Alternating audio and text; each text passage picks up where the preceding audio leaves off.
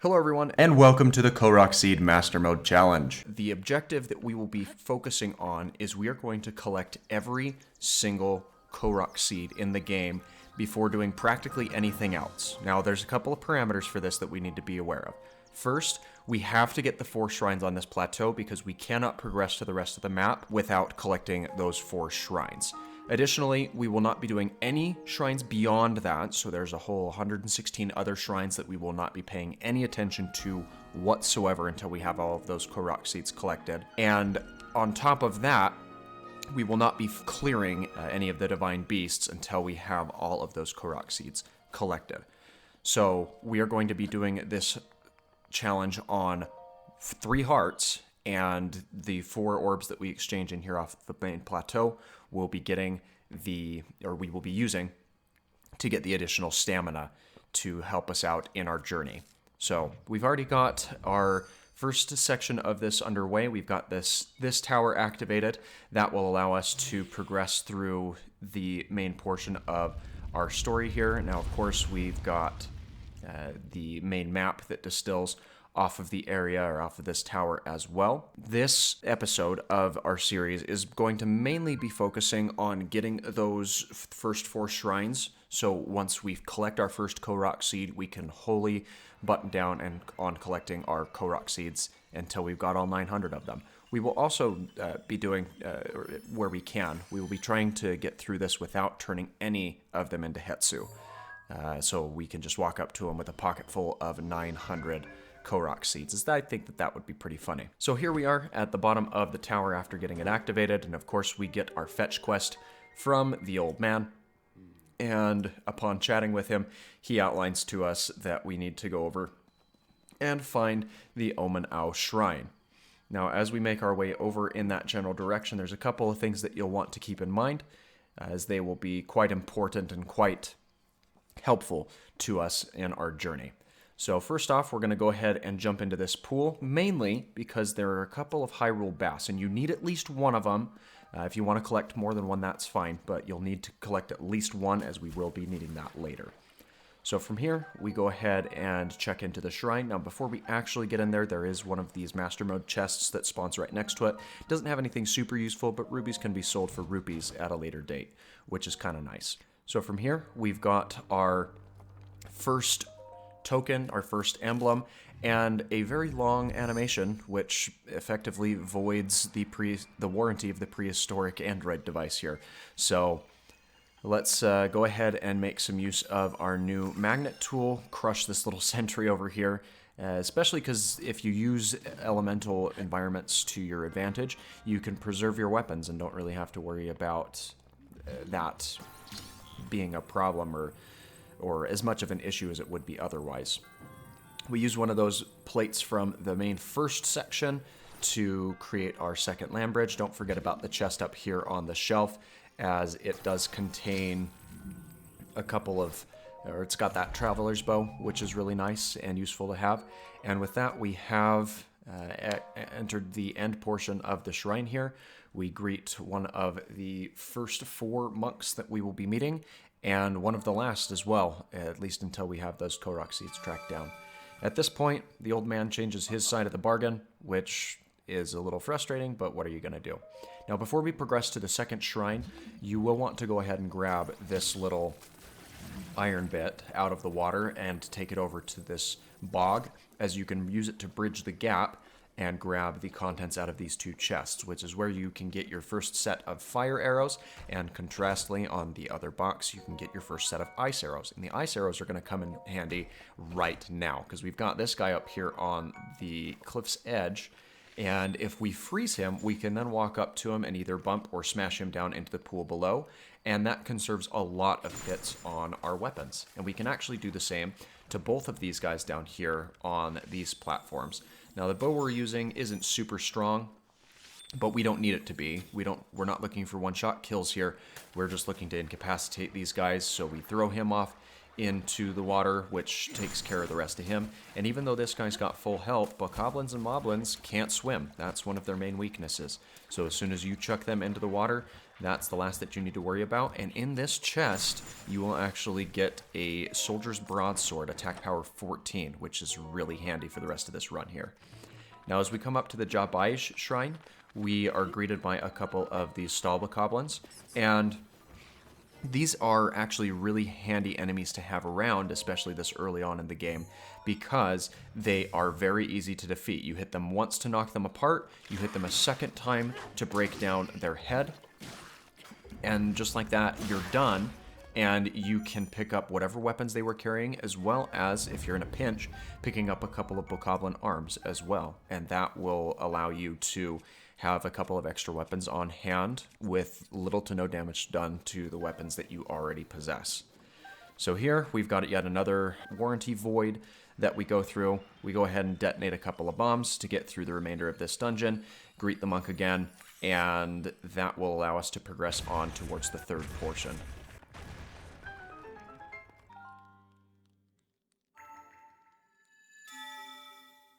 Now, before we go to the third shrine to unlock our stasis, we do need to come over here to the little forest area. This is backtracking a little bit, but it's important because we need to unalive this boar in order to get some raw meat, which we can then use in conjunction with our Hyrule Bass from earlier, as well as a few of these chilies, which we find in the hut of the old man right here. And those are the 3 ingredients that we'll need to cook him up a very special dish. Now, there's 2 of these spicy peppers holding there on the table. I've got terrible manners, so I jump up onto the table to grab the other one. And if you're lucky, you can actually get another pepper or 2 out of the jars in the corner. Now, I do detour slightly into the ravine here to knock out these bokoblins, because there's a chest that can grant us a spear up on the top here, but also, and what I'm more concerned about, is over here in the back, there is a cave which you can burn down these wooden plates that are sitting in front of it. Once those are burned out, there's actually a chest back behind there which will grant you your first set of bomb arrows. Do be aware of the courser bees that are up there in the corner, as they are a little bit territorial.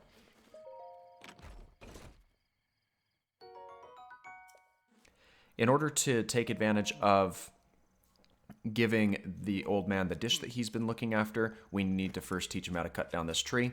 So we go ahead and take a couple of knocks. That frees him up from this space, and he heads back over to his campfire side. So once we're over here at the campfire, we can talk to him. He has to be sitting down on the ground before you can have this conversation with him. And then you can show him the dish that you cooked using your spicy pepper, your Hyrule Bass, and your raw meat, and he will then award you with the warm doublet, which is what we need to conquer the 4th shrine after we get this 3rd one out of the way. If you bomb this wall back here behind, you'll find yet another chest. This is going to grant you more fire arrows, which is quite handy, as one can never have too many elemental arrows on their side. From here, we jump up to the top of this cliff where we encounter the Owadayam Shrine. This is the shrine that grants us stasis.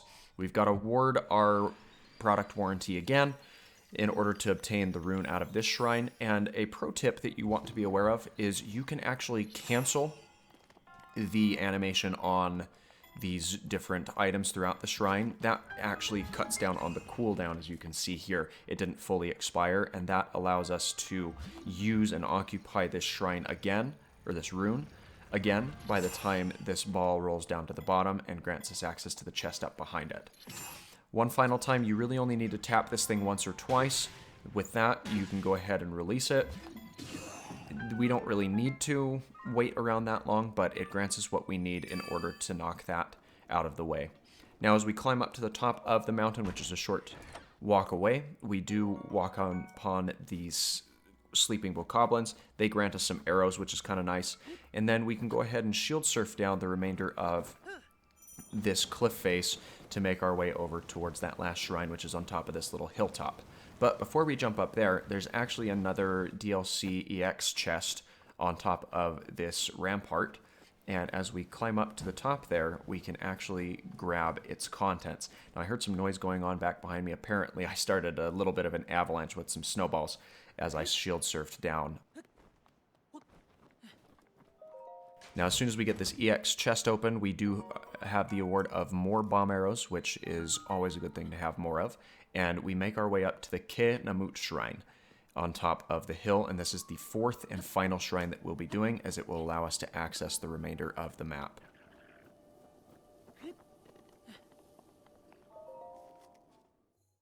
So once we're inside this shrine, we void our product warranty for the last time in terms of acquiring our runes. We clear out the shrine, make our way back down to the temple, and claim our stamina wheel. And that is the last that we will be seeing of those spirit orbs for a very long time. So once we have our stamina wheel equipped, we climb up to the top of the temple here, and then we can meet up with the old King of Hyrule, as he tells us a story that we will be glancing over for time purposes here. If you want to know more about it, feel free to play the game on your own, because it's a very fun one. And as soon as he's done telling us his tale, well, he gives us the paraglider as promised, and that is going to be all we need to unlock the rest of the map. Now, there's a fantastic free resource that's available to you online. It's zeldadungeon.net. It has an interactive map of where you can find all of the Korok seeds. In fact, if you set up a free account, you can even track your progress of those seeds. So I will leave a link to that website in the description of this video, so you can go check it out and use it to your own advantage. All of the screenshots that you see over on the left-hand side of the screen are taken directly from that website, as it gives a pretty nice description of what you're looking for. Now, this first seed that we're looking at is atop the spire of the Temple of Time, and this is actually the first Korok seed that I ever found, even in my original playthrough of the game. So you've just got to climb up to the top of that spire, admire the fairy lights that are taking place there, and you'll find your first seed. Now, the first time you interact with the Korok, he will have a specific piece of dialogue for you, which is showcased here.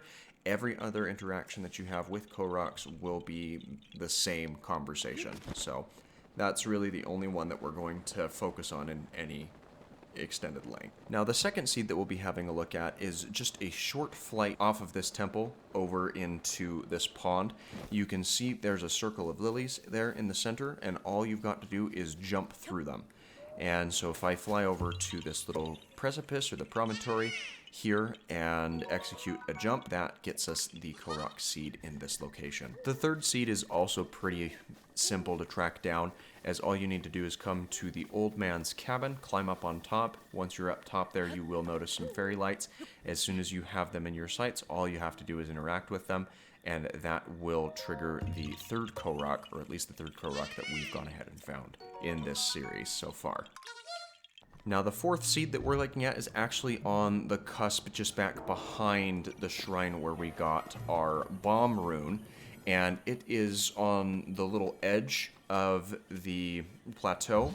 What you've got to do is you have to use magnesis on this door and move it out of the way. Once you've moved that door, you'll notice this little rock.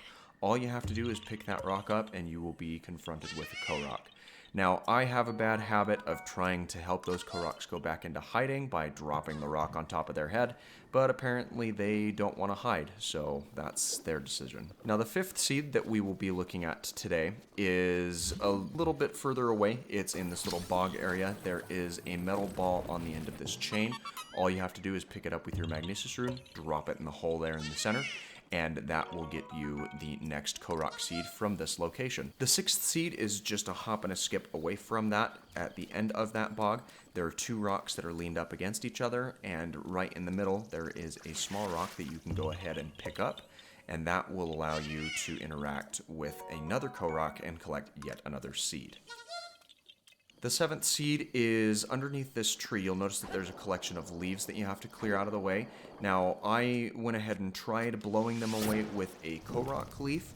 That does not work. They do, in fact, need to be burned out of the way. And since I didn't have any open flames or fire, we went ahead and used one of our fire arrows to go ahead and burn the leaves off, which allows us to pick the rock up, free the Korok, and collect a seed from him, to which we promptly drop it on his head. The eighth seed is still here in this little part of the forest. You've got to find this little pedestal, climb all the way to the top, And like many other Koroks that we've already seen in this video, he's hiding under the rock that's on top of this spire. So as soon as you pick up that rock, he'll appear, grant you the seed, and then you can promptly drop that rock on his head as well, as he really shouldn't be hiding this far out in the open, in my opinion.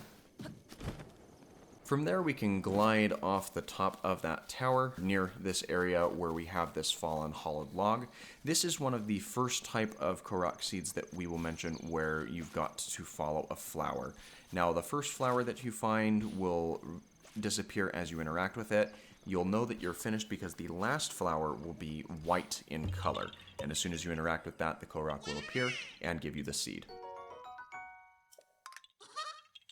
The 10th seed that we'll be interacting with is another new mechanic that we haven't experienced just yet, but these puzzles are quite common across the land of Hyrule. It involves these two different metal structures, where what you'll need to do is take the missing block and relocate it onto the statue, making them both identical.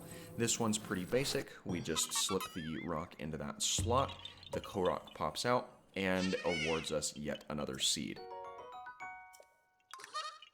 The 11th seed that you will need to find is up in the icy tundra, and the best way to go about getting this one is grabbing one of these metal doors, balancing it on these wooden posts on the edge of the bridge, and then walking carefully down towards the fairy lights that are underneath the bridge. You cannot use Cryonis in order to obtain this seed, so just be careful with that door as you're using it to locate yourself closer to that Korok. Seed number 12 of today's video is again in the icy tundra. It's on top of this wall, and what you'll notice is there is this little iceberg hanging out in the corner of the wall. What you'll need to do is light some fire and just kind of let that burn out. I found the best way and the quickest way, if you will, to get this taken down is to light two different fires on either side. Of course, I could have kept swinging a flaming weapon there, but I didn't want to damage it beyond belief. Link then waits, I kid you not, 35 in-game minutes to get that iceberg to melt. That's kept track by the little timer in the bottom corner. But after that, the Korok pops out, awards you with the seed, and you can continue forward. Seed number 13 of our journey here is another one of these magnet block puzzles. This one is a little bit more difficult, not by much. You've just got to hunt for that rock or that block a little bit more. But all you need to do is balance that block on top of this little structure. It will pop into place, allowing the Korok to appear and present you with yet another seed. Seed number 14 is one of the last ones we have up here on this tundra area. Basically, all you got to do is pick up this little rock on the edge, walk it over to this circle of rocks that is hanging out in the corner or the shadow of this mountain, drop it in the hole where it's missing, and that will prompt yet another Korok to appear and present you with yet another seed for your collection, bringing our total to 14. The 15th seed that we will be collecting is just off the edge of this cliff underneath this big black stone that you see underneath the tundra area. Now, the best way to go ahead and get this moved out of the way is to go ahead and use stasis on it, slap it a couple of times with whatever weapon you have on hand. As soon as that large stone flies out of the way, all you have to do is pick up this small little rock, which frees the Korok underneath it, and he then rewards you with yet another Korok seed. Seed number 16 is just a hop and a skip up from the last place. Hidden in the corner, there's another rock that a Korok is hiding underneath. This one, since he's so lazy, we will want to go ahead and let him know just what we think by dropping that rock on his head before we move forward. What if I told you that Korok seed number 17 was Korok seed number 4, but again? Well, that's exactly what it is. If you jump off the side of this plateau, literally just below the location of the last seed, there is yet another metal door. If you go ahead and use magnesis on that door to lift it up off the side, you'll see another rock hidden down below it, and upon lifting that rock, you will uncover another Korok that is just as lazy as the neighbor up above, so of course we need to punish him by dropping that rock on top of his head.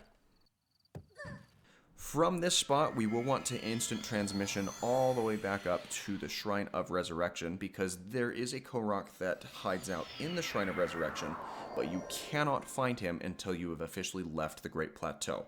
So as soon as we had our feet down on that lower level, that triggered this Korok to spawn exactly where we woke up. All you have to do is interact with the fairy lights, prompting this Korok to pop up and present you with another seed. That does it for all of the seeds that are actually on the Great Plateau, so we will now be moving to the seeds in the neighboring areas.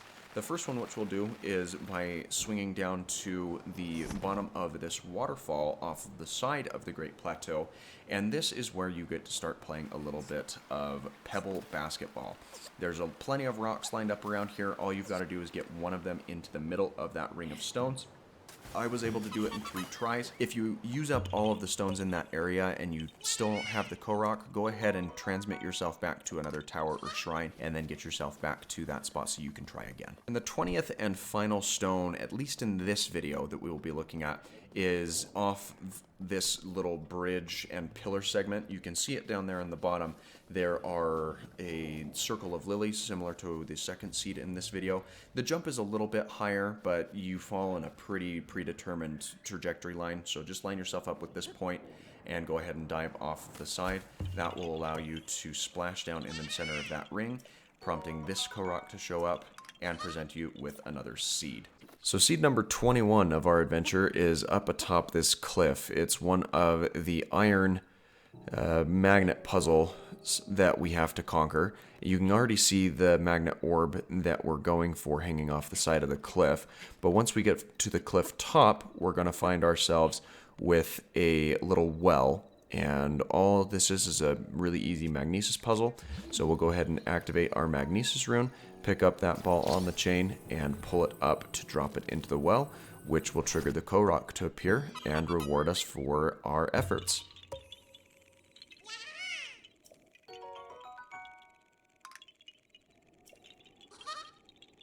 Seed number 22 of the run is a brief climb up the other side of the canyon here, and then another climb up this little tree. And as soon as we get up into the main branch of the tree, you'll notice that there are some fairy lights that appear, and all you got to do is face towards them, interact with them. That'll prompt this Korok to pop out, let him know that you've done a good job, and hand over his seed. Seed 23 of our run is just down below this area where we got the seed out of the tree. It's one of the magnesis block puzzles. So what we'll need to do is grab the magnesis block from the top canopy here, drop it down onto the wooden walkway. Now, I went about this probably the least efficient of ways, is if you take it off the other side of the canopy, you can actually see the walkway you drop it onto. But at any length, we do get it positioned down below without it falling down to the enemy encampment below. And just a short little kick off of the wall here will plant us on that platform where we can reactivate our magnesis rune and place the block here on the top, exactly like the one over on the right hand side is positioned, which will net us the clear for this seed and net us seed number 23. Still a long ways to go, but every seed we find is getting us one step closer.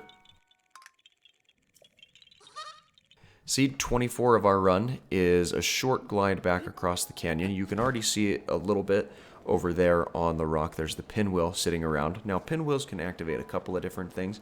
This is one of the first of its class in terms of it being a shooting trial with the bow. So as soon as we make our way up to that little pinwheel, there will be a series of different balloons that pop up and move around in some sporadic patterns. And all you've got to do is analyze the patterns that they fly around in, and then go ahead and draw your bow to target them one by one. This particular version has 5 balloons that we need to go after. So if you're a crack shot, you can get them all within 5 shots, but where this is my first time getting back into shooting these blocks with a bow, it does take me quite a few arrows, but I eventually do manage to hit all 5 of them. And as soon as you hit that last balloon, the guy will pop up right next to you and say that, hey, you've done a good job, and hand over that seed once again.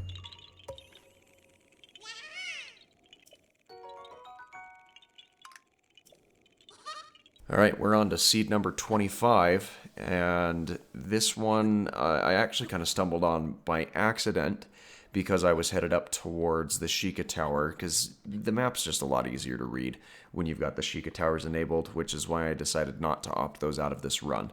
Anyway, this is another shooting puzzle, but the nice thing about this is this balloon is stationary. It doesn't move, it's not triggered by a pinwheel. You've just got to grab yourself that arrow, shoot it straight across, and pop it to net yourself yet another seed, and move right along. So here's kind of what I mentioned of wanting to go ahead and grab the next tower in the sequence. Fun fact, activating the little terminal here in the center of the tower will instantly replenish your stamina, so you don't need to worry about expelling any additional energy or needing to wait to recharge, as you will gain all of that back.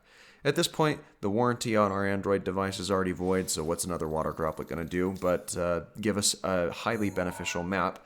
This one in particular is going to take us out over the Gerudo Desert area, which is where we're really going to focus on burning out the remainder of the seeds that we're looking for. Seed number 26 is a short glide off away from this tower down to this rather elaborate magnesis block puzzle. Now, it looks elaborate, but it's honestly pretty simple. You've got to grab the block from this puzzle on the right-hand side, and once you've picked that up, I'm just analyzing it to make sure that I know exactly where to place it. But once you've got that puzzle picked up, all you've really got to do is drag it a little bit over to the left on the same puzzle even, and drop it into the little slot there. It'll then click into place, prompting the Korok to pop up and congratulate you with our next seed.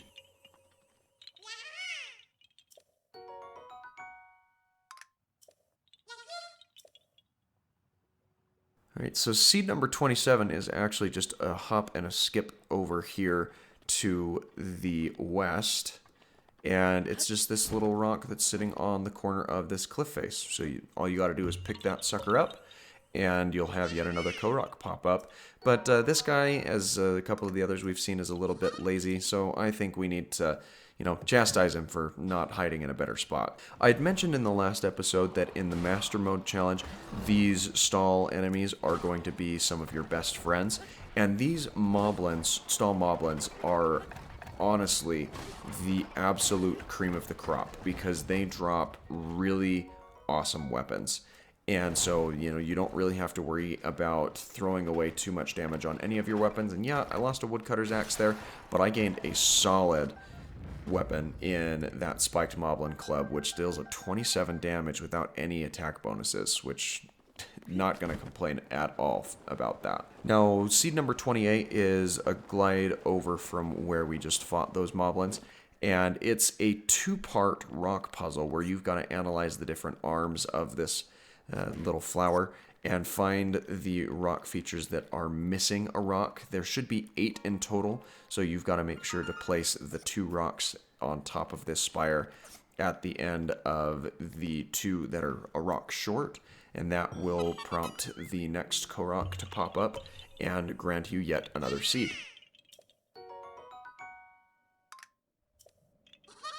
Now, another thing that's important to remember about the Master Mode challenges is off the side of every single tower in the area, you'll find one of these little floating structures. And they are typically outfitted with 1 or 2 enemies that vary in their strength. So my main focus here is sneaking up behind this moblin so he doesn't really notice me, getting in some surprise attacks on him. And once you've got the enemies taken out, you can venture around and collect the 2 different chests. The one down here in wood, it's just got a ruby in it. I don't showcase it here because it's not a weapon, but most of them will also contain a weapon. As you can see, this is a pretty nice little Gerudo spear, so I'm not going to pass that up at all. Seed number 29 is a little bit down below that area, and it's another magnesis block puzzle, so I go ahead and drop that down to an area where I know it's not going to roll away from me, because I don't want to have to deal with this electric keys, as anytime they hit you, they cause you to drop your weapons, and that's just more hassle than what it's ultimately worth. So now with all of the enemies out of the way in this little area, we can casually grab our little magnesis block and bring it over to the magnesis puzzle here. Luckily, it didn't roll away too far or cause us any problems. And it's the upper of the two structures here that you want to make sure you drop that block into.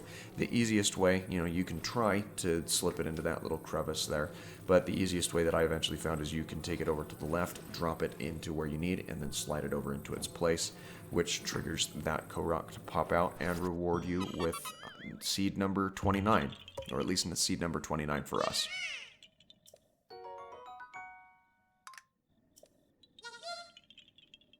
Seed number 30 is the first in its class that we've seen so far, where it's one of these race-style seeds. And the way that you'll want to go about this is there's a little stump that you've got a leaf on it that points in the ultimate direction that you're going to be heading. As soon as you step foot on that, it will trigger the timer, and you'll just need to race over to that ring as quickly as you can.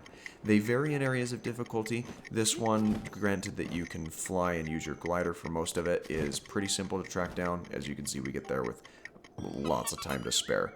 And that grants us the 30th seed of our run. Moving right along to seed number 31, this one's actually just a short climb up above the spot where we grabbed the last seed on this little scaffolding that's holding off the side. So you just want to climb up this cliff a little bit, perform a jump kick off the side, pick up the rock, and grab the 31st seed here. And as soon as you've got that, this guy, since he's lazy, you know what he deserves, and that's a rock on top of the head. Now, seed number 32 is a really unique puzzle that I personally hadn't seen before, because I hadn't grabbed this one in particular in any of my previous runs. But it's a puzzle where you've got to roll this big boulder into this giant hole in the ground. Now, you can try and struggle with it a little bit by pushing, but ultimately your best bet is going to be using your stasis rune and grabbing or taking advantage of the kinetic energy that you can store up in these artifacts here. Now, I could have gotten it on first shot if I would have done 3 taps with the scepter. As you can see, 1 tap just really doesn't do anything. As soon as my stasis resets, we hit it with another 2 taps. That takes it over to the cusp, but not quite enough, and since I didn't want to wait for my stasis to recharge and it was just a short push from there, we were able to shove it into the hole and get that 30-second seed from the Korok that appears shortly thereafter.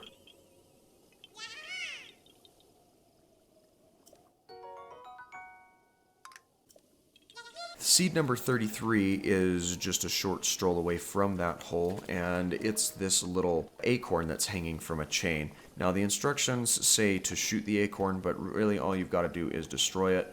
I didn't want to pull out my bow and waste an arrow, as I wasn't really sure how many more of those I was going to need for future seeds, so I just jumped up and hit it with the scepter. Now, before you walk away from this seed, you'll notice that there's this little chest in the ground. You will want to grab it, because the item contained within, or items, I should say, is a set of frost arrows, or ice arrows, as they're officially labeled, and those are just always nice to have in your inventory. From there, you can take a short little glide down to this big tree that's on the terrace down below. There's a rock sitting on the top that, if you pick that up, will spawn the next Korok, which nets us seed number 34 of this run. And of course, with any other seed that we acquire this method, you know what this Korok gets as soon as we're done with him. Seed number 35 is a couple of tiers down from the cliff that we are just coming down off of. And it's another rock that's set up on a little bit of a pedestal. It's on this little land bridge that you can see here up against the cliff side. So as soon as you make your way down to it, it's just as simple as walking over and picking up that rock. And there's a lot of Koroks that like to hide under rocks in various locations, but none of them are particularly smart or resourceful, so, we've got to educate them that next time they've got to hide themselves a little bit better. Seed number 36 is a little stroll along the scaffolding near the last seed that we'd found. And what you'll want to do here is carefully climb up onto the top of this area. And once you're at the top here, you'll want to grab the magnesis block off the top of the structure that's on the cliffside and move it into the hole that's in the position of the structure that's over here on the side of the cliff. You might have to finagle it a little bit, but with some fine tuning, you'll be able to slide that right in to its proper location, which then, of course, as always, spawns a Korok and gets you that seed.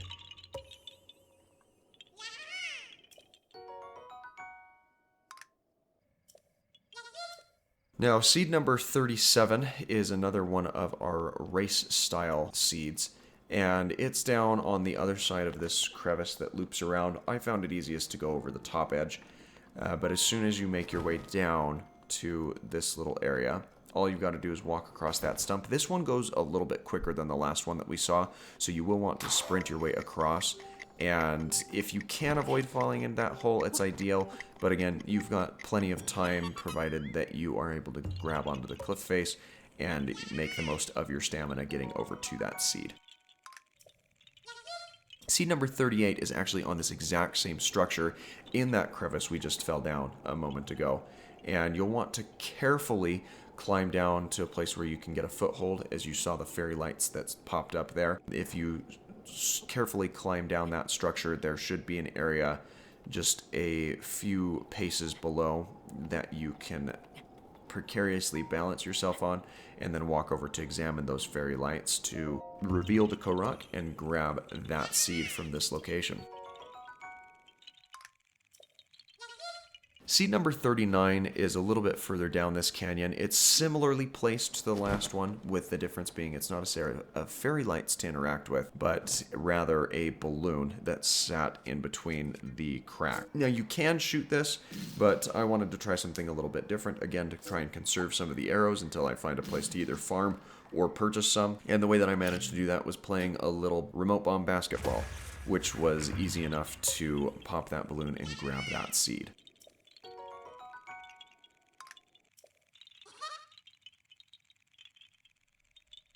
Our final seed of this video is one that's a little bit more technical. What you'll need to do is climb all the way up to this little terrace here, and you'll notice that there is, at the end of this platform, another one of our time trial seeds.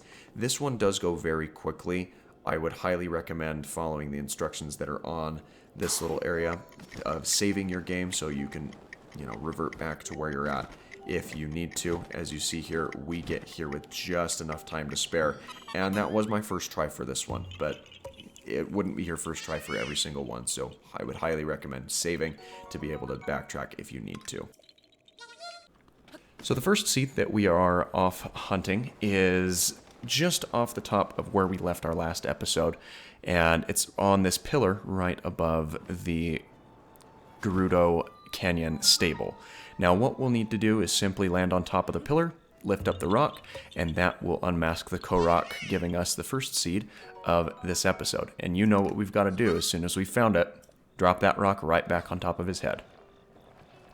Now, the next rock is actually just back across on the other side of the canyon. There are these little ledges on this cliff that you'll want to climb up, and up 3 or 4 of these cliff rims, you'll find that there is another rock sitting on the corner.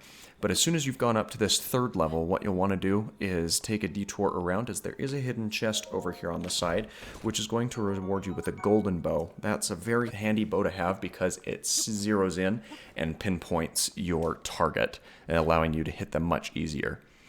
And then one ridge above that, we have that Korok, so you'll want to go ahead and lift the rock off the top of his head to collect the seed from him, and just like the last one, drop the rock back down on top of his head. Now, seed 43 is actually out into the Gerudo Desert, and this is where we're going to spend the majority of our time in the next couple of episodes. So there's this little land bridge here that you'll want to walk out over, and at about the midway point, there is a little metal box, and as soon as you activate your magnesis room, you'll want to walk that right back over to the cliffside that you came from, where you will find the structure that you're trying to place the magnet block into. Now, the slot that you'll need to slide the block into is on the right hand side, and it's that first little notch up from the bottom on that edge, which will prompt the Korok to spawn and reward you for your efforts.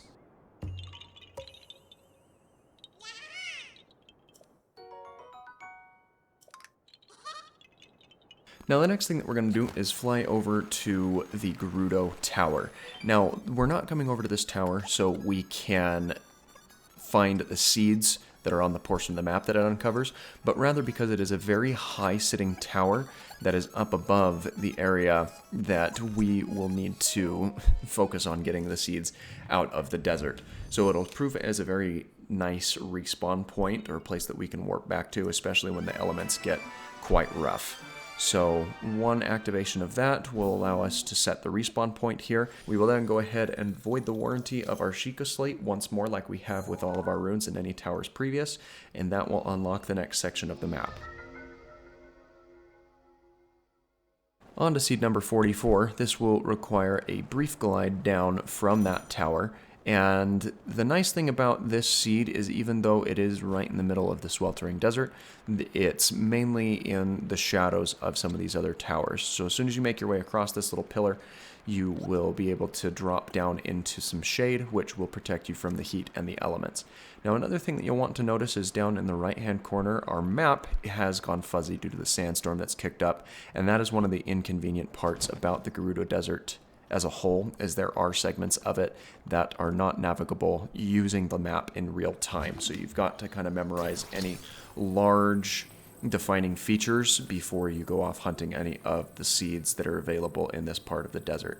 But dropping this magnet block on the top of the spire to make it match the adjoining statue will reward you with your next Korok seed. Now, Korok seed number 45 is coming up, but first I wanted to introduce you to my friend William Walrus, the Sand Seal, and he'll be helping us out a little bit, not only in this video, but some of the upcoming videos, as horses do not navigate through the desert. But here's an interesting challenge that I wasn't really expecting to see, though it does happen whenever you get close enough to Von Naboris, who's running around out here in the desert. Now, Von Naboris is not something that we'll be focusing on currently, but she does have a defense mechanism that you need to keep in mind, especially because some of these Korok seeds are right within the little radius that she walks in. She'll just kind of do circles around out in this desert and not really affect you directly, but if she does come too close to you, she will conjure up a lightning storm and starts to inflict lightning bolts down on top of your head if you don't get out of range in time. So that's an added challenge that you will need to keep in mind as we continue hunting for seeds out here in the desert. With that said, let's go ahead and have a look at seed number 45.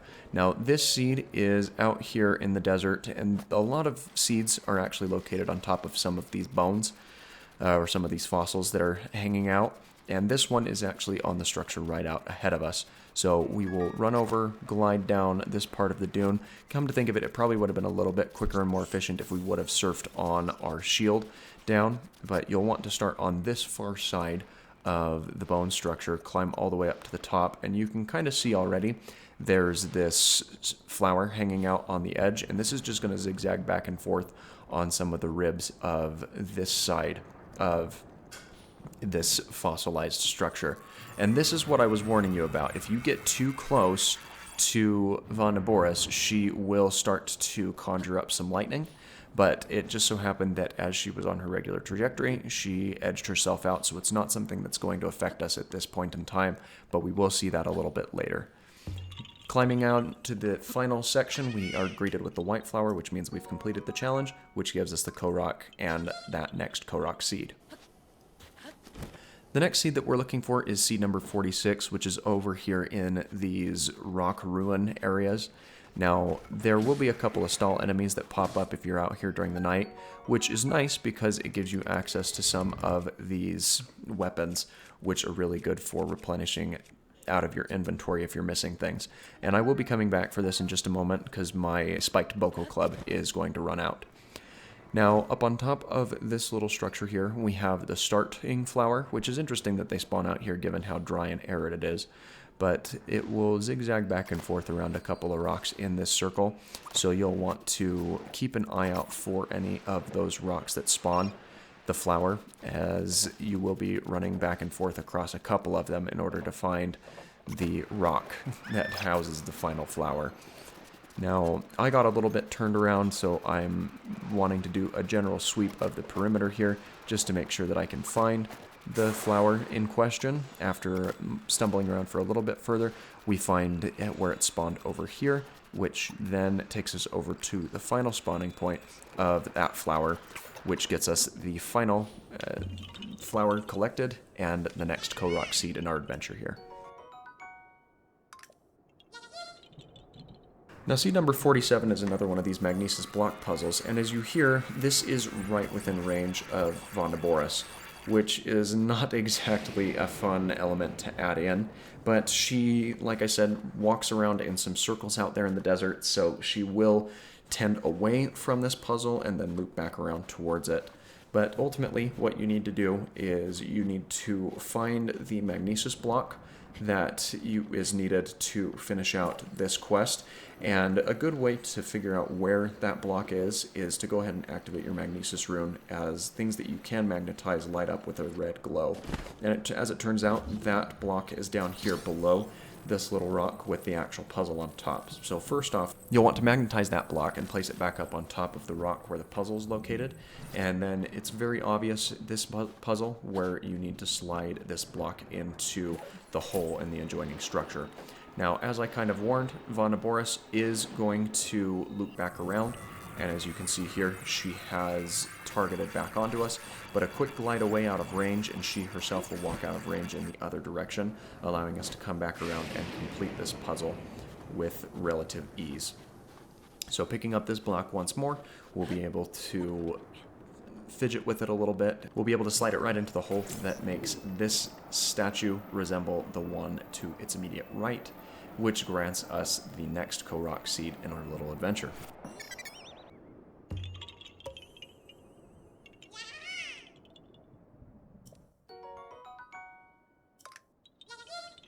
On to seed number 48. This one is out of range of Vondaboris, so we don't need to worry about any of the things that we've seen with some of our previous seeds here, but it is on top of this little stone guardian. And there's actually two different seeds over here in this area. The second one we will go ahead and grab a hold of once we've got this one, as we need to climb all the way to the top of this guardian, and the seed in question will be right on top of his head underneath this rock, which is a pretty common theme when it comes to hiding Koroks. So after lifting the rock up and collecting the seed from him, we'll just go ahead and kind of punish him for his unoriginality by dropping the rock back on top of his head. Now, like I'd mentioned, seed number 49 is also in this area, and it's a quick glide over to the stone statue that is at the head of this little formation. And to claim this seed, what you'll need to do is, between the arms of the statue, there's a little balloon that's floating, and you just need to destroy that balloon, whether it be with an arrow, a bomb, or whatever else.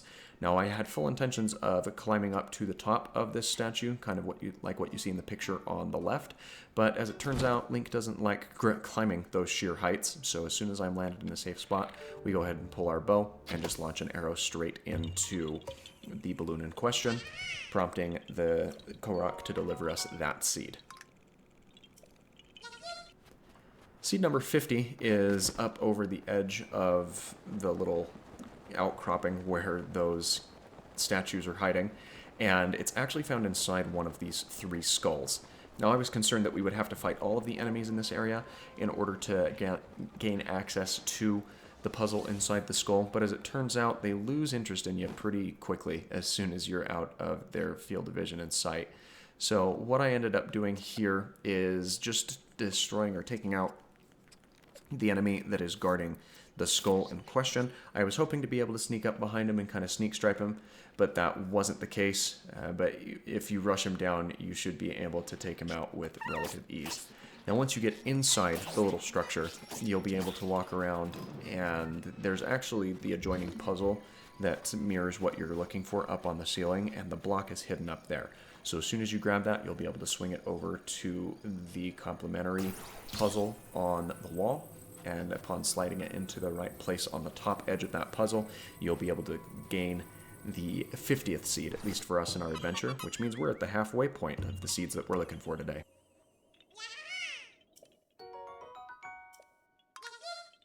Seed number 51 is a short hop and a skip away from that area with the skulls, and it's actually on top of this little rock formation here.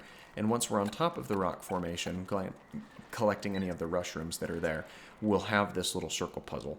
Now, with these circle puzzles, a good strategy to find the rock that you're looking for to complete it is to actually activate your stasis rune, as that will outline the loose rock that you can then pick up and walk over to complete the puzzle. Dropping it into this chink in the hull will allow us to gain the trust of that Korok, and he will reward us aptly with a seed. Seed number 52 is not a unique puzzle in its own right, though it is the first time that we're seeing it in this series. Some of our upcoming seeds that we'll be focusing on in future videos will be this exact same puzzle type. Basically, there will be scattered throughout the Gerudo Desert a couple of cacti in a row on top of a lone dune. And as you'll notice, 2 of the cacti have volt fruit on one of the arms, but the other has a couple of extra. So what you need to do is you need to make the cacti match in terms of where the volt fruit are placed in order to collect the seed from this area. Each cactus formation is actually the exact same. I kind of wish that they would have mixed up where the volt fruits were placed, but that's what we have to work off of. Now, from this puzzle, if we shield surf off the top of this dune down to this little oasis atop this rock structure, we'll be able to find our next seed. Now, there is a Molduga that runs around in a circle around this rock formation, so you've got to be a little bit cautious when getting up here initially. And this little rooftop area does have quite a few useful plants to actually kind of replenish some of your gear. There's a bunch of spicy peppers, there's some palm fruits lying around. There's a cooking station over here, but unfortunately you cannot cook whenever there are enemies near, and that does include the Molduga that's running around. But next to the cooking station, there is a chest that will grant you 10 bomb arrows, which is quite nice because bomb arrows are one of your more strong weapons in your inventory, especially if you can pair them up with a Lionel bow. Now, upon collecting the bomb arrows out of that chest, if you come back over to this side of the plateau, you'll be able to shoot down a balloon atop this tree, which gives you your next Korok seed. After that, you'll want to get out of this area as quickly as you can. We have the return of our good friend William Walrus here, and he's actually going to help us out with collecting this next seed. Because what we have to do is we've got to climb on top of this little stone arch figure, at the top of which there will be a little Korok time trial start, which you'll see right now up in the top right-hand corner of the screen. So what you'll want to do is jump over that gap, step on the little tree trunk, and the timer will start ticking down. From here, William is going to help us zoom across this section of the desert, saving a lot of time. You just don't have enough time to run across this area. Even if you were to do the side quest and grant the sand boots, it'd be some pretty tight timing to get over here. But by the time William's got us dropped off at the adjoining structure, we have plenty of time to quick climb up the structure and walk over to the ring to complete the time trial and collect the seed from the subsequent Korok.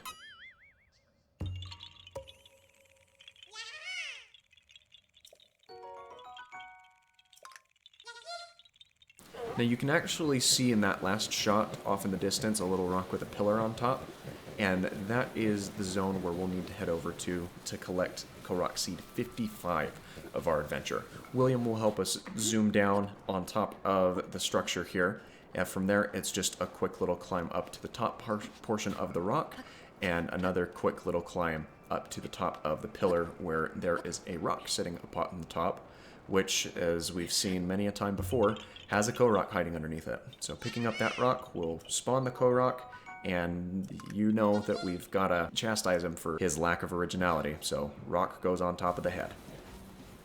This is the last time that we'll be using William in today's adventure. He actually helps us avoid a narrow close encounter with that Molduga, which is over here in a training ground portion of the desert. This is yet another rock atop a pillar, but this pillar is right in the center of the area that the Molduga runs around. So you've got to make sure that you're either ahead of the curve or outpacing him with your accompanying seal buddy there. But that gets us seed number 56, and we can drop the rock on top of his head before taking off to a different spot. Now we're coming back to the Gerudo Tower to glide down to the next area, mainly because we needed to get out of the sun. as it was beating down on top of us, and the desert is not a good place to be if you don't have any sort of heat resistance. So right over here atop of this little cliff, you'll see that we have a pinwheel, which generally means one of two things. In this instance, it means that it is an arrow shooting puzzle. And the nice thing about this particular puzzle is it's just 3 balloons that span outwards and then come back into the center. And as you'll notice here, I actually get every single balloon with a single arrow shot after I analyze it to get the timing correct. And with one more return from this little balloon here, we're going to let that arrow loose, which is going to allow us the clear for this Korok seed, which was one of the more fun shooting puzzles in my opinion. Quick glide down from the area where we just came from, we'll find another one of these rock puzzles. And this one, the rock that you need to drag over is actually down back behind these 2 little outcroppings. As soon as you pick that up, you can walk it over into the sunlight and drop it into the chink in the hole, which will allow you the access to this seed from this Korok, after which you'll want to get out of the sun as quickly as you can, if it's during the day. Seed number 59 is another one of these circle puzzles, and the rock is hidden a little bit back behind some of these bushes. You can notice it there with my stasis room check, but it's a short walk over from where that rock is originally to drop it down into the hole, which is in the center of the little Venn diagram of those rocks there, which will get us the second to last rock of today's video. And for the final rock, we'll want to come over to this little Gerudo Canyon, actually the Yiga Clan Canyon, as there is a little pillar that comes out that has a flower that will spawn all the way up the top. And you've just got to, like any other puzzle of this sort, track down the flowers individually and grab them as they progress throughout their trajectory. Now that second to last flower is right there on the lip, and then the final white flower from that Korok will spawn up atop this pillar, which gets us seed number 60. So the 61st seed on our adventure and the next couple of seeds are going to be a little bit of a more difficult ones to track down. Not because of the difficulty of the Korok puzzle, but if you'll notice down in the bottom right hand corner of our screen, our map has gone fuzzy. So we've really got to go frame of reference as far as locations as to where they are. This first one is on this bone structure that is above the shrine out here in the middle of the desert. You just got to climb up to the highest point and interact with the fairy lights to claim the Korok seed from the hidden Korok here. The next seed is on another bone structure here, but we're going to use our good friend William Walrus to get back over to that one. And it's a hop and a skip away, but it's a very similar type puzzle where it's on top of this little bone structure at the highest point. Now, after walking or hand seal riding over, you'll need to climb all the way up, and it's a little tedious, but it is within eye shot, even in the middle of this sandstorm, of the last place that we just came over from. So precariously balance yourself on top of this little ridgeline, and that should eventually allow you to walk straight up and interact with the fairy lights, claiming this seed for your collection as well.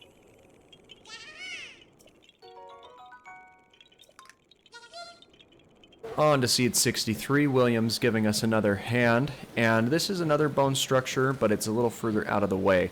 There's that statue down underneath that allows you to initially find that shrine that's out in the distance, but once you found your way around in this desert once or twice, you can really do okay even with the sandstorm in place. This one is another set of fairy lights, but it's actually outlined with this little pinwheel, so it's not a shooting puzzle indeed, like some of these pinwheels tend to activate, but rather just the lights that you interact with as soon as you approach it, and that gives you seed number 63.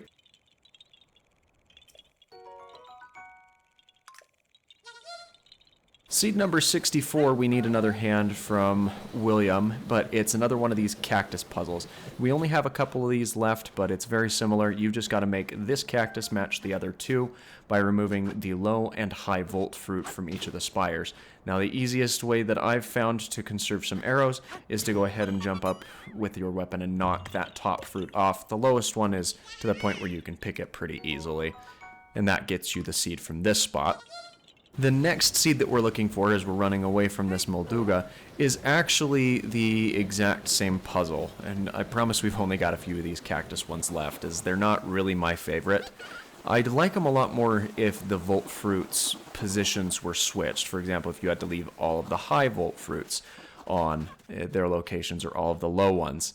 But this one, you know, we've got to just make it match like every other cactus that we've seen. So let's jump up, knock off that volt fruit, and claim the Korok seed from this location. On to seed number 66. This one is atop another bone structure. This is the one that's far out in the most furthest corner of the map. And there's another, this is one of those Leviathan structures that you can take a picture for one of the side quest options later. But what you'll need to do is climb up to the top of this little bone spire that it has here and interact with the fairy lights that are out on the tip. And that will grant you the Korok seed from this location here. So we needed to warp back out of the desert and wait for nightfall because I don't have any sufficient heat protection at this point, but we'll get to remedying that problem in just a minute. For the meantime, we're going to go ahead and glide our way down, all the way down to this little area run where you need to go and fetch the ice for the shrine quest. But of course we haven't done that yet. On top of one of these spires, there's this little Korok time trial, which really allots you plenty of time. It's not super time constraint, especially when you glide from one location to the other. Now, doing this under cover of night does prompt the appearance of some Stalazolfos, but you can easily climb up that if you're pressed for time in getting these structures and reach the ring with plenty of time to spare and get the seed from here. Seed number 68, I think so far, is one of the most difficult seeds that we have tried to get. Now, yes, this is another one of our time trials, but it goes incredibly fast and requires some pretty precise movement.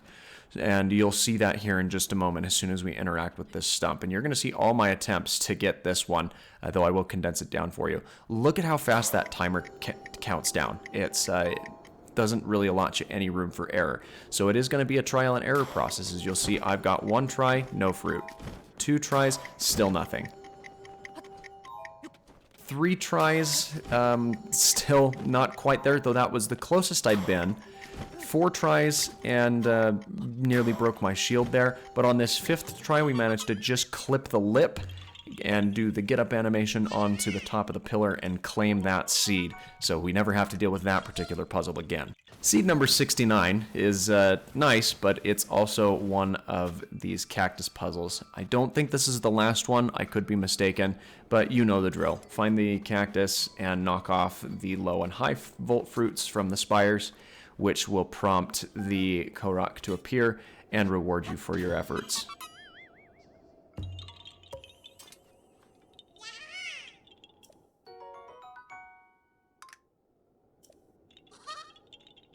Seed number 70 is a flower puzzle. Haven't seen one of those in just a minute, but this is going to be atop one of these big bone structures where you just need to follow the yellow flowers across the ribs.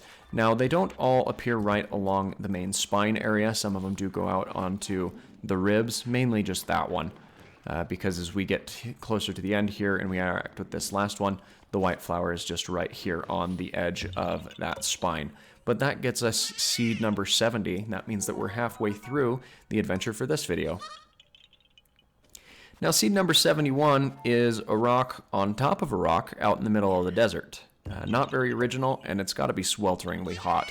So, wanted to give this guy a little bit more shade, but, you know, rock didn't really want to offer him much there. And wouldn't you know it, seed number 72 is another rock on top of a rock out in the middle of the desert. And so we're going to rinse and repeat the exact same thing. Lift, collect, and condemn your life choices.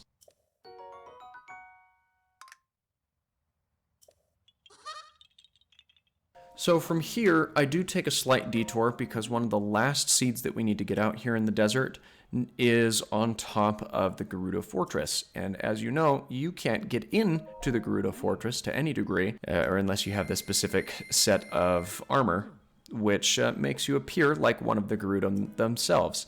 So I get hustled out of 600 rupees to purchase this outfit, which admittedly is one of my favorite outfits in the game. But it is certainly an adventure in acquiring the outfit, to be sure.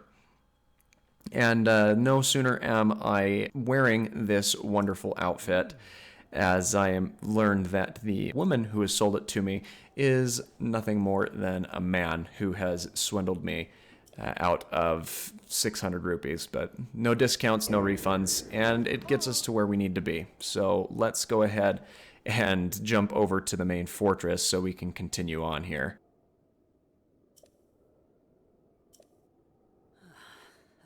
So for the sake of demonstration, we can walk straight through these gates. If you're wearing any other outfit, really, you're gonna be forcibly thrown out. But a quick trip to the backside and up top this little fountain on top of the Queen's Palace.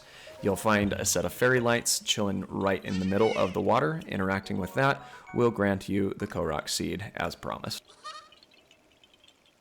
Now this is going to be the last appearance that we have of our good friend William Walrus for a very, very long time. And it's actually to the very last of the cactus puzzles as well. So it's a bittersweet moment because one, we're done with this specific type of puzzle, and two, we're saying goodbye to William Walrus until we start doing the shrine quests after we've got all of the Korok seeds out of the way. Now, a solid chunk of the seeds from the last bit of this video do require some mighty bananas, and we're going to need to stock up on those from some of these Yiga clan bowmen here.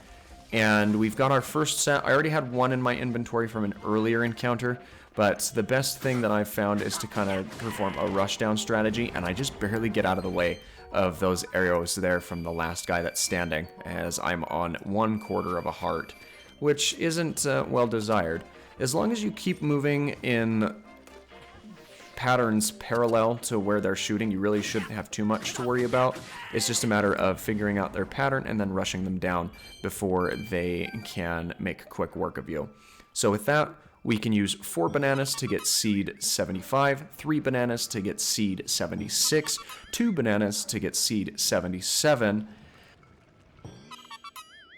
1 set of bananas to get seed 78. Now there is another Korok seed that you can get from using 5 bananas, but I'm 1 set of bananas short, so we'll get back to that in just a moment.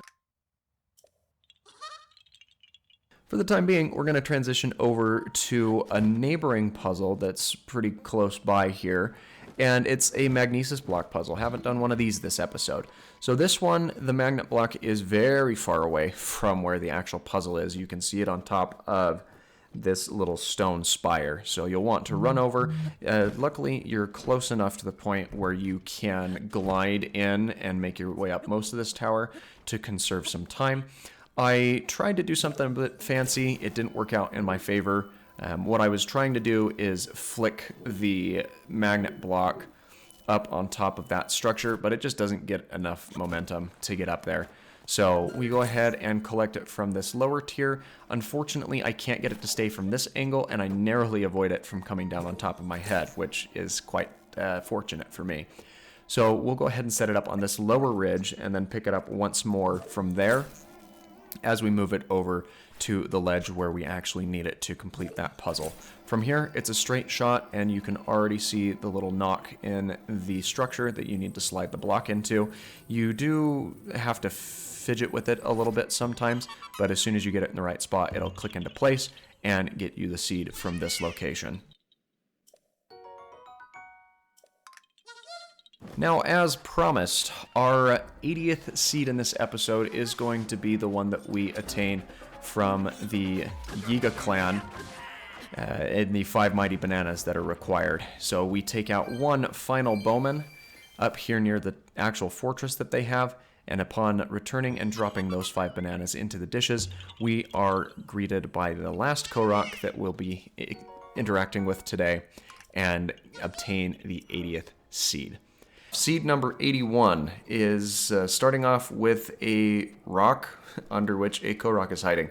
Now this is up above the Gerudo Canyon on a little ledge here, so you just need to drop down onto the platform and raise the rock. And fair warning, there's going to be a lot of these types of seeds, and we will be reacting to them all in about the same way, by dropping the rock back on top of their head. The next seed we are looking at, however, is not a rock puzzle, but rather a magnesis puzzle. It's up on top of this little cliffside here, and this block is actually really easy to track down. It's in the adjoining puzzle. You've just got to move it from completing the square to make it match the puzzle to its immediate right. Dropping the block into place will snap it into the correct location, and that will prompt the Korok seed from this particular puzzle. Korok seed number 83 is back to the rocks on top of rocks, and this rock happens to be on top of a giant stone pillar. Now there's a slightly shorter stone pillar immediately next to this, and I found it easiest, especially with the limited amount of stamina that we have, to climb up the other tower to the top and then glide over to the other one to conserve some of your stamina and make it to the top with minimal effort. Seed number 84 is another magnesis block puzzle. This one is a lot more elaborate looking, but in all reality it's pretty simple in its design. So I did take a brief moment just to kind of walk around and figure out exactly where this piece needs to be dropped into. But after a quick look, it's generally safe to assume that if the magnesis block is on one portion of the puzzle, you need to move it over to the other portion of the puzzle in order to make it fit. And we've just located where that block needs to go to make it match this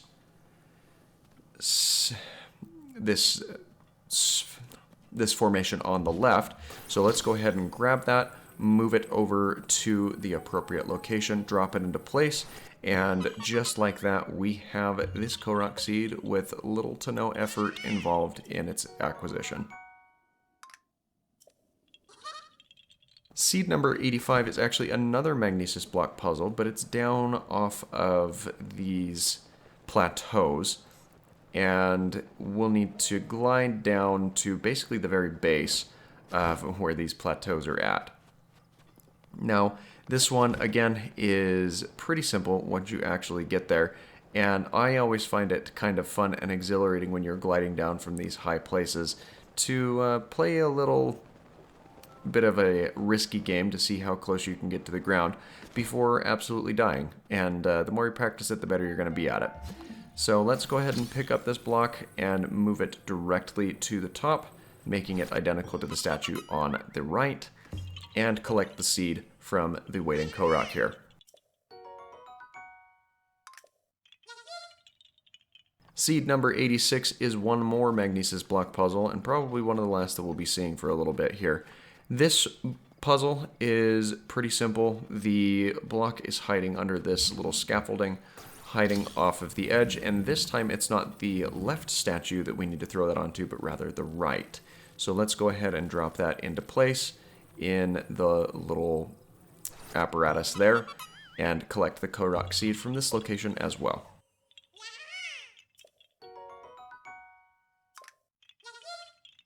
Seed number 87 is another pillar that we've got to climb up, though this one is quite a bit shorter, and we have a lot easier access to the Korok at this location.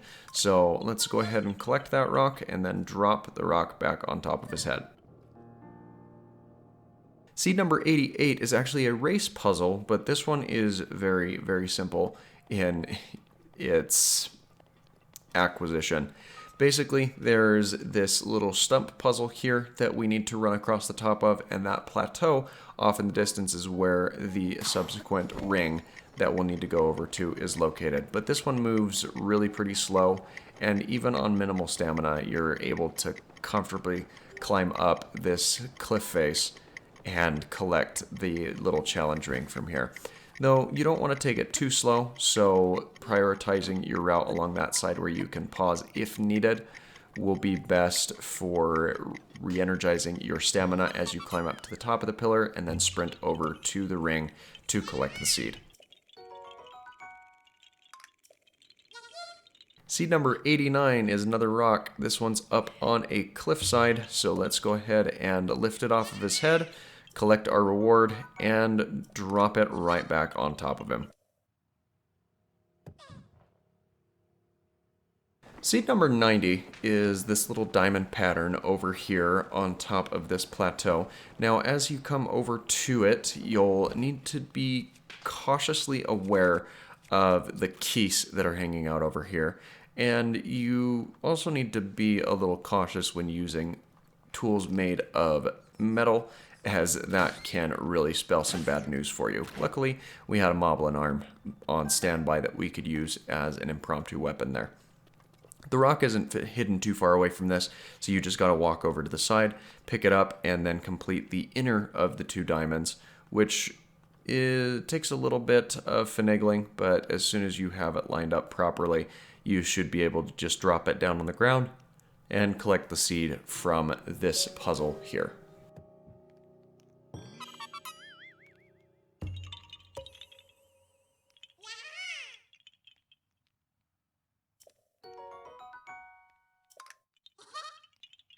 Seed number 91 is just down below this little plateau from the last puzzle, and it's behind this bombable wall. But wouldn't you know it, as soon as we bomb the wall obstructing this little corner, we are greeted by yet another rock that we've got to lift. So let's lift that up, collect the seed, and immediately try and put the Korok back under it. At least he had the decency to hide a little bit better than some of his other buddies that tend to hide under rocks. We've got yet another rock. This one is on the cliffside up here, and we'll just need to walk right over to it, lift it off of the ground, and not going to spend too much more time finagling here because there's nothing super entertaining to look at in this neck of the woods.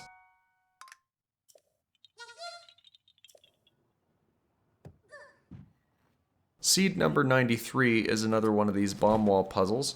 And this one is down off of the cliffside a little bit closer to the bottom, and likewise tucked back in a corner. So let's go ahead and chuck our bomb over there, explode the wall, walk over to the rock, and claim the seed from this spot. Yeah, there's a lot of these rocks, or Koroks, hiding under rocks, and it does tend to get a little bit tedious as you continue.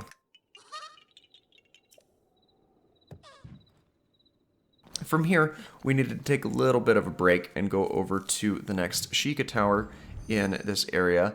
And this is purely with the design to free up some portions of the map that don't require special protective gear like some of the other areas that we have been focusing on, as most of them are pretty arid or pretty dry. So from the top of this tower, let's go ahead and find our way all the way down to this little pond. And I wasn't sure just how far down the drop was, or whether or not I was going to bonk my head on a rock on the way down. So we make our way to this little outcropping here. And this one is probably one of the more tricky magnesis block puzzles, not only because the block itself is hidden down below the water in the murky depths, but the puzzle on the wall is hidden quite well because it's in a dark, shadowy place, and, you know, it's just not a great place for the outcropping of that puzzle. But if you analyze the wall for a little bit, you'll be able to make out the shapes of these puzzle bits on the wall. You'll want to use some cryonis in order to get the magnesis block a little bit closer to the target, as well as jumping your way over to the actual platform, which will make it a lot easier for you to place this block in its rightful spot. Now, it is the puzzle on the left, like we've seen with a lot of these other puzzles that we've done, and it can be a little difficult if you're not lined up perfectly, but the cliff face does help you guide the block into the correct spot so you can get the seed out of this location. Seed number 95 I found on my way to find a different seed, but it's one of these rock puzzles that's on the ground. And again, I found it most beneficial to switch over to your stasis rune in order to locate the rock that you are looking for to complete that puzzle. This one happens to be hiding in a bush, but as soon as we pick that up and walk it over to the puzzle on the ground, it's very obvious where this particular rock needs to go to unlock the secrets of this puzzle, which, surprise, it's another seed.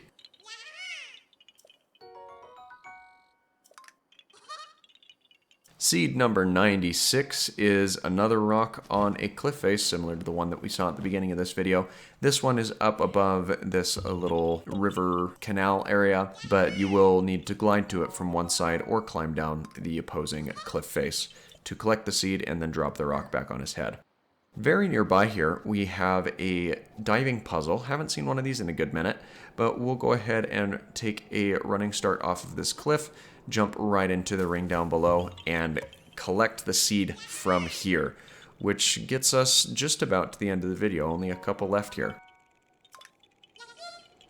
Seed number 98 is another one of these seeds that's hiding behind a wall that you need to bomb out. Similarly to all these types of puzzles, they are hidden in the corner area, but as soon as you bomb that wall out of the way, you'll have easy access to that rock to lift it up. And have I said enough yet that there's a lot of these Koroks that tend to hide under rocks? Seed number 99 is a flower trail puzzle. Nice little change in pace of what we've seen. This one just kind of has you following this flower up this side cliff area, and it's not as difficult to follow as some of the other flowers that we've encountered so far on our literal adventure here. As a matter of fact, we really don't even need to climb up anything in order to access it. But one more flower after this one, we have the white flower, which we can grab and collect the Korok seed from here.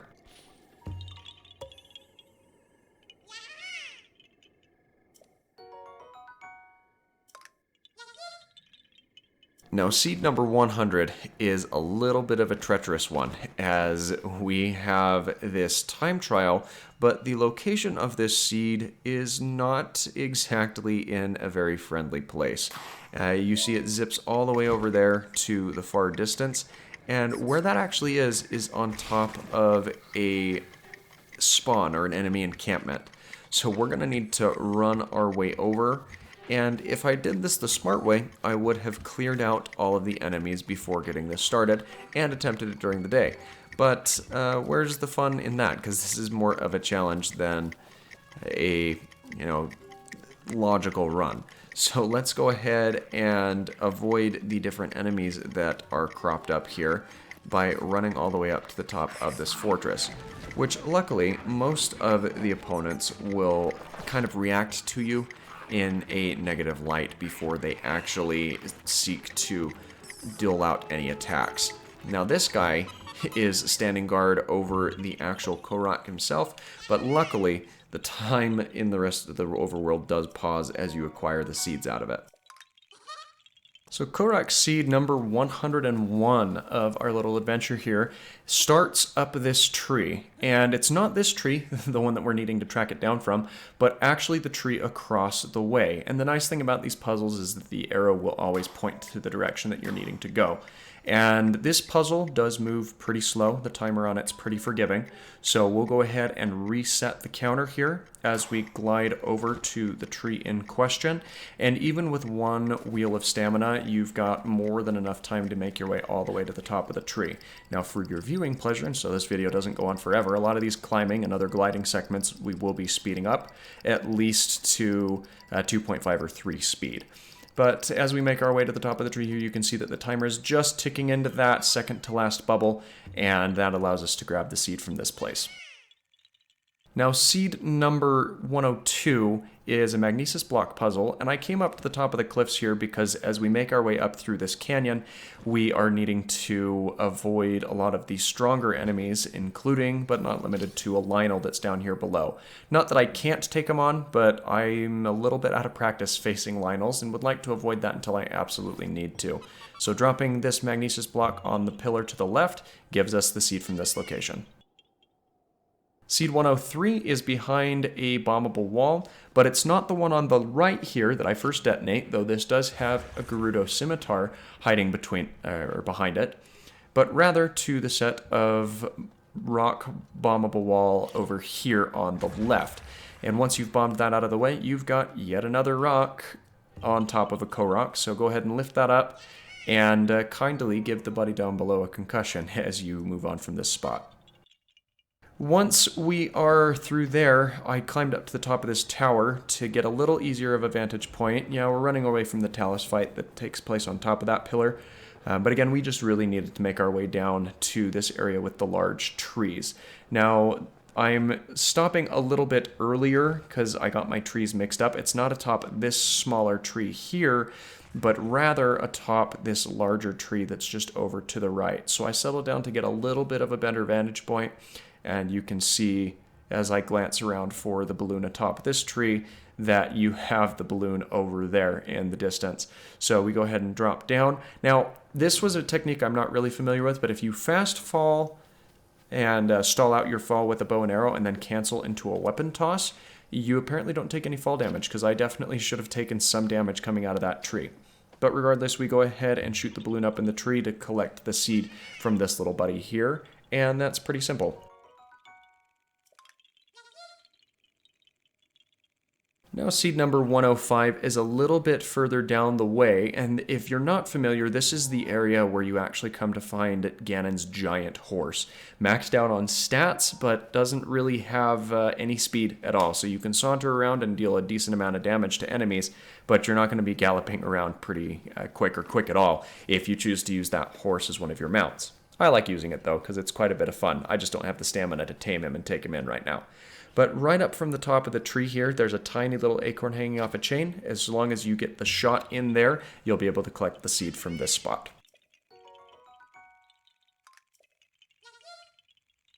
Seed number 106 is another Korok Magnesis puzzle. And this one, it took me a minute to figure out, but it's basically the exact same puzzle on top and bottom there. You just need to move the block from this little segment to the one to its immediate left.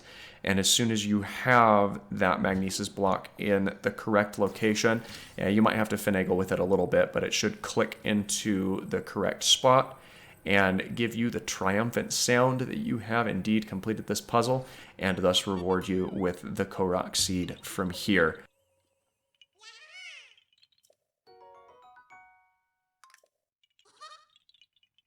Korok seed number 107 is not being guarded by this wandering guardian, but we are going to get away from him as quickly as we can.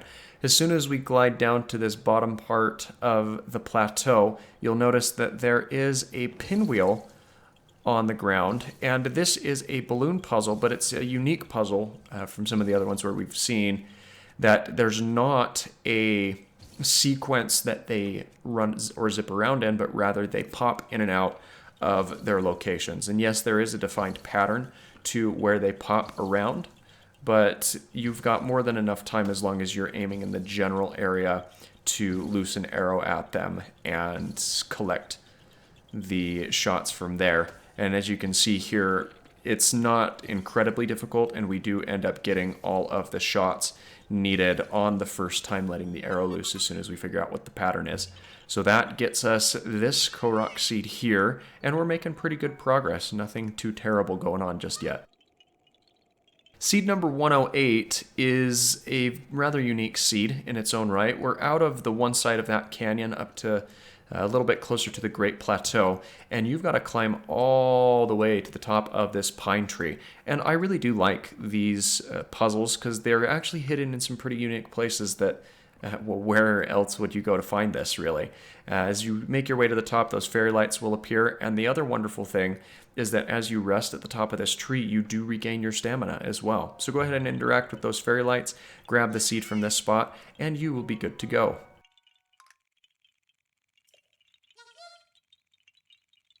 Now to get to seed 109, we're actually going to start from this exact spot because we're at a great vantage point. So if you hold downwards and then jump, you will actually kick off of the tree, and that will allow you to initiate a glide. You can do the same thing off of walls. It's a really great technique that I enjoy quite a bit.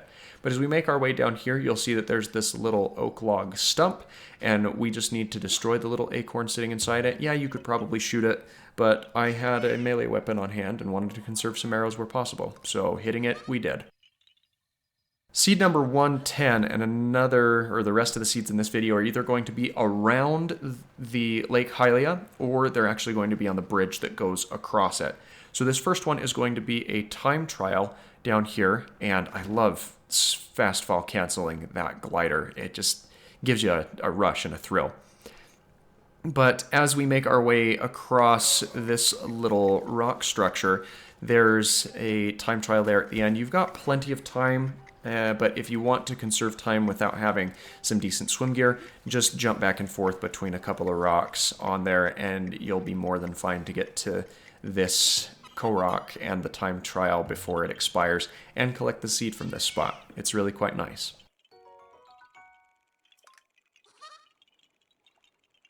Seed number 111 is nothing too special. It's a rock on a beach, and we're going to go pick it up to grab the seed that is hiding with the Korok beneath it.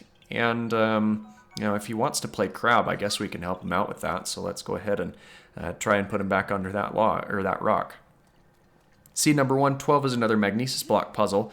And this one takes a little bit to find the block, but it's actually not too far away. It's just underneath the waves here.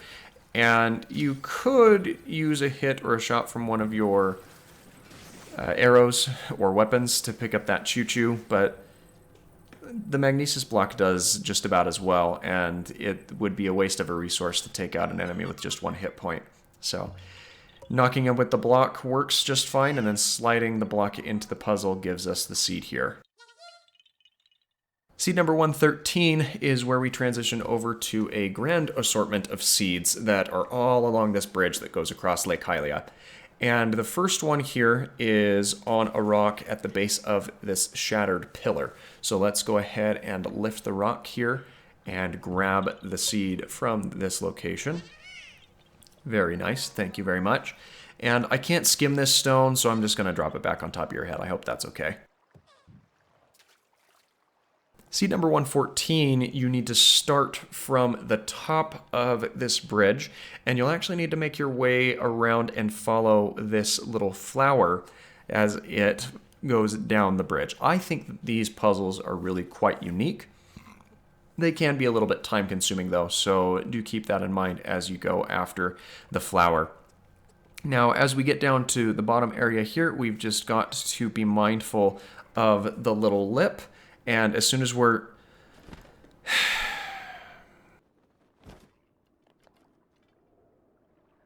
As I was saying, as soon as we're at that lip, we'll need to very carefully position ourselves in a way where we can slowly climb back down around, and you've got plenty of clearance to make it around this little lip and onto the backside to get that last flower. And this is the last spot you need to grab that from. So that is all you really need to do to get that flower and the Korok seed from this spot. Alright, let's climb all the way back up to the top here where the rest of this bridge is. And this seed is located on the fountain in the very center of the bridge. Now, when you initially get here, there are a couple of the Zalfas running around. They're not especially difficult to face as they're not really the stronger enemies. So just climb up to the top of the fountain and interact with the fairy lights. That will grant you the seed from this spot. Seed number 116 is a unique seed that we haven't seen this type of puzzle before. And I don't mean by climbing down the side of the bridge here. Now, what we'll actually need to do is climb down to this little ledge where you'll see that there's the tree branch that's sitting right there on the edge. And as soon as we pick this up, we will be able to collect the seed from this location. The downside here is that it does not just count moving the seed. You actually have, or the stick, you have to pick it up and put it in your inventory. So get rid of whatever tool you don't really care too much about. But you really don't want to hold on to this stick. They're very bad weapons. So sorry if that offends you, but I'm throwing you away. Seed number 117 is best to get to if you start from the top side of the bridge. You'll need to cancel out of the dive animation to make it there as smoothly as possible. But from right here, we'll want to grab the hidden chest that's down below here because it actually contains some shock arrows, which is quite nice. And from here, we'll just need to use a regular arrow to pop the balloon that's directly overhead. It can be a little difficult to get a nice shot on it, but you can eventually get the shot lined up and collect the seed from out of the balloon here. Seed number 118 is on a pillar just next to that last one where we shot the balloon from. I would have shown you the navigation to it, but I got very rudely interrupted by a blood moon sequence. And so it's just a matter of stasising this rock, whacking it a couple of times, and picking up the rock that's hiding underneath it as soon as you have lifted the large, heavy stone. And we're just about done, and these last two are sure to be quite a bit of fun. So let's drop the rock on the Korok and get to it. Now, seed number 119 here is a rock basketball puzzle. We haven't seen one of these since the first episode that we've done here. And you can see there's a lot of rocks strewn about and quite a large margin for error. But believe it or not, in this run, my very first attempt drains the rock right into the little circle that's our target, and we get the seed from here. So we're not going to mess around with it anymore, and go ahead and move to the final seed of today's video. And that final seed is none other than seed 120. And this one, you've got to climb up to the other top of the tower that's at the edge of this gate here, and light yourself an arrow and shoot it across the way to the other set of torches on the other side. And that will complete this puzzle and get you the seed. So seed number 121 is similar to one that we had in our last video, where it's up at the top of a tree. Now this is the only tree in this little collection of islands in Lake Hylia, so you really can't miss it, and it's not nearly as tall as the other trees that we've had to climb.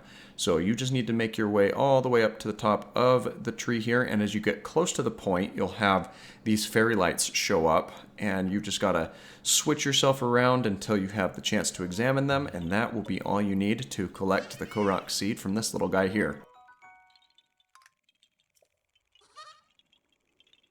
Alright, 122 is another seed on under a rock down by the beach, and this one, it's not too far away. It's on the mainland, but as soon as you make your way back that way, it's pretty simple to find. Just got to pick it up and collect the seed from the guy underneath it, and you know, I keep wishing that at some point they'll go under that rock, but they just don't. Seed number 123 is a magnesis block puzzle, but it's a different magnesis block puzzle than some of the ones that we've seen previously. This one has a bunch of really large magnetic blocks hidden under the water, and there's this little rock that pokes up that's surrounded by them. The one that you need to complete this puzzle isn't lying too far off, but you cannot reach it from the magnesis blocks that are already in place. So you'll just need to grab yourself the little block here, and it doesn't need to be lined up perfectly. As long as it's in the general area, that's going to be all you need to collect the seed from this location here. So just move it into place, and it's as simple as that. We did have to take a brief detour to unlock another Sheikah Tower, and that unlocks a whole new region of the map. We're not anywhere near being done with the previous one that we were in, but it allows us some more room to roam and some better track records in terms of what we can track down. Seed number 124 actually starts off easiest by gliding down from the tower and collecting the shield from this chest here, since this is master mode. And I was actually in need of a shield, so that's really good, as most of my shields are not in too great of a place. And the shield in Mind's Eye not only is a pretty strong shield, especially early game, but it's actually one of the better ones to use for shield surfing as well, so that's quite nice for traversal. Anyway, the seed that we're looking for at this location is a flower path puzzle. And this one is a little bit more difficult than most, mainly because the seed takes you across the river. Now, where we haven't even tried to look for any of the continuing story quest elements, we have no way of swimming across the river efficiently due to the benefits given by the Zora armor. So the best way that I found to do this is to use some of your Cryonis blocks to act as anchor points to climb up to the top in order to follow the flower sequence over to the other side of the river and collect that seed. Seed number 125 is another rock, and you can see there it's on that little island here in the center of this pond. But I do pause for a brief moment to collect this magnesis chest from underneath the water, and nothing super noteworthy here. It's some amber, and amber I guess fetches a decent price at markets when you go to sell it, so it's not all lost. Then a brief little swim over to this itty bitty little island, and upon lifting that rock we will have the Korok freed from underneath it, which is one more seed to add to the collection. And the rock of course goes back on top of the head. Seed number 126 is another rock out on an island. This island at least has some more personality to it. So we employ a similar strategy to what we did before, where we plan an anchor point in the middle with a Cryonis block, and a brief glide over to the other part of the island grants us access to Korok seed number 126. And you know it, this rock goes right back on top of his head. After a narrow shave there with the Lizalfo on the floating platform, we glide underneath this bridge area, and on top of this little cart there's another rock hanging out that houses a Korok underneath it. So we'll just pick that guy up, and I want to give him some more protection, but as in so doing I just about get knocked into the water myself. Seed number 128 is a rock in a rather peculiar place, and that's up in the arms of a tree. This tree's not overly big, but granting the Korok seed from here, we try to save him from the keys there, but he just doesn't want to go back under that rock, so it is what it is. Seed number 129, however, is a little bit out of the way. It's underneath another one of these bridges, and instead of being underneath a rock, it's that little acorn that's hanging from a chain there on the left-hand side. Now, I'm taking this shot a little bit further away than I would otherwise probably benefit from, but it never hurts to help gauge some of your distancing when you're trying to make these types of shots. And I actually managed to get it on shot number 3, which isn't that bad at all. So that's another Korok seed to add to our collection here.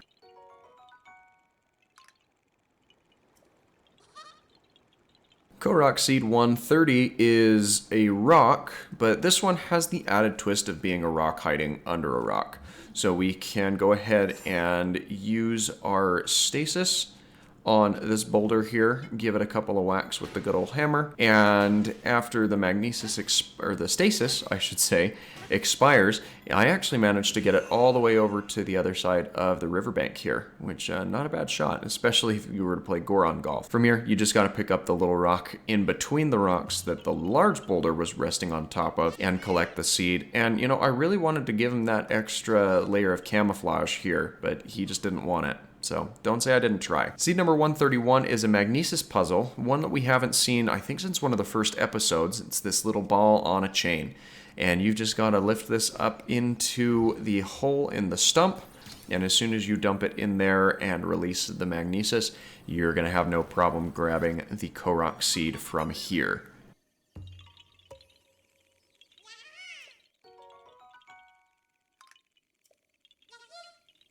All right, seed number 132 is actually one of my favorite types of puzzles. It's this rock bowling, if you will. Now, I'm trying to avoid this stone talus down below, but he's not too much of a threat. So we just go ahead and push that rock, and it rolls right into the hole, despite there being a little raised lip area around that, which, believe you me, I'm really glad that it worked out that way. I didn't want to have to fight that talus unless it was absolutely necessary. And given that it's not, I'm not going to. Instead, I'm going to come just over here a little bit to the left of where we just were, and there are these tiny little acorns that float up in the air, and they can be a little difficult to hit, but I've found that if you use a Fenric bow, which is basically this game's equivalent of a sniper, you have a much easier time in taking those shots and making them. So, easy Korok seed picked up from here, and that gets our total to 133.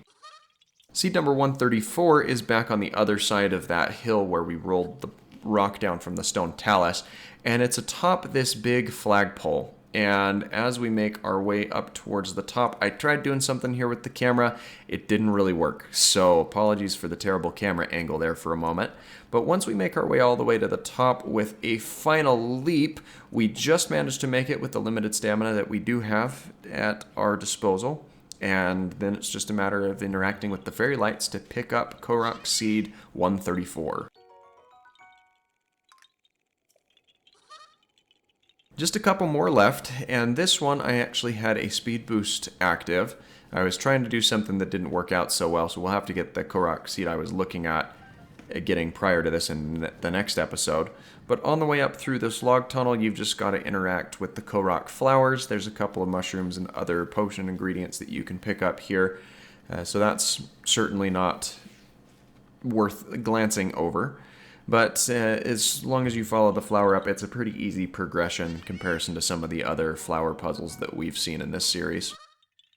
From the top of this little stump, we'll want to glide back down to the path here, where just inside the lip of these trees, there's actually another puzzle where we need to roll a large boulder into a hole in the ground. This one's pretty simple though. You don't need to use stasis or anything else on it. You've just got to get back behind it, put your shoulder into it for a second or two, and that'll give it more than enough momentum to slide all the way into that hole and grant you the Korok Seed from this little guy right here. So seed number 137 is actually hid behind this bombable wall that's back behind this little statue deal. And as soon as you make your way back inside, you'll see there's a little rock here in this puddle. But there's an ore deposit here, and one of them is a rare ore deposit, so you might get lucky. I didn't. I just got a bunch of amber and a flint. So from here, we'll just pick up that rock and grab the Korok from underneath it and allow him to give us one of the seeds that we're looking for. Now, this is the first time I've actually missed this, so you can be standing back too far away and not be able to drop the rock. So let's try that one more time. That's what we needed to do. So let's move on. Seed number 138 is another archery puzzle, and though this one could be helped with that Fenric bow, it's not really necessary, so I want to hold on to that bow until I absolutely need it for another type of puzzles later on down the road. So from here, these balloons, they are a little more erratic with their patterns that they do, but a lot of them pass through this little cliffside area there in the background, so you should be able to hone in on them pretty well as you scan through waiting for their patterns. This last one, I think it makes 4 or 5 different spirals, but we pop it with that last arrow shot. We only missed 1 shot there, so not too shabby if I do say so myself, and I do.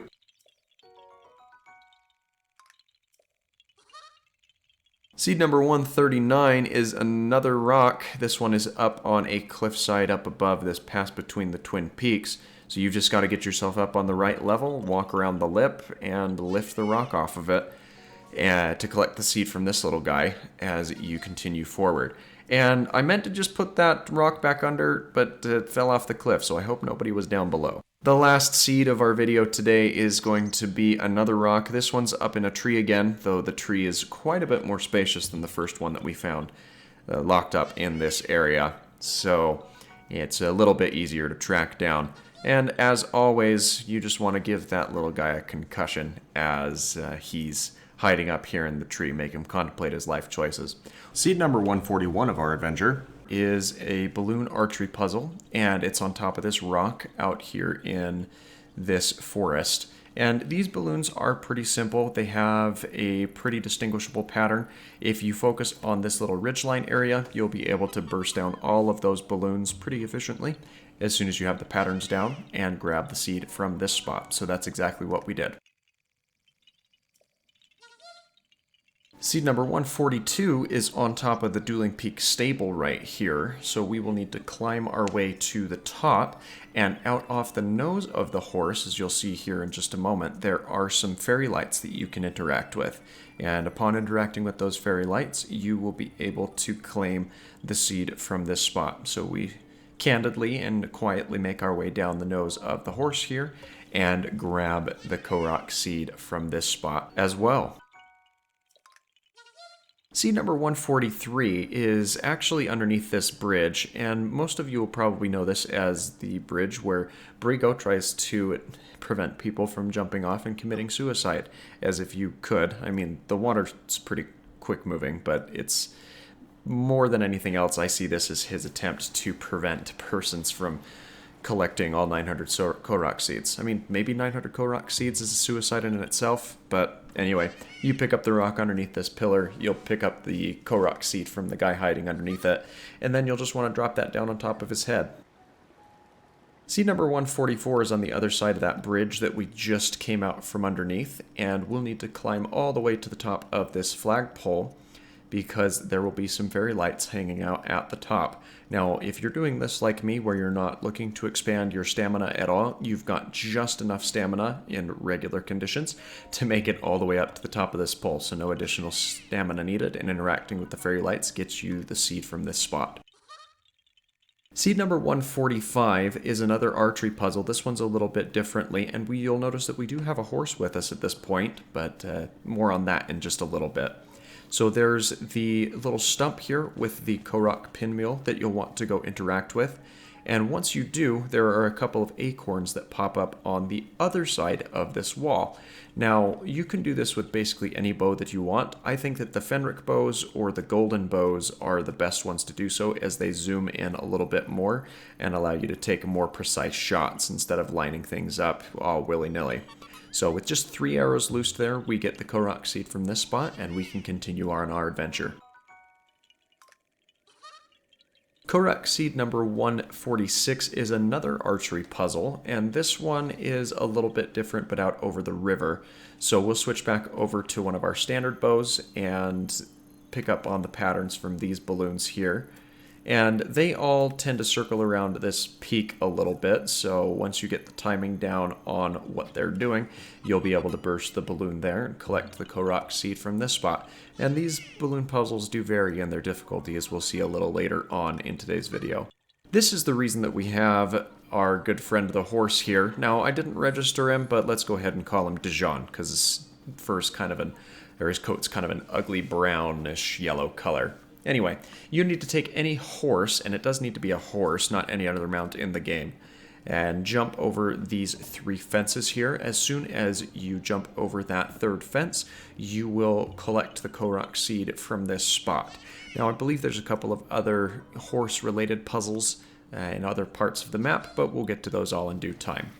Now, for seed number 148, we had to do some extreme stealth maneuvers to get away from this guardian, and who knew that trees were such a fantastic disguise? So we just kind of make our way around the trunk here, making sure that we stay out of the path of sight of the guardian here, and upon picking up the rock that's nestled in the branches, we can discover a Korok.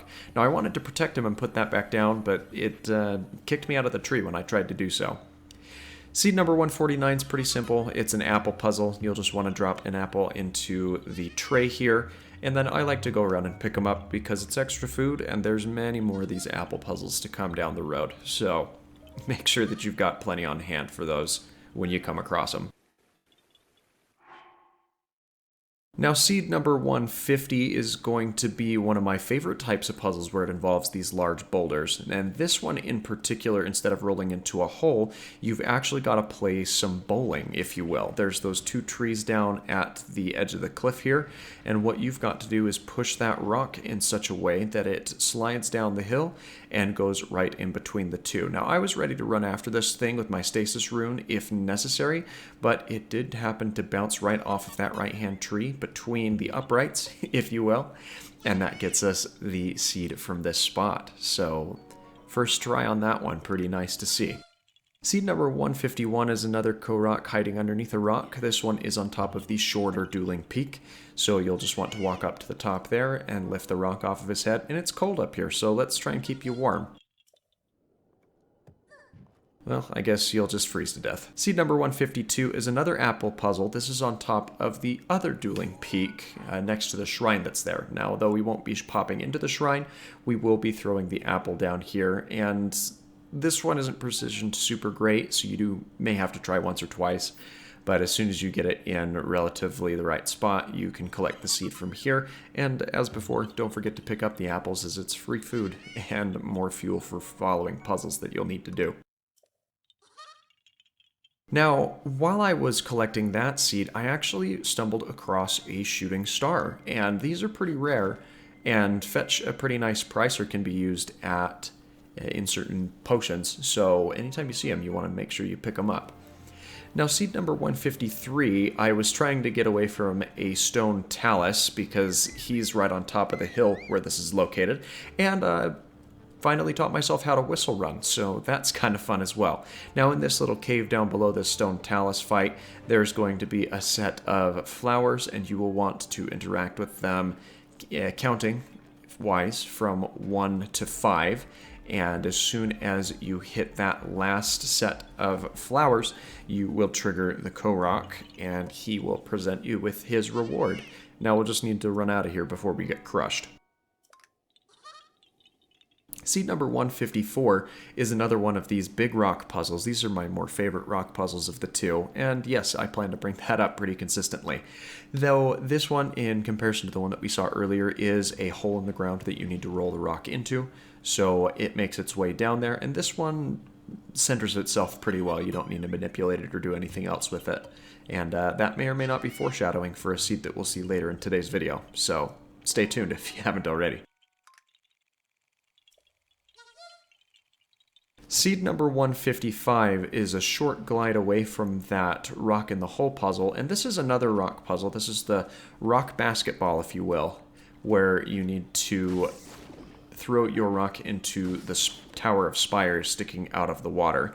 Now, this one isn't terribly difficult. I think the one over the bridge from last week's episode is a lot more difficult than this one tends to be.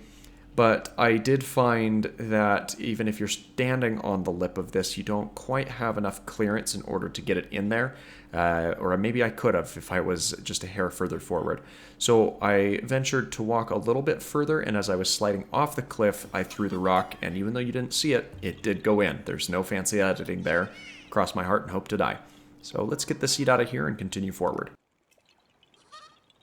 Just down the ridgeline from that puzzle, there's a little outpost tower here that has a rock on it. You'll want to pick that up and free the Korok from underneath it. And the sun's kind of bright after that dark night and a bit of rain, so let's give you some shade, bud. No? Alright. One of these days maybe it'll work. From here, we make our way over a little bit further down the way to the base of a waterfall, where there is a magnesis block hiding on this side of the waterfall.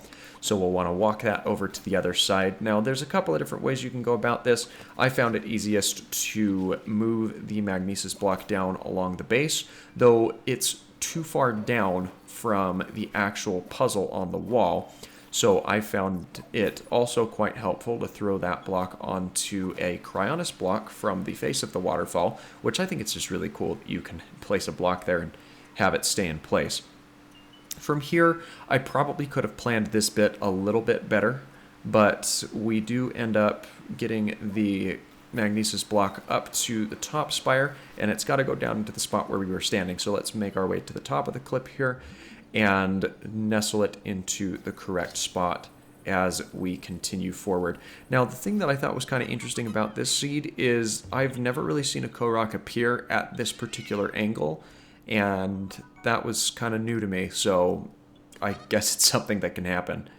Seed number 158 is another one of these lily pad puzzles. What you'll really want to do here is glide your way down. Now, most of them are positioned in a place where you can dive to them from the top of a cliff, but honestly, I think what the game looks for is a free fall animation, or any time that you are in a falling period or state, it'll gauge that and allow you to pick up the rock Korok seed from there just fine. Seed number 159 is the last of our boulder puzzles for today's video at the very least, and it's another one of these puzzles where you need to get the boulder into the hole at the bottom of the hill here.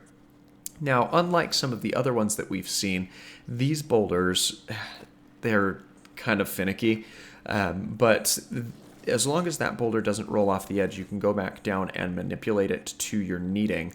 And honestly, it's kind of just worth pulling out your stasis rune, whacking it a couple of times. 3 with a spear ought to do it just fine. And then that'll allow you to collect the seed from this spot. And I don't think that I'll ever really get tired of these ones in comparison to the other Koroks that are just hiding under rocks. Now, seed number 160 is a archery puzzle, and you'll notice that my arrow count slowly ticks away over the course of this, mainly because I think this particular orientation of puzzle with the balloons moving laterally and back and forth in their depth makes for a lot more difficult of a puzzle than the ones that go in predetermined paths that you can easily read and stay on the same axis. So this one did take me a little bit longer to figure out, as many times I had the shot lined up properly, but I misjudged the depth on it. So we did end up wasting 25-30 arrows here.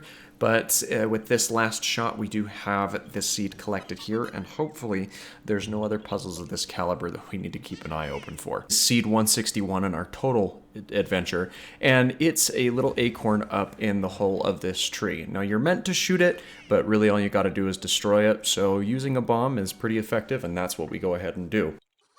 Seed number 162 is on a hill just above that tree, and it's another one of my favorite types of puzzles. And this is where we need to roll this boulder into a hole on the ground. Now, this one terrified me a little bit because the slope of that hill isn't exactly forgiving, and I was terrified, especially right there, that the rock was going to roll off down the hill and cause us all sorts of problems. But luckily, it slid into the hole, and we got the seed from this spot.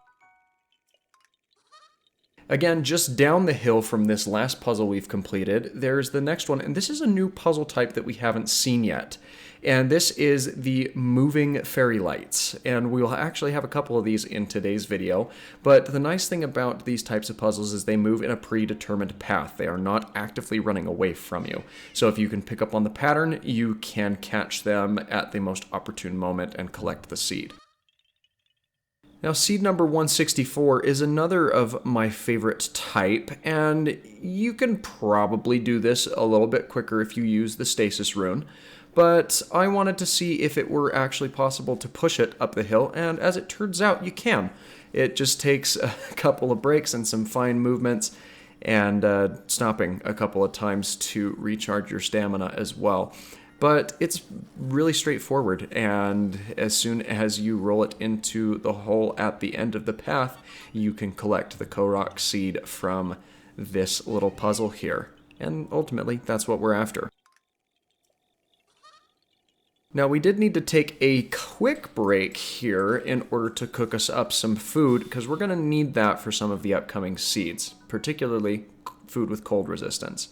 But before we get there, seed 165 is a puzzle where we need to drop an apple in front of this altar to match the other 4 statues that are standing here next with it, and collect the seed from this spot. And as always, you can't forget to leave those apples behind, so make sure you collect those before moving on. Now, this seed and the next couple are where we needed that cold resistance in effect. And we do so, or collect this first one by climbing to the very top of this mountain onto this stone pillar and picking the rock up from the top of the spire. Now, it is a little bit cold up here, so I wanted to give this guy some shelter from the elements, but in so doing, just about dropped the rock on my own head. So that was fortunate that that didn't happen. Seed number 167 is not one of my favorite types of Koroks to hunt down, because you've got to burn down this, or I guess melt, because it's not burning, it's melting. Melt down this little glacier, and it melts all the way down to the tiniest little pebble on the ground, and it takes a really long time. Now, normally you can expedite this by lighting fires around it, but given that this is in a puddle of water, there wasn't really an opportunity to light a campfire next to it, so we had to resort to using some fire arrows as well as a flame rod that we got from a wizrobe. And for seed number 168, what if we did that? But again, yep, there's another one of these ice crystal Korok puzzles is hiding on the side of this little mountain that's covered in snow. So we pop a couple more fire arrows into it and use our flame rod to melt down the remainder of it and collect the seed from this spot as well. Not my favorite puzzle because they're really time consuming and tedious. It wouldn't be as bad if it wasn't sitting in a pool of water. Now, we've just about got out of the snowy area here, but before we leave, we do need to climb up onto this little shelf and walk this rock over to complete the pattern puzzle that's on the ground. And this is simple as placing the rock on the corner here at the edge. And that's really all that you need from there. And I think that we need to head for somewhere with some warmer weather. So let's make our way over in that general direction.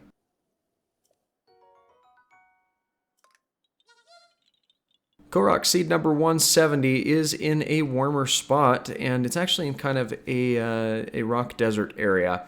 And we've seen a lot of these puzzles with the balloons, and you're meant to shoot them typically, but this balloon moves so sporadically that, per the suggestion of the little picture here, I wanted to give it a shot with a bomb, and as you see there, we ended up getting it on the first try. So I'm certainly not going to complain that it worked out in our favor to do it that way. Now, seed number 171 is just down from that last puzzle, and it's another one of these fairy light puzzles.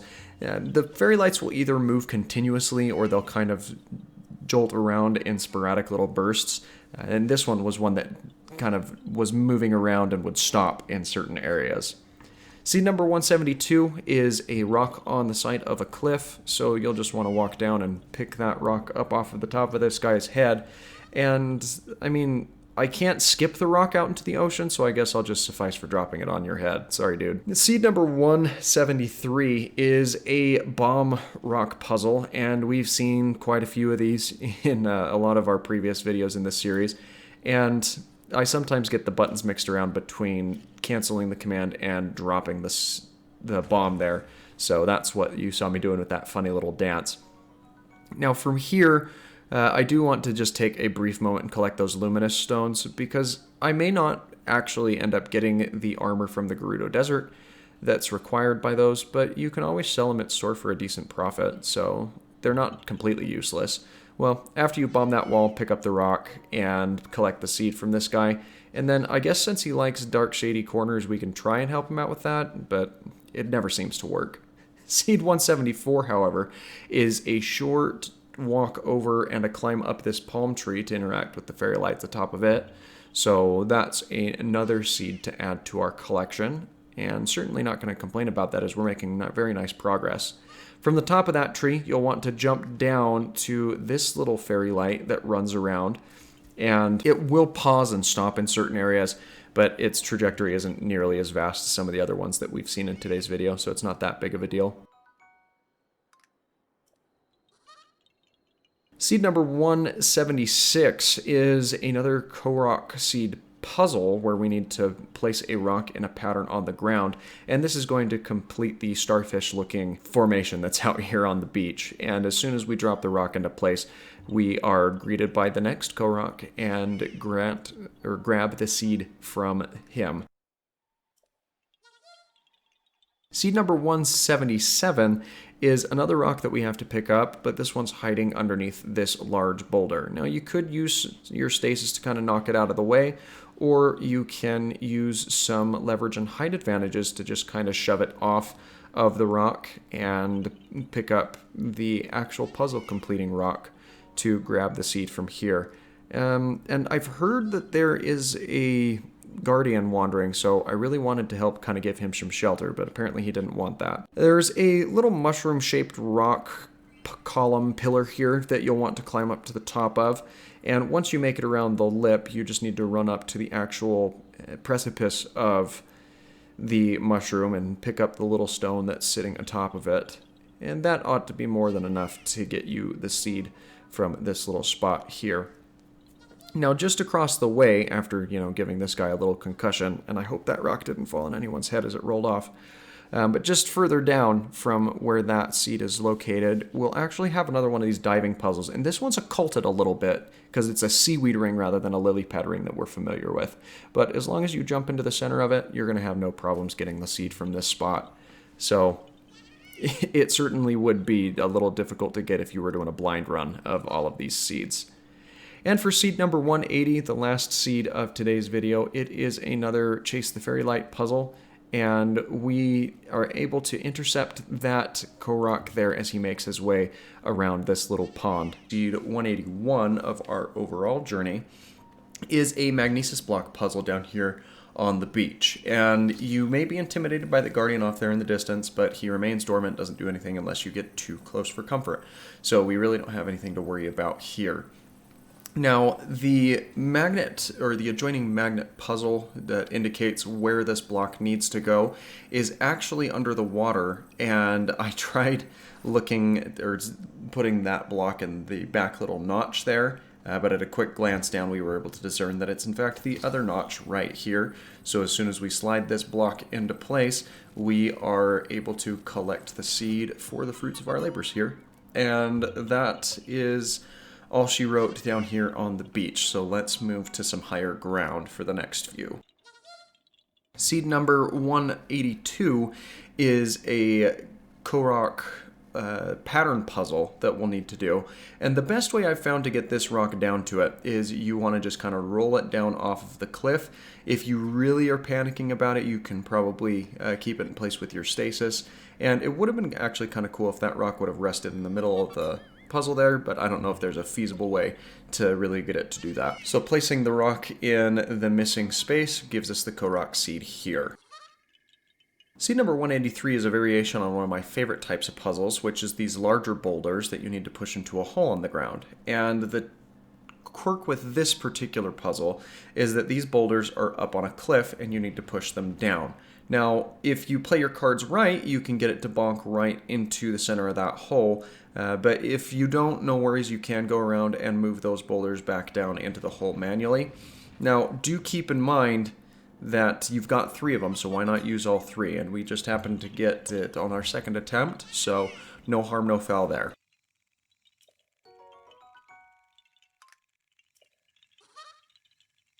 Seed number 184 is very similar to the other puzzle, and it's actually in the same little canyon where there's these 3 boulders that you can roll down from the top of this little mountain. And you want to ideally get them into the hole, but this one doesn't line up quite as nicely as the other one, or at least I wasn't able to get it to with these 3 attempts. So like I mentioned with the previous puzzle, if you don't get any of them actually rolling into the hole on your first try, you can come down and manipulate them manually. I was hoping to be able to push it into the hole by hand, but that wasn't the case, so we went ahead and whipped out our stasis rune to give this boulder a couple of whacks and break it free a little bit earlier than what it would expire normally, and it slides right into the hole, and that gets us the seed from this spot. So we're making some really nice progress here. Seed number 185 is a time trial puzzle, and this one is one of the longer time trials, as the other ring is on the other peak on the opposite side of this little valley here. So I did go ahead and refresh that timer and then glide our way across. And yeah, you probably could wrangle one of these horses or have a horse of your own to get across this a little quicker, but the timer is really forgiving. We do a little bit of whistle running just to make sure that we get our way around the stalk goblins there that are running around. And as we make our way to the top of this hill, we're not even down to that second to last timer just yet, as the third one had yet to expire. So that gets us a seed from this little puzzle pretty easily. Seed number 186 is just nearby here, and it's an archery puzzle. And this one is one of the puzzles that's a little bit more difficult. There are 3 different little acorns that pop up just above this ridgeline, so you've got to be pretty precise with your shots. But if you take a moment or two to analyze the patterns, you're going to be just fine. And that's exactly what we do here. We just let it pop up a couple of times, get a feel for the rhythm, and then let our arrow loose on it. And that gets us the seed with only one arrow wasted on this puzzle. So not the worst shooting puzzle that we've ever done. I still think that goes to the one we did a couple weeks back. Seed number 187 is another pattern puzzle, and this rock is a little bit hard to find, but as I've advised in previous episodes, if you're having trouble finding the rock that you need to complete this puzzle, go ahead and use your stasis rune, as it'll highlight the free rock that you can go ahead and pick up and then move around to it. And luckily, this one doesn't require any particularly precise movements to get it up to the adjoining puzzle. So as soon as we drop this rock into place in the missing pattern, that will grant us the seed for this Korok here.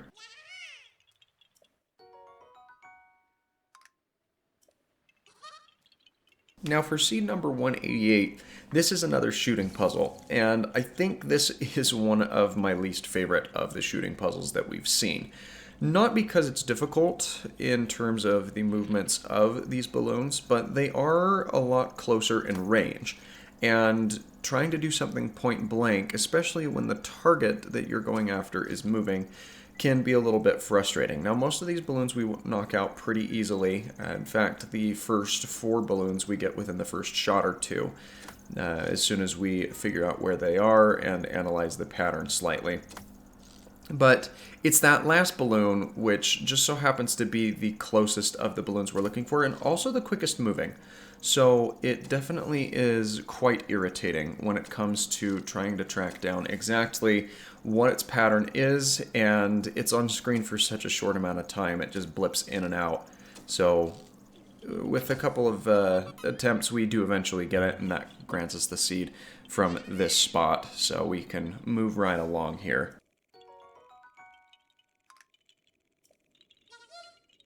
Now for seed number 189, we've got another pattern puzzle, and this one is not difficult, though I did have a little bit of a slip up here, because I expected to be able to walk this rock down the hill, but apparently it's a little too sheer right there, and the rock falls on top of my head. Now luckily we were on full hearts, so no harm, no foul there, and after dropping the rock into the proper position, we're able to collect the seed from this puzzle here.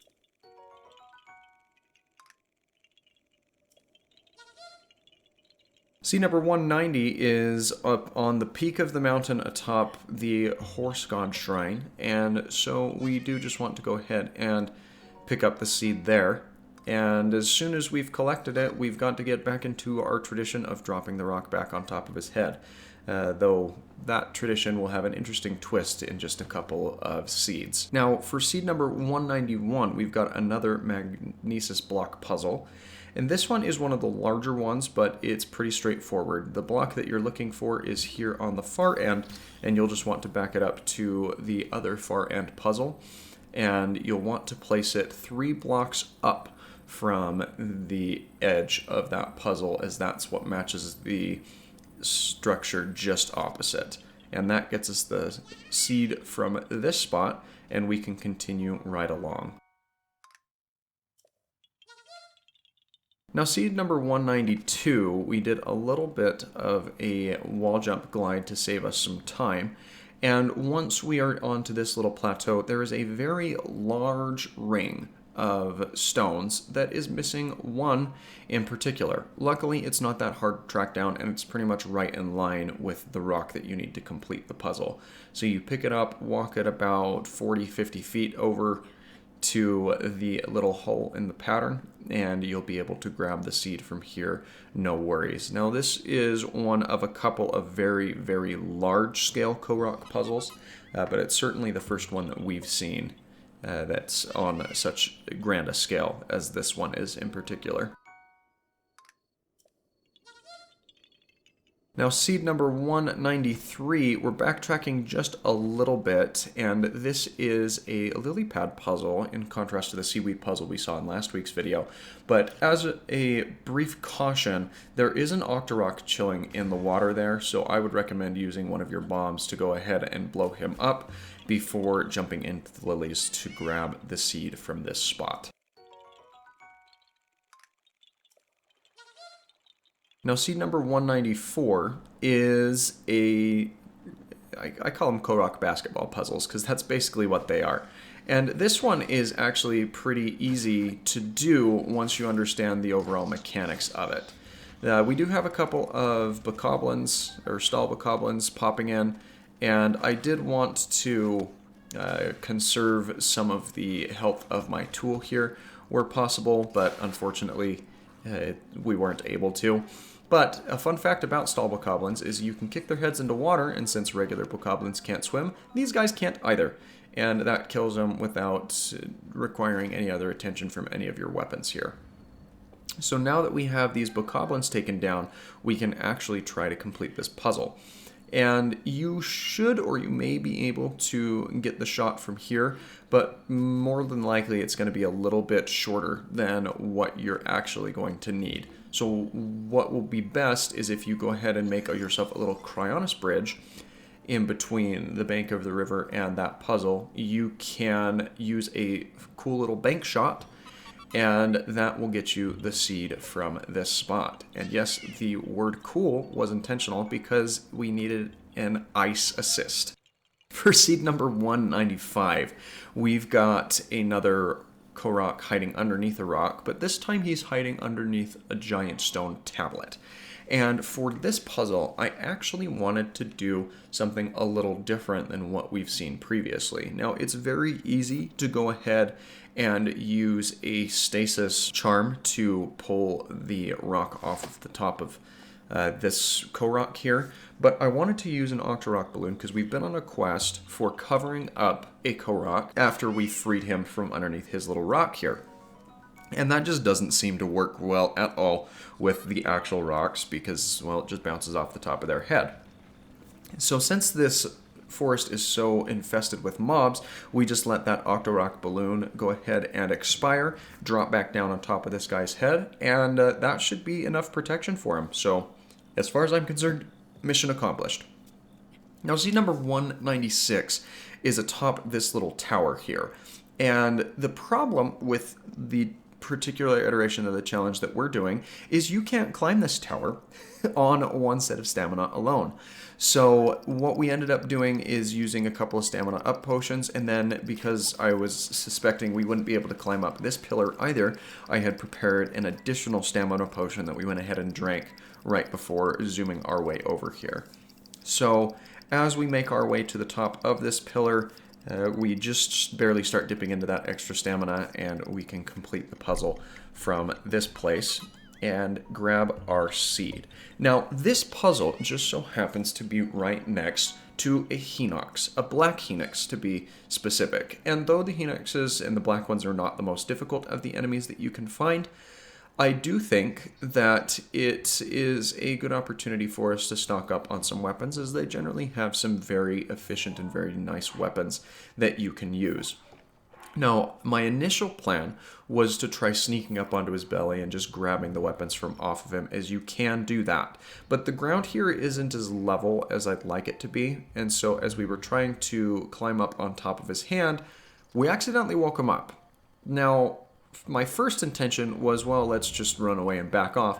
But as I sat and thought about it, you know, this isn't the most difficult Hinox out there, so why don't we just try taking him on? So we go ahead and try getting a couple of hits in on him with our bomb arrows, and on that third shot we actually hit him in the eye, which was nice. And then this spiked Boko Club does very well in getting some additional damage in on this Hinox.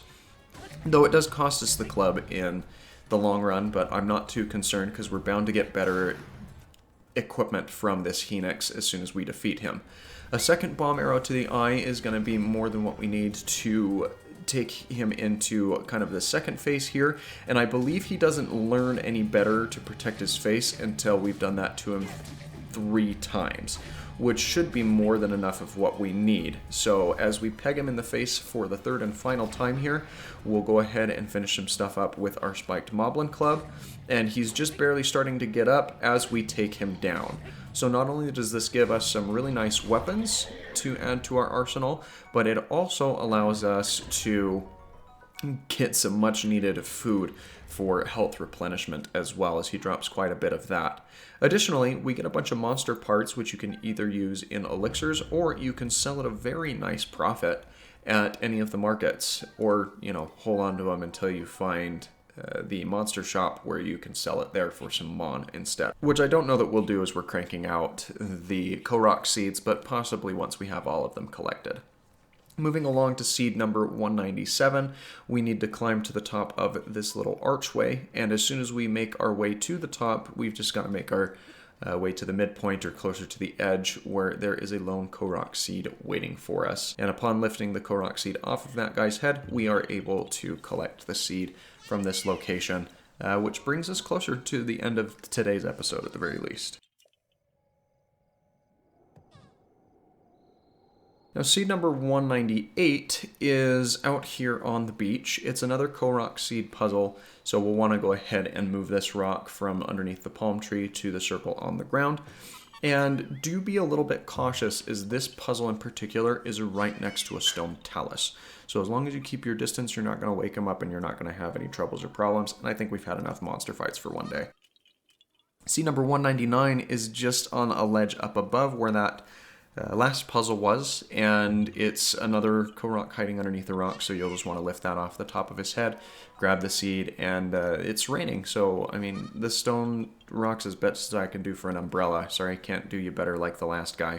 And for seed 200, the final seed of today's video, we will take a short glide from that ledge down to this little cavern, and as you can see as we're approaching, there is a solitary balloon hanging out in this little archway. So we'll just want to go ahead and use our bow to shoot all the way up there and pop the balloon. The trajectories can be a little bit weird, but once you take one shot, you should be able to adjust your trajectory as needed, pop that balloon, and get away with the seed from this spot. Seed number 201 is a quite difficult puzzle, not because of the nature of the puzzle type, but rather where these balloons are actually located. So that first balloon is hidden behind a little leaf there, back behind, and then the second one is off in the distance underneath a tree, but the last one is actually down at a point where you can't even see it. And you do need to just pop the balloons, and I found the best way to do that for some of the closer ones is just throw a bomb at it. As a matter of fact, that's really the best method I found for that one down below, as you really can't get a good shot on it with a bow. The second seed, or seed 202, is another balloon. This one's just chilling underneath a leaf, similar to what we saw with our last puzzle, but this is just at the top of a tree here, and I'm carefully pondering the different bows that I have in my arsenal, because I don't want to use too strong of a bow in collecting these seeds, where I can use those to hunt down different enemies that I might encounter across the way. Now this seed is a nice little flower puzzle that you can follow across the river. And the reason I was adjusting my shields just there is off to the left in master mode there is a little bokoblin tower that actually hosts a really nice shield there, and the bokoblin defending it is wielding bomb arrows, so you want to take that out before following the flower trail across the river. Seed 204 is a fairy light trail that's zipping around this little low-hanging bog area, and it tends to do a big oval type pattern, so if you just kind of get your way ahead of it, you should be able to track down that fairy light pretty easy and grab the Korok seed from this little guy here. Now the next seed is actually a fairy light puzzle as well, and as it just so happens, it was hanging out here for a minute, and I must have managed to just grab it before it took off again, which was much appreciated because it took all the stamina that I had at my disposal to get up that cliff face, and I didn't want to have to chase this one down. Seed number 206 is a climbing puzzle, and though I think we've seen these time trials before, I don't know that we've seen them quite to this extent where it's a straight up vertical climb. I mean, at least initially. We've seen some of them where there is a climb required. Now, it's pretty straightforward in terms of what's required, and there are some nice little areas that are made available to you as you make your way up this rock cliff. So even on some pretty limited stamina, you can reach the end puzzle and grab the seed from this spot pretty easily. Now, you do want to be a little bit careful as you're coming off of this if you're going up, because there is a Lionel on the cliff right above you. Now, this seed, seed 207, is in the middle of this little lake here, and it's a seed puzzle that we honestly haven't seen, I don't think, since the first or second episode, where there's a little magnesis ball on a chain. And there's a couple of different styles of these puzzles. This one in particular wants you to put this little magnesis block into the very center of this pedestal, and as long as you drop it in there, you're going to grab the Korok seed from this spot pretty easily. Most other ones that I've seen have either been based around wells or tree stumps, but this was a nice little change to that standard formula. Seed number 208 is similar to the puzzles that we saw out in the desert with the cacti and the volt fruit, but the difference here is they are actually hardy durian trees. And you'll want to grab as many durians off of these as you can, but before you just grab them willy-nilly, go ahead and climb up this tree here, and you'll want to remove the fruit from this outermost branch and then this sidemost branch, so the durians remaining match the ones on the other two trees. But do take a moment and grab the other two durians, or the other three durians from those trees, as you're going to need them for a couple more puzzles in this forest jungle area. Now, seed number 209 is actually a little fun puzzle, as it's a magnet block puzzle, but the magnet block itself is out in the middle of this lake. So you're going to need to use a combination of cryonis and magnesis in order to grab that block in order to complete out the puzzle. And one of the infuriating things about the jungle biome in particular is it rains constantly and thunderstorms are running rampant. So make sure that you de-equip any of your weapons that would cause you to get struck by lightning, as that's not a fun time at all. As a matter of fact, the nature of the challenge that we're doing is it would be a one-hit kill, no questions asked. But as soon as you fish that block out of the water and get it onto the shore, the puzzle itself is pretty straightforward, as it's just atop the T structure on the left-handmost puzzle to make it mirror the one to the lower right. These magnesis block puzzles have varying amounts of difficulty. I've found that they are either difficult puzzles in and of themselves that take a little more analysis, or difficult in tracking down the actual magnesis block. Now, seed number 110 is a luminous stone that is actually up in the eye of this little statue, and you'll want to just knock that out. If it weren't raining, you could probably come down onto the head of the statue and just kind of collect it out of the eye, but you can also just use your bow and shoot it out like I did, and that'll work just fine. Seed number 211 is another balloon puzzle, and these ones are really easy. They don't pop in and out, they don't move, they're just a little bit further of shots than what some of the other shots that we've seen have been. So you're just going to need to maybe do a little trial and error to compensate for some distance on these, but they're relatively easy in regards to actually hitting because they don't move, and as long as you're in proximity of the pinwheel, you're not going to have a problem getting them to populate in for you.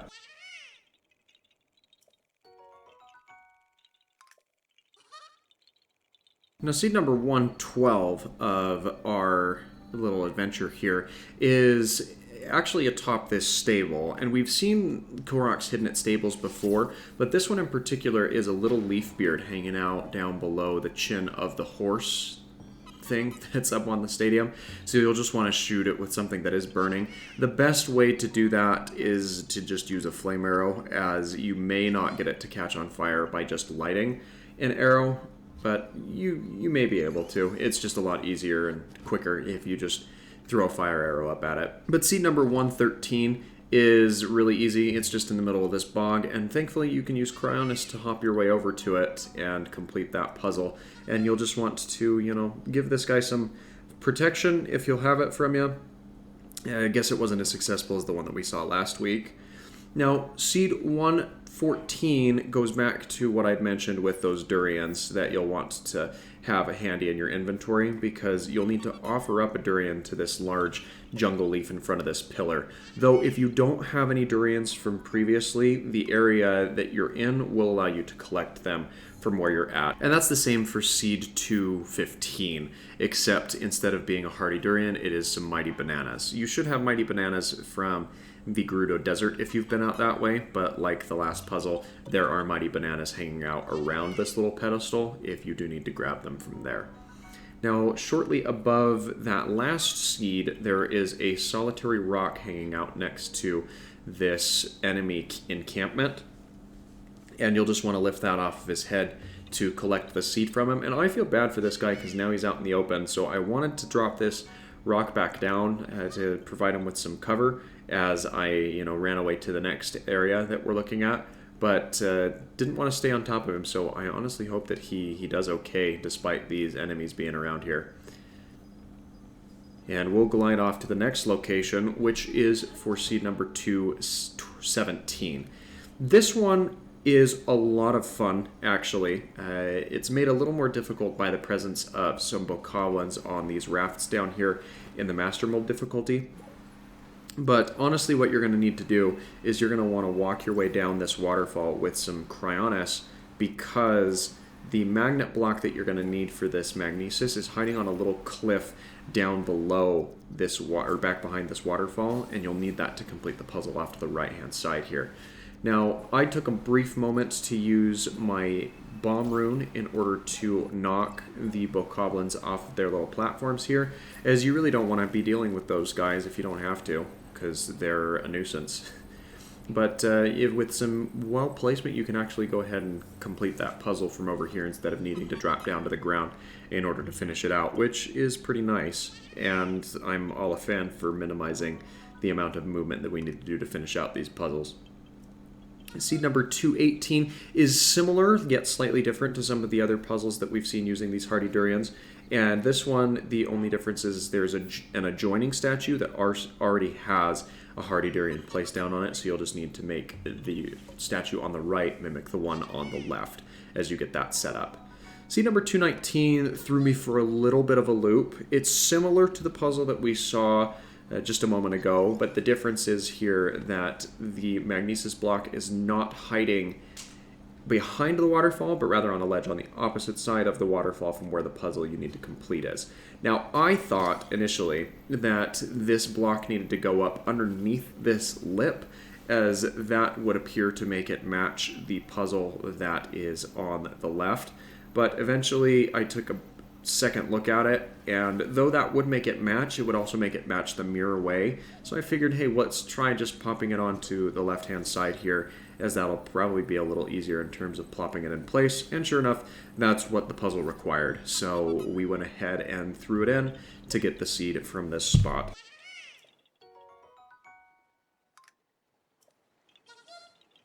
And last but not least, seed number 220 is another rock on a ledge, and this one is over some enemies that are camped out on some rafts down below.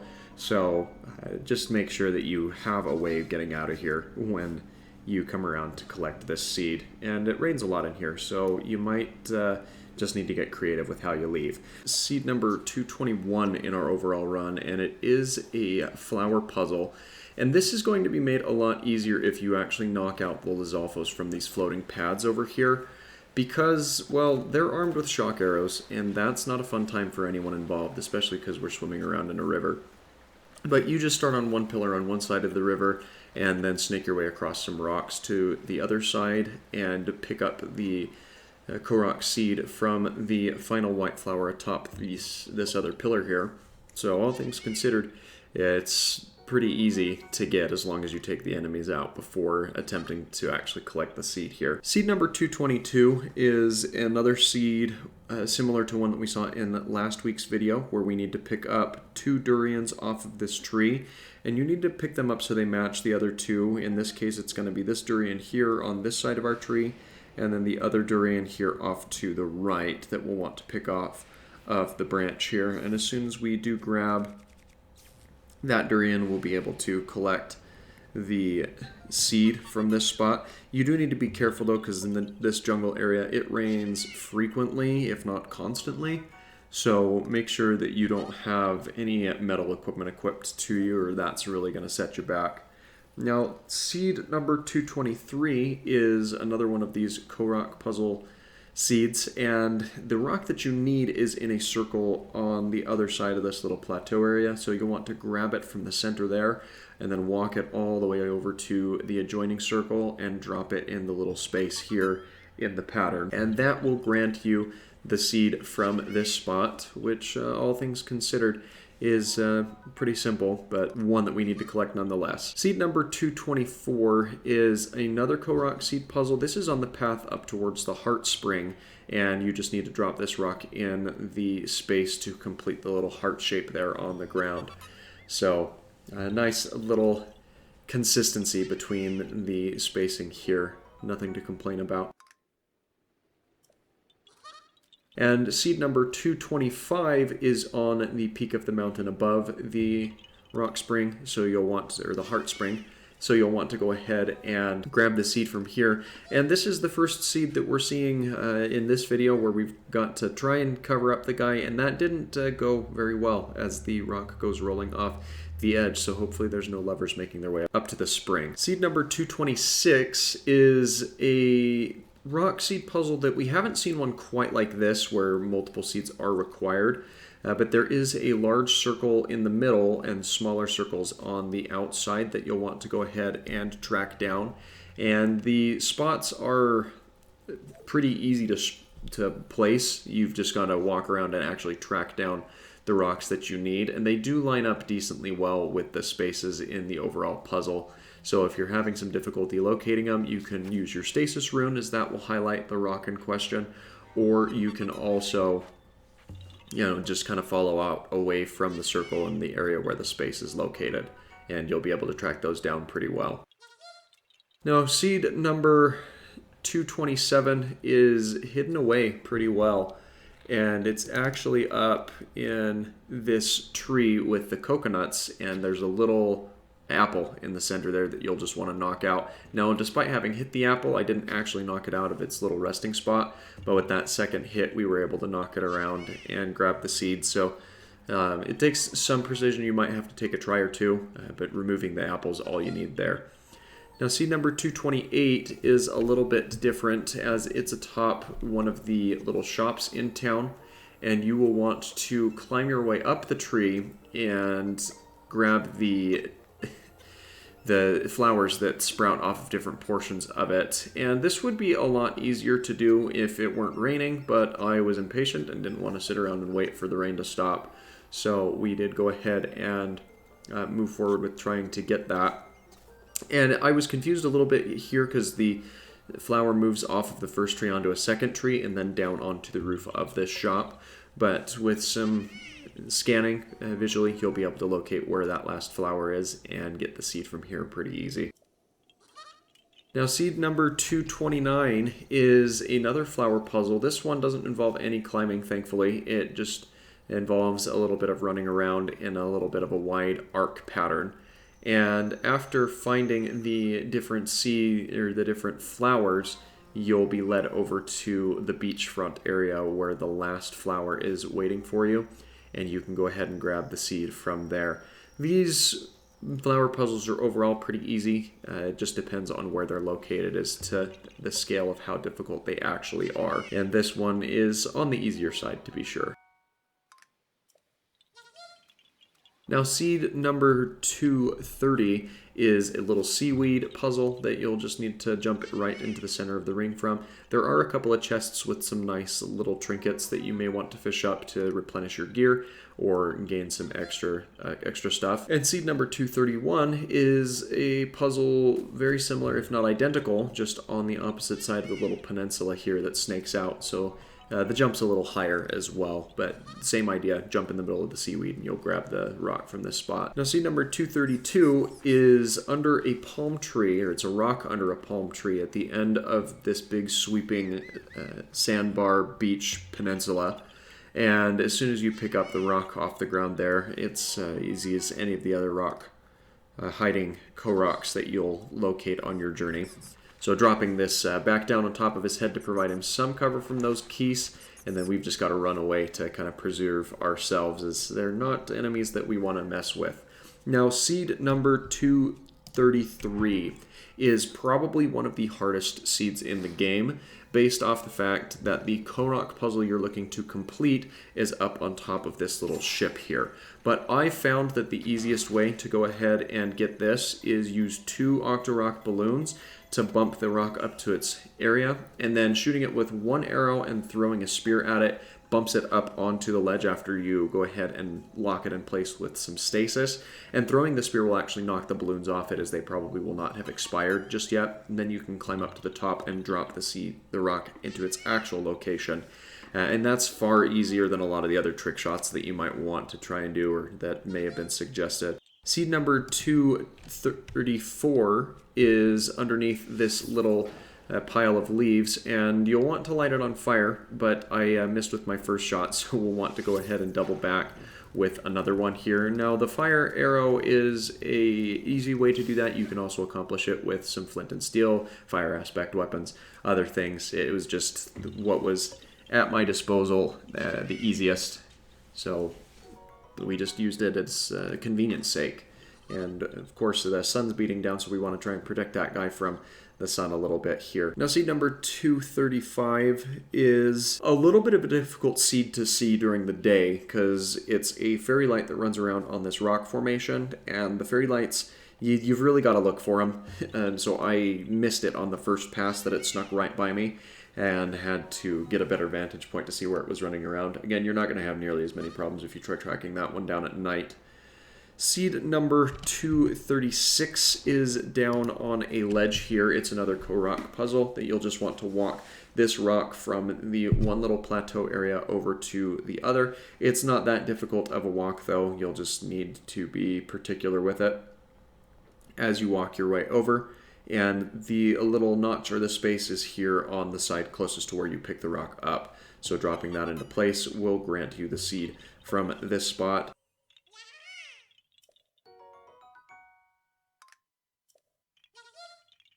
Now, seed number 237 is a seed that's down on a ledge here. It's a rock that you'll need to pick up down off of this ledge.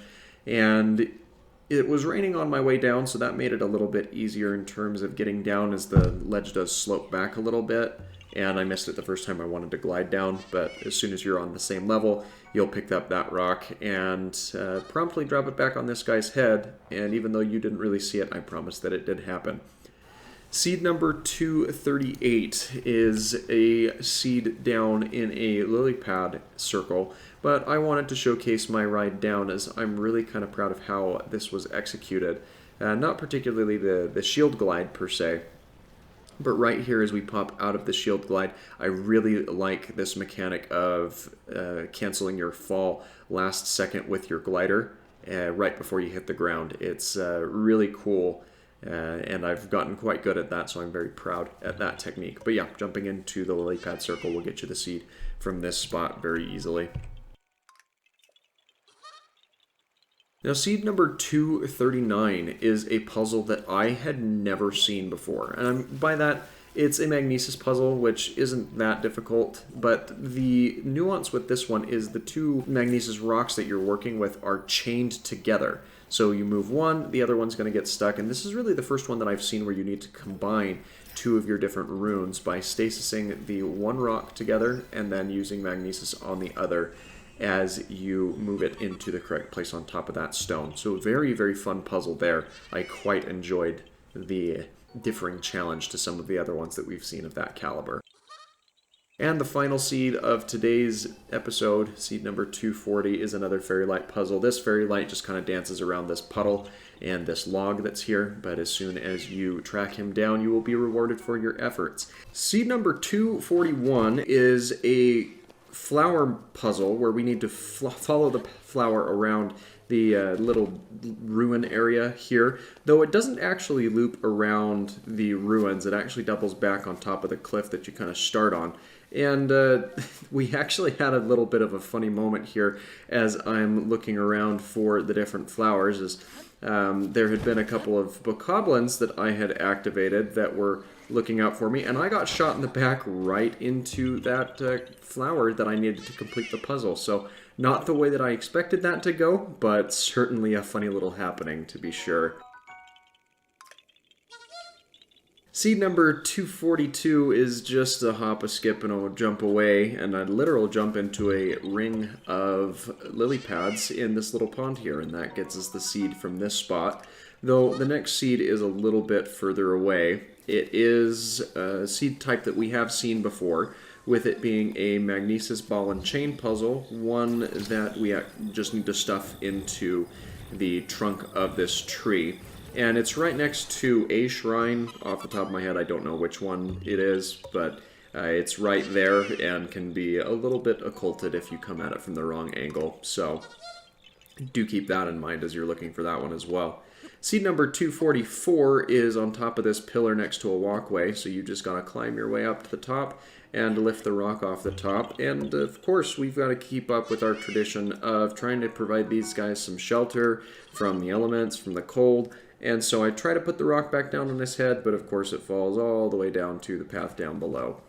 Seed number 245 is one of my favorite types of puzzles where we need to push a giant boulder into a hole in the ground, and in this instance the boulder is sitting right next to the hole, so it's really not that difficult to track down and complete from this puzzle. But that's not the last we've seen of that type, even in this video. Seed number 246 is another rock that's on top of a mountain, so you just need to walk your way up to the top and free the little guy from the underside. And then as soon as you're done, I mean, it's a pretty high mountain and he's very exposed up here, so maybe we can give him some shelter. Well, at least I tried. Seed number 247 is another one of the durian puzzles where we need to pluck 2 durians off of the tree. This is similar to puzzles that we've seen with apples and with volt fruit cacti. But this may, or I fully expect this to be the last of the durian variations of those puzzles, as we are getting away from the jungle areas at this point where the durians are located. Seed number 248 is a puzzle that's pretty difficult, actually, as it's a boulder that you need to place on the pedestals around here, and I actually was lucky enough to place it just over here on the edge, though it did require some fine movement to get it in the correct placing. So what I ended up doing, as you saw there, was I stasised the boulder off on the top of the pillar and then used my giant's boomerang to throw the boulder off of the pillar onto the platform, and then one hit with a soldier's broadsword was enough to push the boulder into the final position. A lot of people have troubles with that one. That was my first take on it ever, so keep that in mind.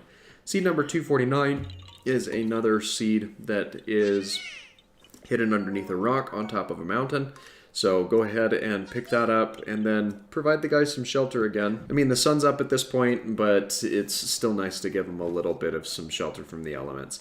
Now, seed number 250, this marks the midway point, and it is a puzzle type that we haven't seen recently, where we need to run around to a couple of different flowers, and you need to run across them in a sequential order from 1 to 5 in order to trigger the Korok from this spot. Now, I did upset that goat because I think I snuck up on him a little bit, and I did end up getting hit by him because I completely forgot that he was there.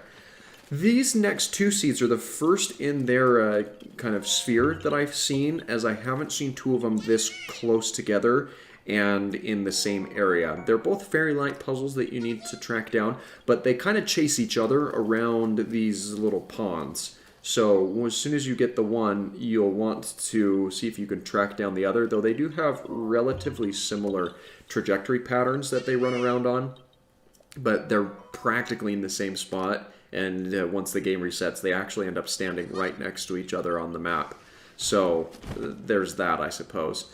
Seed number 253 is a cleverly hidden puzzle where the block is actually up in a tree, and this is the adjoining puzzle that you're supposed to imitate, where the actual completion is over here on this cliff. It can be a little difficult to see because it's over in a shadow, but you just need to place the block right in the fork between the two, and you'll be able to get the seed from this spot. So more of a spatial challenge than anything else. Seed number 254 is a seed that we haven't seen in a long time, mainly in the fact that it's a wall that you have to bomb out before you can pick up the seed, but that one was pretty straightforward, and I guess I got rid of the rest of his shelter, so there's a little seed you can, or a rock you can hold in front of yourself. Seed number 255 is a rock up in the treetops, and we've seen these types before, but this tree is actually placed in a rather precarious spot, as it's next to what Austin John Plays has outlined as being one of the more difficult seeds in the game. And it's not so much difficult in its essence, and I actually didn't have really any trouble with this one because of the way I went about it. Basically, this is a big shrine area with that you can sacrifice a piece of one of the large dragons to in access to a shrine.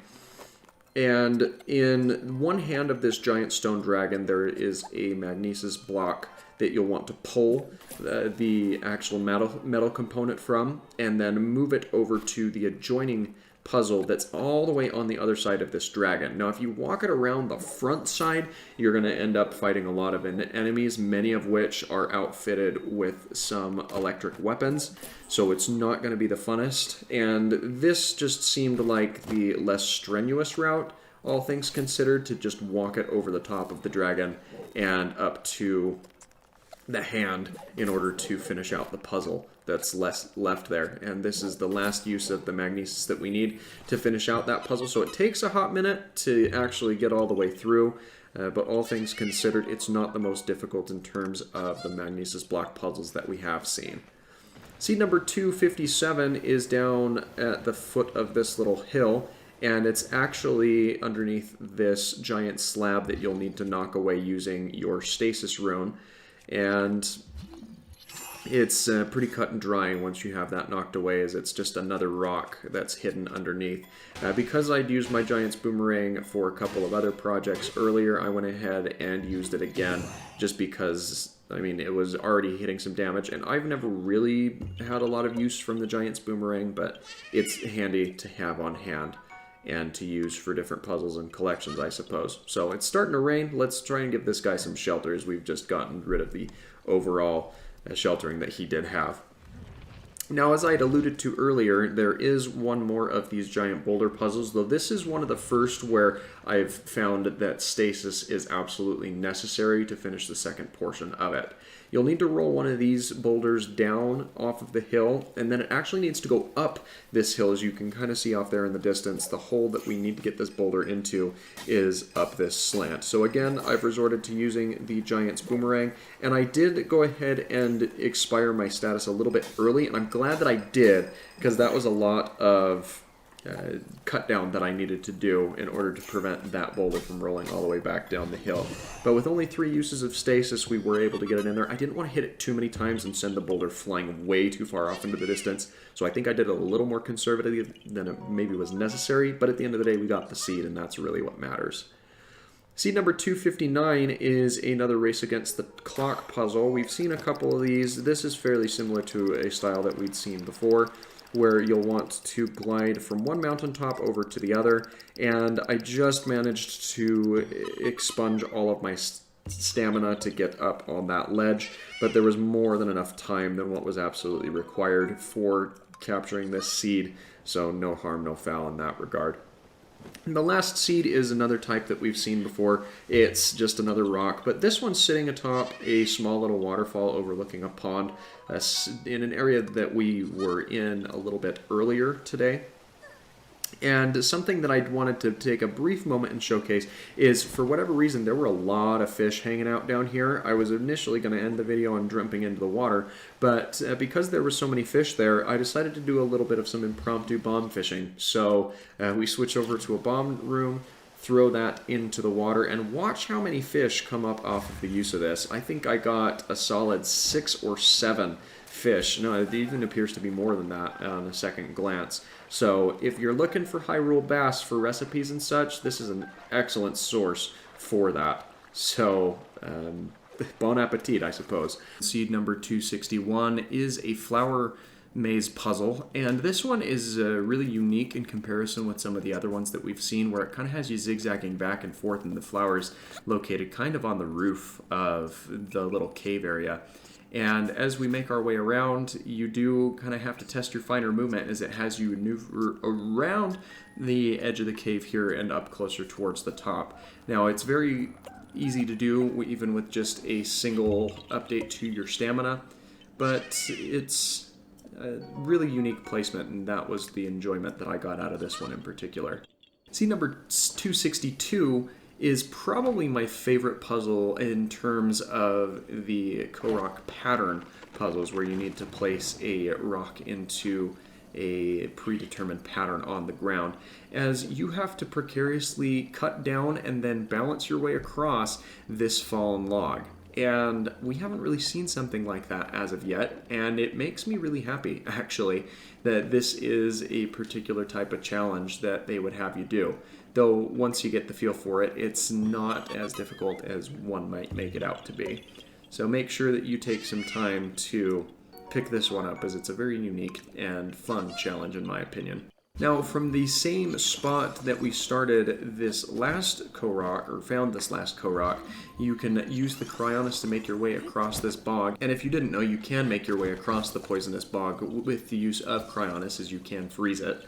But there's a couple of these balloons that pop in around. There's only 3 of them, but you do have to kind of make sure that you're pinpointing the 3 areas that they pop in and out of. I would recommend picking one of the 2 closer locations, but if you want to feel gutsy and you're comfortable in your long distance archery, I mean, by all means, take a shot at that spot that's farther away.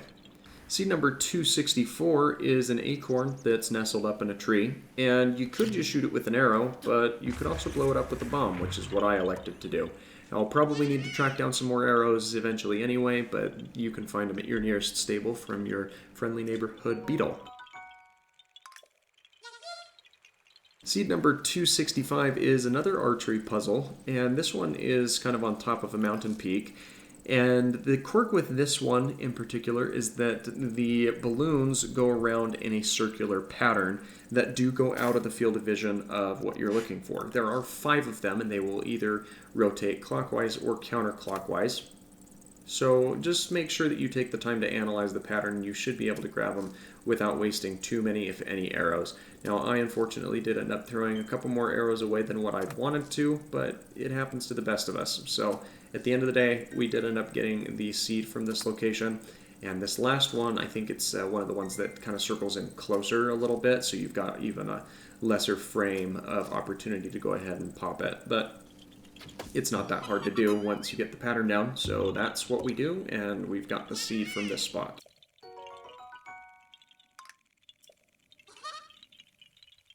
Now, seed number 266 is a seed down on a ledge that you'll just want to lift the rock off the guy's head in order to grab it here. And since this is the first seed of this caliber in today's video, you know what we've got to do. And I'm not sorry about this head trauma that you're about to receive, bud. Now, before you really go around looking for this one, this area of the woods is kind of bear infested, and if you're not careful, these guys will sneak up on you. But they provide some pretty good meat once you've knocked them down. This particular seed is actually hiding within this tree stump, and as you lift the rock off, you'll be able to collect the seed from this spot without too much trouble. The problem is that this is the first Korok seed that we've seen like this, where we can't drop the rock back down on top of his head because, well, he doesn't sit on the ground. But never fear, because there's a buddy of his that's located pretty close here on this rock down at the base of the waterfall that you can lift the seed off of his head and make up for what you couldn't do to the last guy by giving this guy a pretty swift concussion. And if that doesn't make you feel better, I don't know what does. Now, about halfway between this Korok, which is at the base of the waterfall, and the Korok that we'll do next, which is up further along this cliff face, you will actually find yourself in a cave if you bomb this wall. Now, this does give you access to a couple of different things that you can sell at a pretty nice profit. A few sapphires, a luminoise stone, some amber, as well as an opal. There's some baked or toasted truffles over there in the corner, which aren't the best use of the hardy truffle itself, but once they've been cooked, you can't really uncook them and do anything else with them, so you might as well grab them while they're there to have some sort of free food. And there is a traveler's spear on the ground, but there's a second bombable wall in this cave that you'll want to make sure that you explode. And once you've done so, you can open this chest and claim a flame blade, which is a nice weapon to have in your arsenal. The next seed, which is further up along this cliff, is a rock that's nestled in the branches of a tree. So as soon as you lift it off of this guy's head, he will reward you thus. And then, even though you've got the cover of the canopy, it's kind of a sunny day and there are monsters running around. So let's make sure that we drop that on your head to attempt to give you some cover back. Seed number 270 is another flower puzzle, and this one is similar to one of the other ones, or the first one that we saw in today's video, with it being you do have to do some climbing to grab the flower from its position, but it's not nearly as intensive as the last one where it has you climbing upside down. Though a unique challenge nonetheless. And I do like the variety that tends to be included with this type of puzzle as well, so never one to complain there.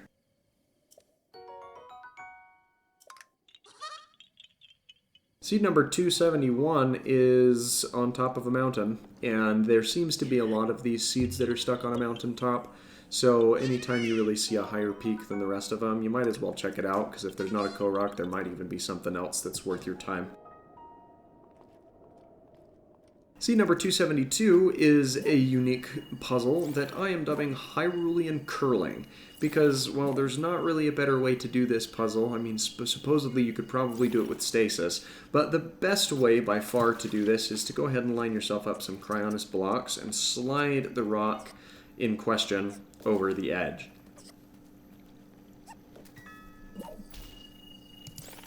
Now, the first setup that I have here is positioned a little bit too far away, so I do go ahead and adjust the first ice block, and after throwing once, I do learn that it's positioned a little better, but there's a space a little too big between the first and second ice block there. So with repositioning that block one final way, we should be able to slide this rock right along the ice bricks and into the goalpost and claim the seed from this spot.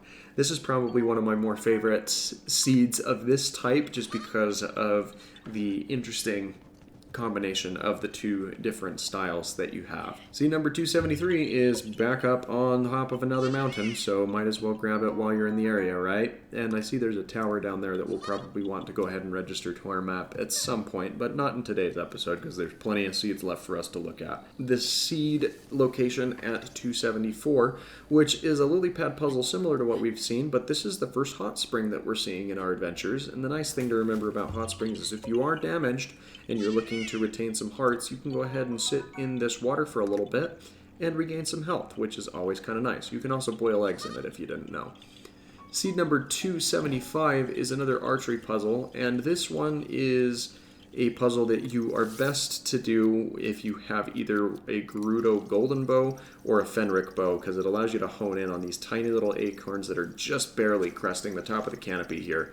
So you might as well make use of your resources as you take your shots at these, as it's only 2 acorns, but you got to be real precise about it. And the best way that I've found by far is by using those Fenric or gold bows.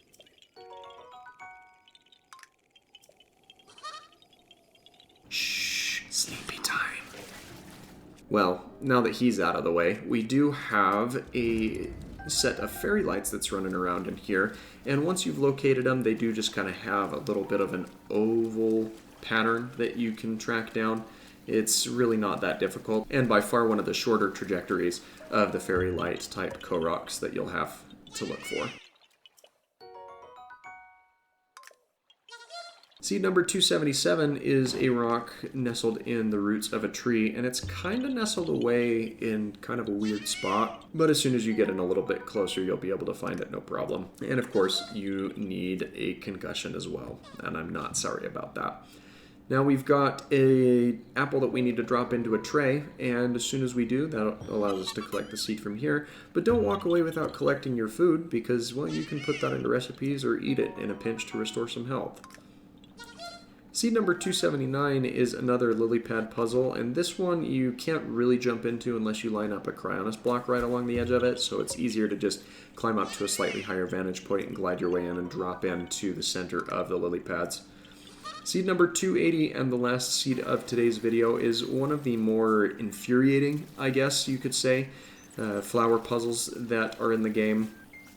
because as soon as you grab the flower off the top of this rock, it kind of disappears, and it doesn't go to a place that's very obvious in terms of where it is. Now, it took me a minute to go ahead and find it. I thought maybe it got lodged up in the branches of this tree, so I do take a moment to check up in there. To no avail, because it's not located up within this tree as we've seen with some of the previous ones in this type, but it's actually hiding back behind the trunk of this tree, very hidden from the spot that you grabbed it from previously. And wouldn't you know it, even though it has a lot of different flowers that you're looking for, it takes you basically right back to the same spot that you found the original flower in anyway. So, not my favorite design, but it's out of the way, and that gets us seed number 200E of our adventure. So we do need to take a moment and activate one of the new Sheikah towers in this area of the map, and this is primarily to aid us in our quest as we track down the seeds, as it reveals up the ins and outs of the landscape. Seed number 281 is in a little cavern here with some luminoise stones, and as soon as you bomb the wall, you'll be able to have access to a small rock that you can lift off the top of the Korok, collect the seed from him before, trying to give him some shelter. We're just trying to be kind and helpful here. Seed number 282 is probably one of the more tedious seeds to obtain when it comes to collecting fruit off of trees, and that's mainly due to the fact of how the apple tree is oriented, because the upper branches can be a little bit more difficult to get the fruits out of, and you have to be very particular because you have to exactly match the patterns of the other two trees in the area. But we did manage to grab that apple off of the highest branch there, and that is all we needed in order to collect the seed from this spot. Seed number 283 is a little bit more difficult to find where this rock is located because it's in an area of the map that is a lot darker or dimmer. It is during nighttime, so that didn't exactly help out a whole lot. But the rock is located down on a ledge away from this little pattern puzzle, and as soon as you are able to track that down, you'll be able to walk it over without any real obstructions, as opposed to some of the other seeds that we may see later on in today's video. Seed number 284 is another seed that follows the pattern of Hyrule curling, and this is one of my favorite structures of Korok seeds found within the game.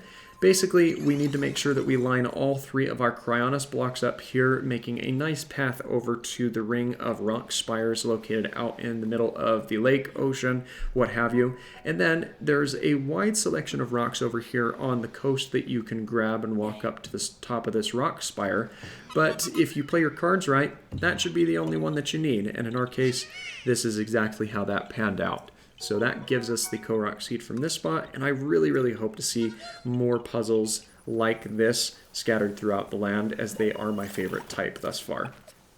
Seed number 285 is a flower puzzle, and this one zigzags back and forth across a couple of boulders out in the ocean. It was made a little bit more difficult due to the weather being a little bit rainy, and that makes it hard for you to get a grip on things as you make your way across the terrain, but we were able to track down the seed without any hostile encounters from the Lizalfos in the nearby waters.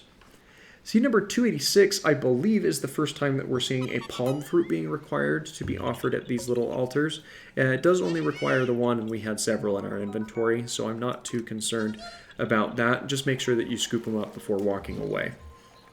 Seed number 287 is a little bit different because though it is a ring of lily pads that you need to jump into, none of the naturally occurring landscape really gives you a good opportunity to do that, but a Cryonis block will really make that a lot easier. Seed number 288 is atop the Guardian carcass that's strapped atop the Hitano Tech Lab, and you just need to interact with the fairy lights here. You don't need to go into the lab, and I'm not going to because that's not the main focus of this series. Maybe I'll double back at a later date and time to do so. But a short glide over from the top of the tech lab, you can find yourself on this tree in the center of the lake and pick up the rock that's nestled in between the branch and the trunk of the tree to free your next Korok. And though I tried to give him some more shelter, it seems like I went more for a rock skipping approach with the way that that rock fell out of the tree. There is one other rock located within the branches of a tree here in Hitano, so make sure that you grab the seed out of this spot as well before continuing forward. And this one, though I did exercise the same right to give the Korok a little more shelter, I nearly pushed myself out of the tree with it. So it's not always the easiest job trying to do something good for the Koroks. The last rock that we'll see in terms of lifting a rock off of a Korok's head is inside this little creek inlet. And this time we actually do kind of manage to complete our goal by balancing the rock on top of the Korok's head, of course with the help of the wall of the cliff right there. Seed number 292 is another flower trail puzzle, and this one sweeps out in an arc through the valley that you first find it in, and then it takes you up the side of the mountain. And that is a lot easier than some of the other flower puzzles that we've seen because it keeps the flowers in a nice visible path as you go about following them down to the final white flower and obtaining your prize. Seed number 293 is an archery puzzle, and this one was a little bit difficult for me to find the balloons at first, but once you do find them, it's really simple. They're decently close and they move very slow, and we were actually able to get all of those with a 100% accuracy shot take. We didn't have to waste a single arrow trying to get any of those targets. Seed number 294 is a ring of seaweed that you'll need to jump into from the adjoining cliffside. And you do need to be cautious in this particular area as this little cove or tide pool is home to a stone talus. And if you're not careful, either the previous seed or this one can cause you to activate him, and he'll really ruin your day if you're not careful. Especially with that last rock that we needed to collect for this one. Luckily though, we were able to do so without any incidents, so we will be able to move right along forward up and away on this cliff ridge by following another flower puzzle. And this one, similar to the last one that we saw, is very clear cut because the flowers don't really zig or zag back and forth, and you're able to follow them very directly to the end destination and collect the seed from here, which I always appreciate very much when it's done that way. Seed number 297 is another flower that you'll need to follow up the side of this snowy mountain. And this mountain area is very cold, so I would make a couple of recommendations.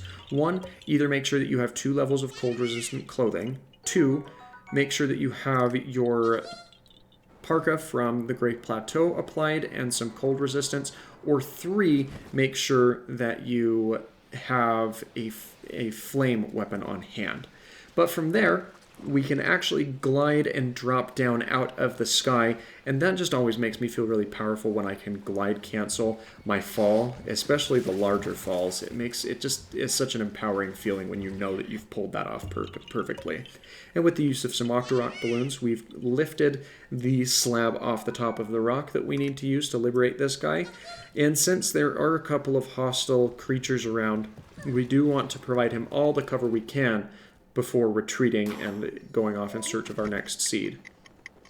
Seed number 299 is a time trial puzzle, and based off of the terrain, I'm guessing that you're more inclined to use a shield surfing technique to get down here to the bottom and collect the time trial, but it's just as direct to fly down, though probably a little bit more time consuming. But we did manage to get it while it was on the final beat of the timer, and at the end of the day, if I don't have to repeat the puzzle in attempts to collect the seed, I'm happy with it. Seed number 300 is another time trial, and this one is a little bit different than the previous one in a couple of different ways. 1, the timer is quite a bit longer, and 2, we need to glide from the previous peak where we started the time trial to this adjoining peak and then climb up the tree in order to get to a high enough vantage point where we can then perform a back kick maneuver off of the tree and glide over to the end of the time trial. Now, if you don't have a lot of experience with that, you may want to practice the technique once or twice before actually obtaining the seed, but we were able to do so with little to no inconveniences. Now, the next couple of seeds that we're going to look at are located in the very cold mountain regions, and they are some of my least favorite seeds to track down because they involve melting a couple of these icebergs. They go a lot faster if you have things at your disposal, such as campfires that you can start up, but I only had the one piece of flint in my inventory, so for most of it, I just got to sit next to the iceberg with my flame weapon equipped and wait for it to regularly tick out. Was it the fastest way of getting them to break down and collect the seeds out of them? No, absolutely not. But it's what I had on hand without wasting too many other resources. Sure, I could have used my flame weapon to light a couple of extra campfires, or I possibly could have even used a fire arrow to speed up the process as well. But again, I was looking for resource conservation, and not swinging the sword around really helps to conserve the durability of said sword. I do appreciate, however, that it allows you to survive in very low temperature environments with little to no consequences from the weather, so that is a definite positive to holding an elemental weapon in your inventory as you're tracking down these seeds. But now that we are finished thawing out different Koroks to collect the seeds from, we've got a couple of other puzzle types to get to. And the first one that we are looking at is another one of our favorite little seed puzzles, where we need to walk this rock over from the forest glade a couple of paces to the east of this formation and drop it in place in order to collect the seed from said location. It's a little chilly, but at the end of the day, we get our reward, and that keeps us plenty warm. Seed number 305 is one of my favorite puzzle types, and this is one that I actually really do enjoy. Though this one was a little bit peculiar, because you see that there's this nice little path carved out for these boulders to roll down, and you'd think that would just plop it right into the hole, but you'll see that with my first attempt, the boulder skips right over the hole and right over the side of the cliff there. So I had to take a little bit of a different approach, and the approach that I decided on was hoping that I could chase down the boulder and grab it with my stasis rune. But that is a little bit harder to do with motion controls and with moving objects, so I was fortunate that even though I did not stasis out the rock, I was able to prevent it from rolling off the cliff, or I got lucky, I guess I should say, and it didn't roll off the cliff. Now, this did require some finer movement, which I won't bore you with the real-time version of, but using the Dragonbone spear that we picked up off of one of our enemies, we were able to get the boulder into the hole with relative ease. And that gets us the seed from this location. I really didn't want to have to reset that if I would have wasted the third boulder from the top of the ridge, so I'm glad that that worked out. Seed number 306 is a flower trail, and this is on a little island that actually hosts another seed. And this one, I really hated how it brought me over to the rock spire just to bring me right back off to the cliff that I just picked this flower up from.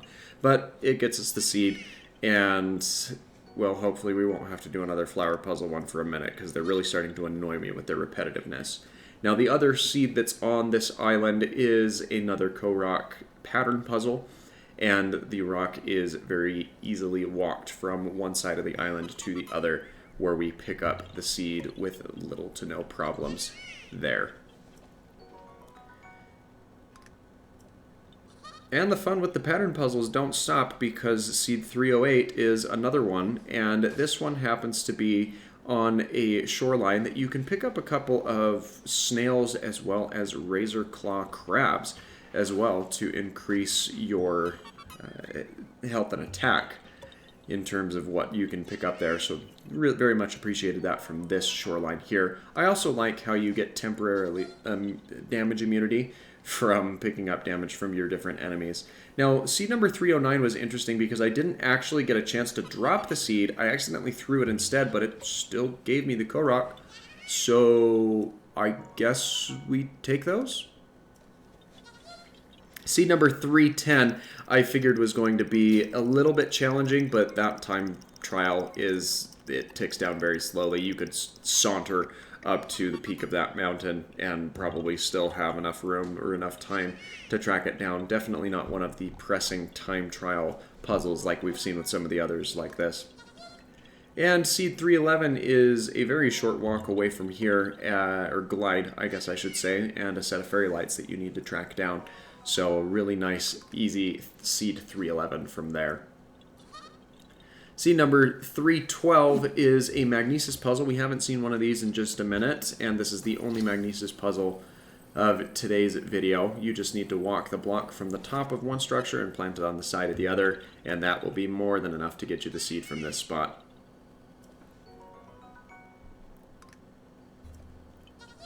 Seed number 313 is a lone rock atop a mountain, and this is the first one that we're seeing of this caliber in today's video, but if you've watched any of the previous installments, you are very well familiar with exactly what we've got to do as soon as we claim the prize from this location, and that's give our buddy here a concussion, trying to give him some more cover.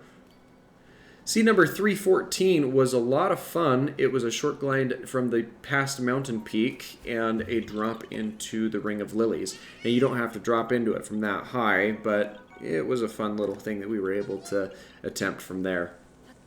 Seed 315 is up on a ridge just shy of that pond we just jumped into, where we've got to pluck some apples off of the branches of this tree. And just like one of the previous apple puzzles that we saw, this one requires a very precise movement to get the one apple to remain in its proper spot. And in order to do so, I recommend the other ones you can grab from basically ground level, but to get that last one you want to climb up into the nest of the branches and jump out in the direction of the final apple in order to complete the pattern and gain the puzzle from there. Now, just a short skip away from that set of apples, there is another lily pad ring that we have to jump into, and unfortunately this ring was not a clean drop like the previous one, but you can course correct in there to still grab the seed. It just wasn't as satisfying as some of the other lily pad rings that we've jumped into. But all hope is not lost, because for seed 317 we've got a archery puzzle, and this is one of my favorites so far of the balloon ones that we've seen, because it's not only cool looking, but it also requires very minimal adjustment. There's 5 balloons, and they all rotate in a set pattern and go to the exact same spot. So with 5 shots, you can grab all 5 balloons and unlock the puzzle from this position. And I really, really like the organization that went into that one. We got another set of lily pads that we've got to drop into, so make sure that you do so from the top of that spire to make your life as easy as possible. And there is a metal chest there in the background that houses 10 additional arrows, which you'll want for the next puzzle that we're taking on. And that is the archery ring puzzle, which you don't have to do on foot. In fact, it's probably a little quicker, if not more desirable, if you do on horseback. But I haven't captured a horse that I've registered to my name. I don't plan to in this run, and I didn't want to go find one because I was already here. So we do make our way around and shoot the 10 different targets, pick up some nightshade and a hardy radish there in the forest as we run away from our would-be captors there. And then, because I didn't want to waste another arrow, we just pull out a bomb and use that to detonate the balloon, and that is a very efficient way of finishing out that trial and picking the Korok seed from this spot. Now, seed number 320 is the final seed of today's video, and it's a pretty simple rock underneath the magnesis door, so just pick that up, move it to the side, and grab the seed from the little guy hanging out underneath there. Now, this area is pretty dangerous, so we do want to make sure that we give him any protection he may need, and he's pretty well hidden back behind that rock. Seed number 321 is an acorn up in a tree. We've actually got a couple of acorn-related puzzles today. This one actually was kind of cool because it was able to be hit with a ground strike with a dual-handed weapon, so that was really cool to see. Seed number 322 is a magnesis block puzzle. This one's not very difficult, all things considered. It's just this block that you got to move into the hole that's pretty obvious on this other puzzle here. I did need to take a brief second and detour and take out that Stalbokoblin, or the Stalkoblin, however you name it, and it's nice that you can use magnesis as that type of an attacking block there. But after doing so, it was a pretty easy jump to go ahead and slide that block right into the spot that it's designed to go, and that gets us the seed from this puzzle here, allowing us to move forward to seed 323, which is a rock down here on the beach, and it's nestled up against 2 larger boulders that you can't interact with. But after you grab the seed from here, you know that we've got to get right back to our tradition of trying to give this guy some cover or a concussion. Either one, they both work about the same. Seed number 324 is an apple puzzle, and I'm getting kind of sick and tired of these ones, and let me tell you why. It's not because they're not creative puzzles, it's that I really, really wish that, similar to what I said with the cactus volt fruits, that the patterns were different. But instead it's the exact same apple every single time we do one of these puzzles. It's always this one that's not quite at the top branch, but it's the one just below. Yeah, I mean, I would have loved to have seen some variety where it's the lowest hanging apple, or it's one of the other 5 or 6 apples that can generate on that tree. But maybe that's an idea that they'll implement into Breath of the Wild 2, so we'll keep our eyes peeled for that. Seed number 325 is another acorn we've got to destroy. This one I decided to do with a bomb because I got a feeling we're going to need some arrows for later in today's video, so we want to hold on to those wherever we possibly can. And this works to destroy them. Seed number 326 is a lily pad diving puzzle, and, well, you've just got to make sure you have a decent enough run-up as you jump off the ledge there, and you'll land right in the heart of those lily pads. Though I was very proud of the paraglider fall cancel that I did right at the start of that little clip there. Seed number 327 is another magnesis block puzzle. This one's not too difficult either. You just move the block from one structure to the next. Though, be advised, there are moblins in this part of the map, so you might want to take a moment and take them out before you are surprise struck by one of them, and it's just kind of ruins your whole day. Seed number 328 is another acorn, and the next couple acorns that we'll see are actually not nestled into tree trunks, but we're going to need to use a bomb on this one as well to conserve those arrows. Now, seed number 329 is right next to an area where I believe there's a shrine quest, but that's not what we're here for because we're not looking for any of the shrines until we have every single Korok seed hunted down. For this one, you just got to dump an apple into this tray over here, and that will allow us to collect our prize and promptly run away from the keys that showed up while we were waiting for it. Seed number 330 is along this wall that's been set up as an old-time defense, and you've just got to move a giant metal door and grab the rock from the underside in order to get the seed from this spot. And absolutely, you know that we have to give this guy some cover. It's raining after all, and there's mobs out and about. Now, this is the other acorn puzzle of today's video, seed number 331. And as you can see, there are 2 acorns that are kind of zipping around in the forest here. And this is one that's going to take you some time. Now, I have found that these types of puzzles are best to do with the Fenric or golden bows. I've stressed that on multiple videos previously because these bows allow you to hone in exactly on where you need to go, and there's no fall off that you have to compensate with. Now, another strategy that I've heard that works rather well with these is to use a Lionel bow, as it duplicates your arrows up to 3 or 5 times with the shots that you're taking. But I don't personally like that approach. That's why I go about it the other way. Seed number 332 is pretty simple. It's a bombable column that you've got to get out of the way, which leaves one single rock down below. And of course, you've got to drop the rock back on top of this guy's head when you're done. But I cut away from that because this is a little more entertaining, as it's one of my favorite Korok seed puzzle types, and seed number 333, which means that it's got to be good. And it was, because as we roll this rock down the mountain, it lands exactly where we need it to be in the hole at the foot of the little cliff here. So absolutely no complaints. I will always love that puzzle type. Seed number 334 is a pattern puzzle rather than a magnesis puzzle, and the rock that you're looking for is just up the hill. It's hidden behind a bush, so you're going to have to sneak around a little bit to find it. No monsters that you really need to be concerned about in this area, so it's a pretty casual stroll over, unless it happens to be night and then the stall bokoblins and moblins and all those others that pop up. Seed number 335 is a set of fairy lights atop this tree. You do need to be on the tree in order to interact with it, and the spire right there at the top is a little bit thin, so I misjudged my jump. No matter, I had plenty of stamina to climb up to the top of the tree, which not only replenishes your stamina, but also gives you the ability to interact with those fairy lights and grab the seed from this spot. Seed number 336 is the most sorry episode of Hyrule Curling ever, because you don't get as much of the sliding action across the ice this time. It just kind of bounces off like a trampoline, and that makes me sad, so I hope to see another Korok seed that allows us to use the curling mechanic, as I really do like those puzzles. Seed number 337 is similar to the last one that we had, but you don't need a Cryonis block this time. You just need a really well-placed shot. And I'm getting better at doing those on the first try. So they're becoming less furious as they have been in the past. Seed number 338 is another swift dive into a ring of lily pads, Geronimo indeed, and that grants us the seed from this spot.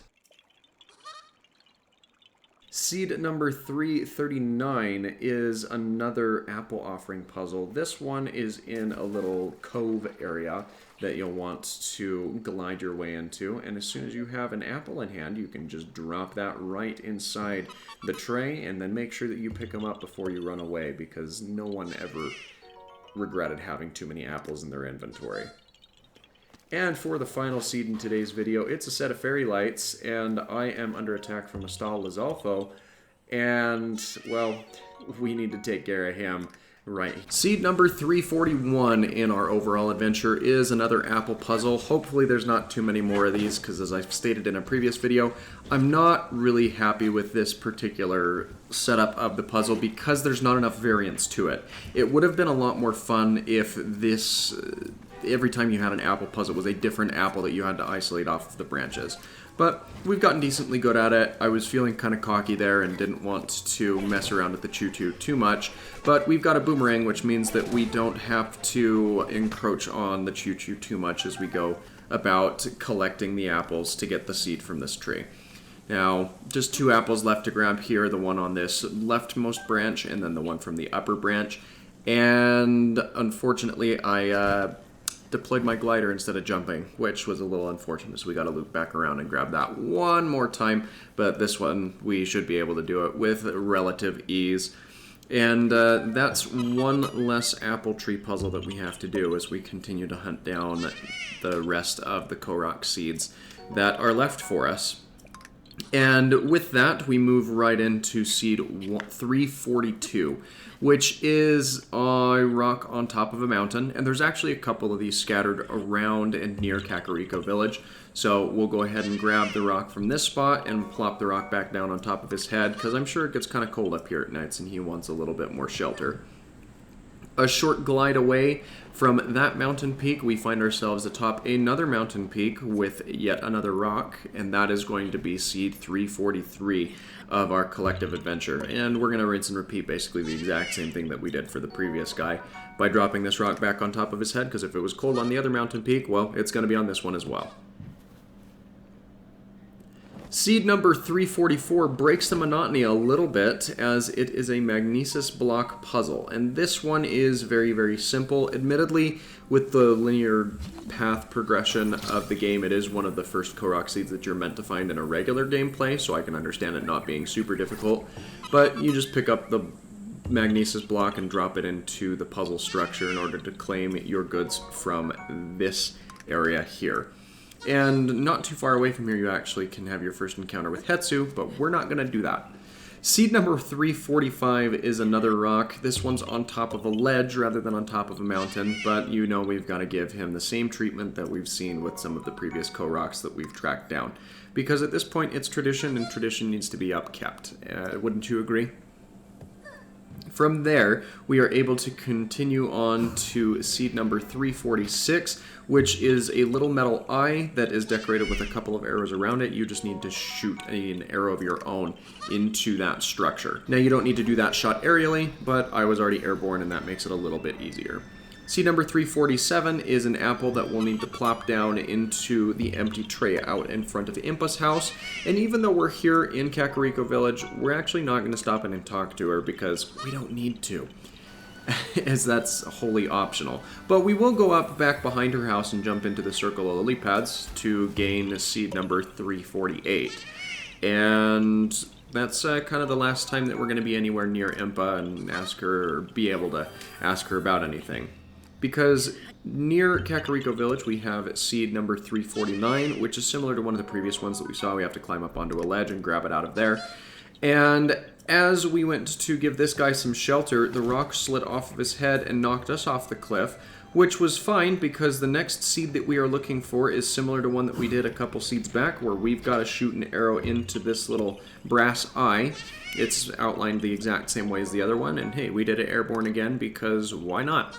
And that allows us to collect the seed from that spot. Seed number 351 is another rock on top of a hill, and hopefully that's one of the last that we'll have to do of the standard rocks as we continue through the seeds in today's video, as there's quite a lot of them. It's a very common seed. And there's Stalbokoblin, so we're going to run away. Seed number 352 is a magnesis block puzzle. This one's a little difficult in terms of actually getting the block into the structure, but you know, they're kind of a snail shape, and you've just got to slide this block into the opening in the snail's shell, if that is the shape that they were going for. But that will get you the seed from this puzzle selection, and we will be able to move forward into the very next seed, which is going to be seed number 353, and it's more apples. I'm not going to really voice my complaints as much, as you've now heard it in one previous video and today's as well. So let's just go through, collect this apples out of this tree, jump up, well, fall out of the tree again, but then jump up and grab the apple from the topmost branch, and then move along with our day, because, well, there are still about 7 other seeds that we need to track down before we're finished today.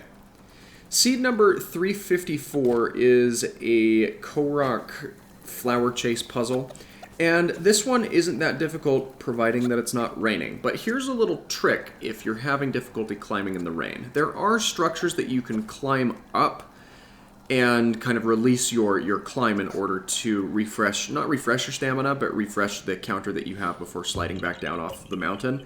And that allowed us to get up in a little bit more of a roundabout way, but sufficient nonetheless to get the flower at the end of the trail and collect the seed from here. Seed number 355 is a lone frog statue thing sitting atop a cliff. You've just got to pull an apple out, drop it down in the tray, and that's going to be all you need to collect the seed from this spot. Just make sure you scoop up the apple before you walk away from it, because you never know when that might come in handy. Seed number 356 is a boulder puzzle, and this one requires us to roll a boulder off of this little pedestal, and thankfully this is one that will roll itself right to its end destination. I was a little bit concerned because it appeared to be slowing down a little bit here towards the end, but as it turns out, I didn't need to give it any additional nudges or pushes, and it slid right into the spot where it needs to be. So that allows us to move forward to the next seed, which, believe it or not, is a different type of the large boulder puzzle. And this is similar to some of these smaller Korok pattern puzzles that we've seen, where you need to get this rock into position. Now, thankfully, there's a little divot that you can see over there in the ground that outlines exactly where this rock needs to go. So the matter is just getting it there. Yes, I could have used stasis, but I didn't want to overshoot, because if I overshot that, then, well, there would have been a lot of resetting and other things needed to be done to get that back on the right path. But we now have that seed, so we can move forward from this spot and on to the river that's near here to collect the next couple of seeds. This first one in this area, which is seed 358, is another lily pad puzzle that you'll just want to swan dive your way into the circle of lilies, and that will be more than enough to grant yourself a seed from here. And then a short little swim away, there is actually a little promenade fountain type deal that you can lift the rock in the center of that and grab the seed from this location.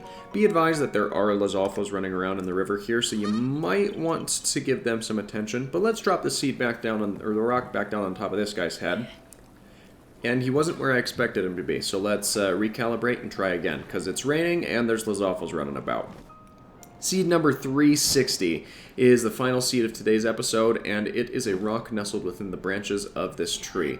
So like the Koroks that we've seen before, we will go ahead and lift the rock off of this guy's head, collect the seed, and then give him some shelter as we go off to enjoy the beautiful Hyrule sunset. We missed our initial target here, but just up in the top of this tree we have seed number 361, which is going to be underneath a rock nestled within the branches. This is a fairly common puzzle type that we've seen, especially within the past couple of episodes here. So we'll want to, as soon as we grab the seed from him, drop the rock back down on his head and land him some cover. Just about knocked us on the noggin on the way down, though.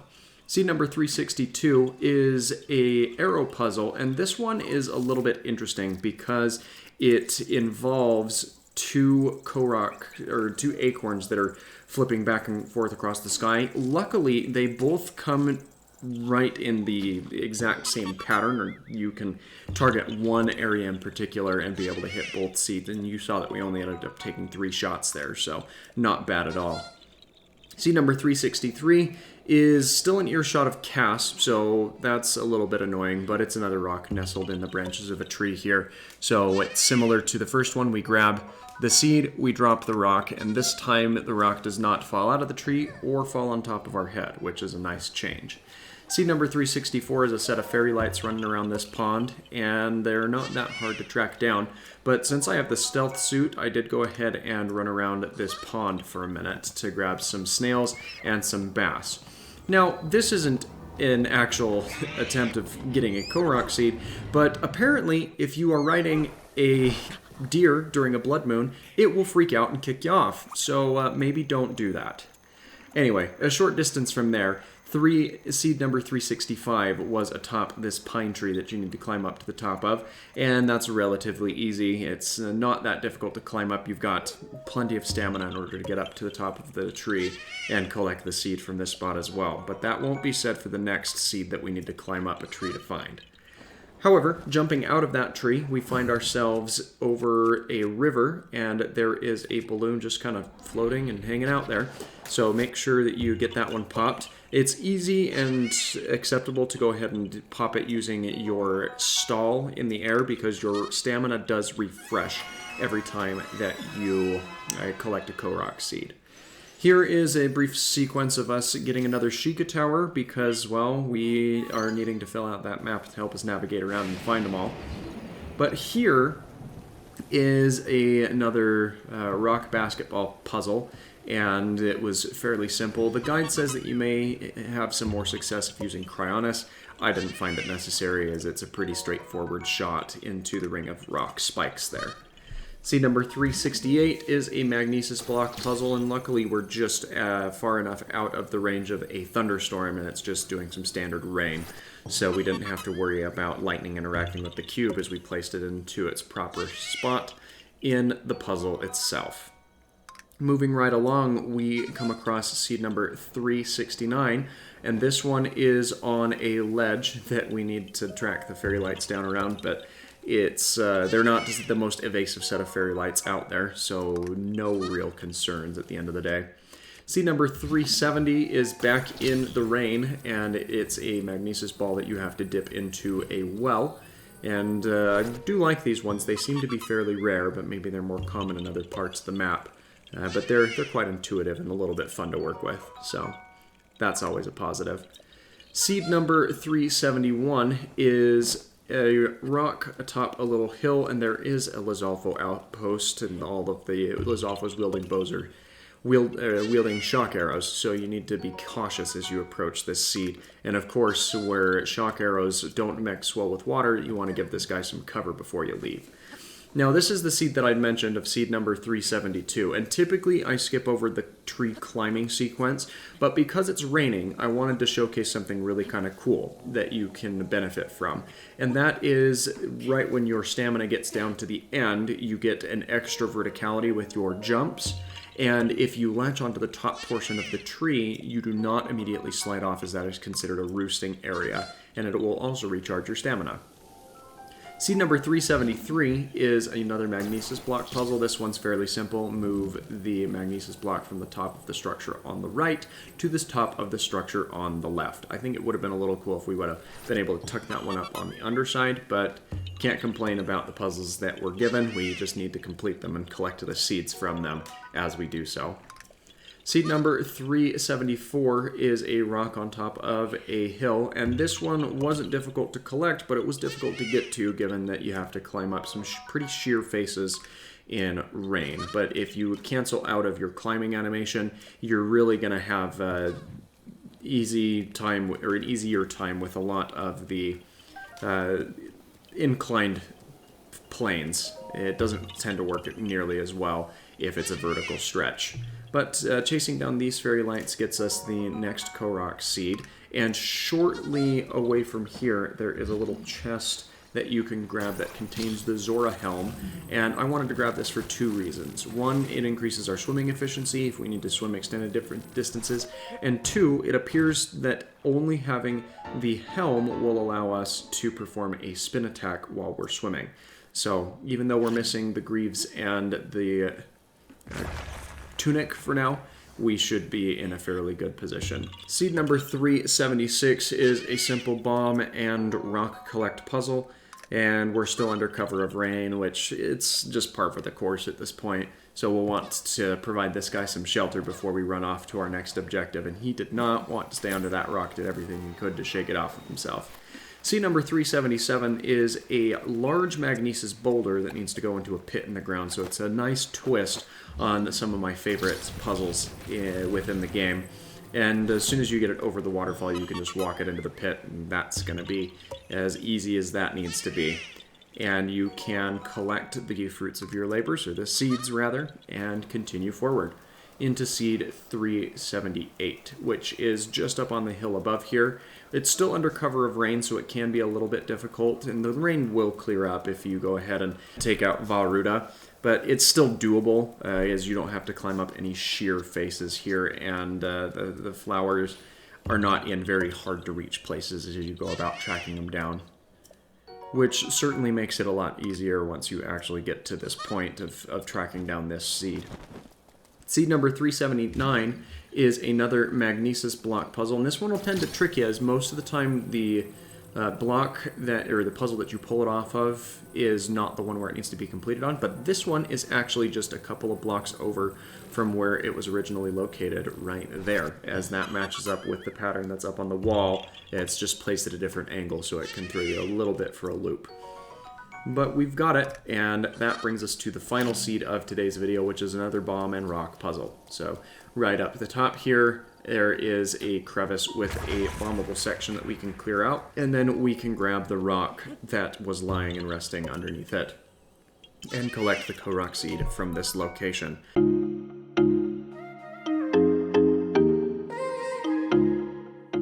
Well, hello everyone, and welcome back to another episode of the Korok Seed Master Mode Challenge. Today, we are reaching a very important milestone where we are arriving at 400 Korok Seeds. And that has been a while in the making, and we've got about 500 more to go. So if you're enjoying this series, please feel free to leave a like on the video, and don't forget to subscribe for more daily content.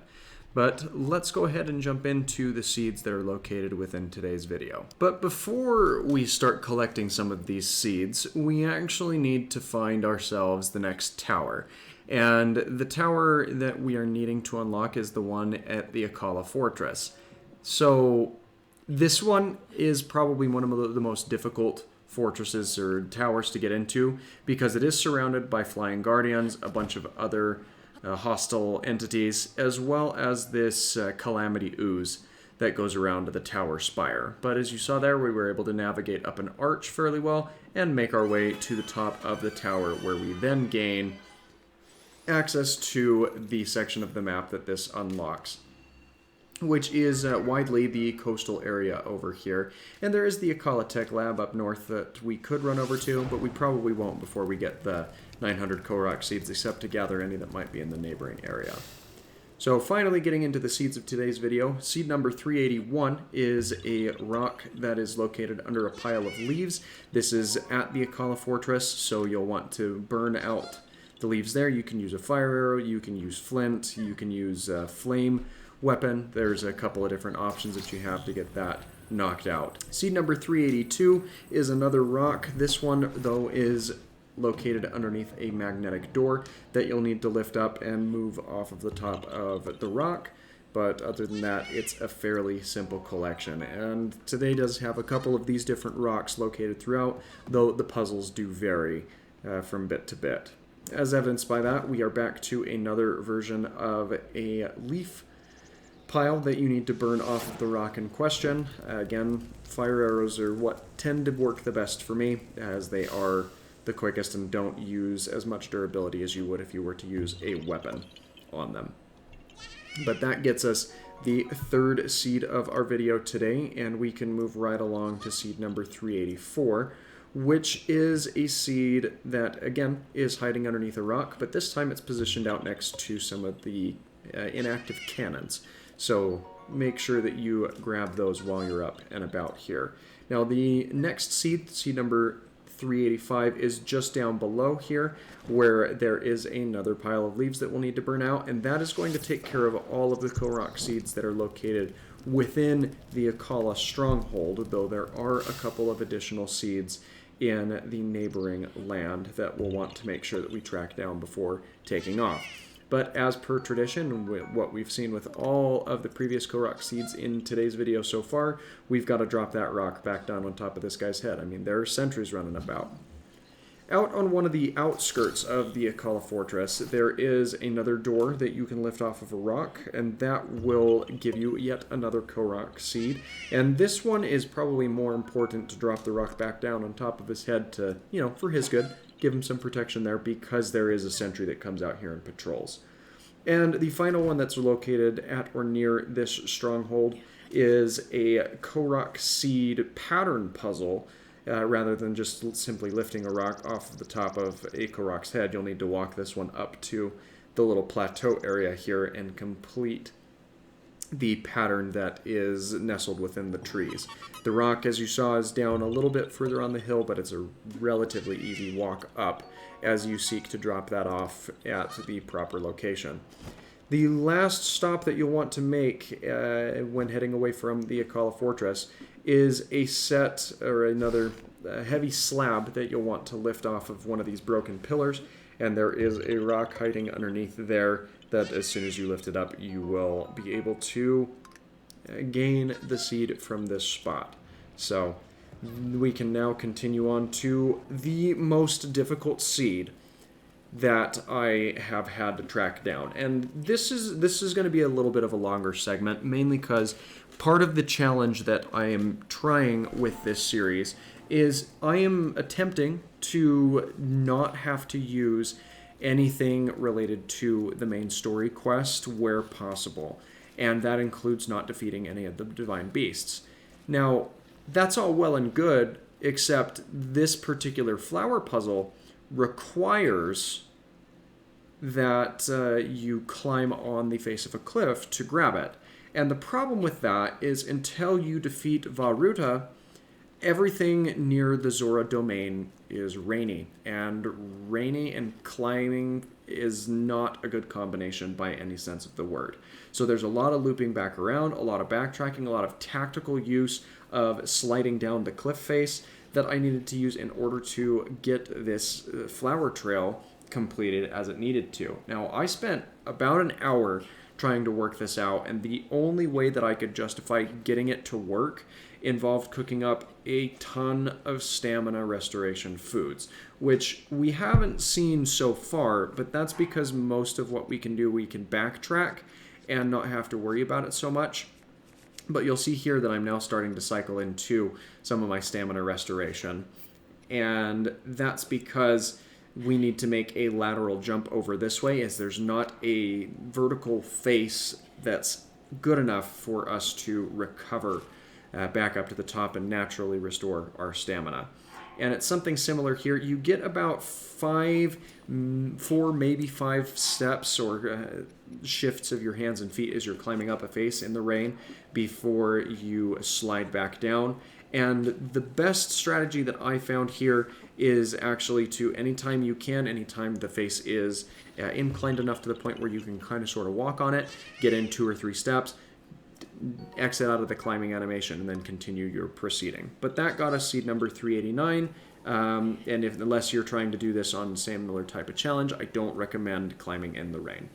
But seed number 390 was a lot easier. Just down below that face that we were struggling on for about an hour, we are able to complete a fairly simple Korok pattern puzzle, similar to what we saw before, collect a seed from that spot, and then progress back up some less daunting cliffs to gain seed number 391, which is at a little outcrop pond that you need to chase some fairy lights around.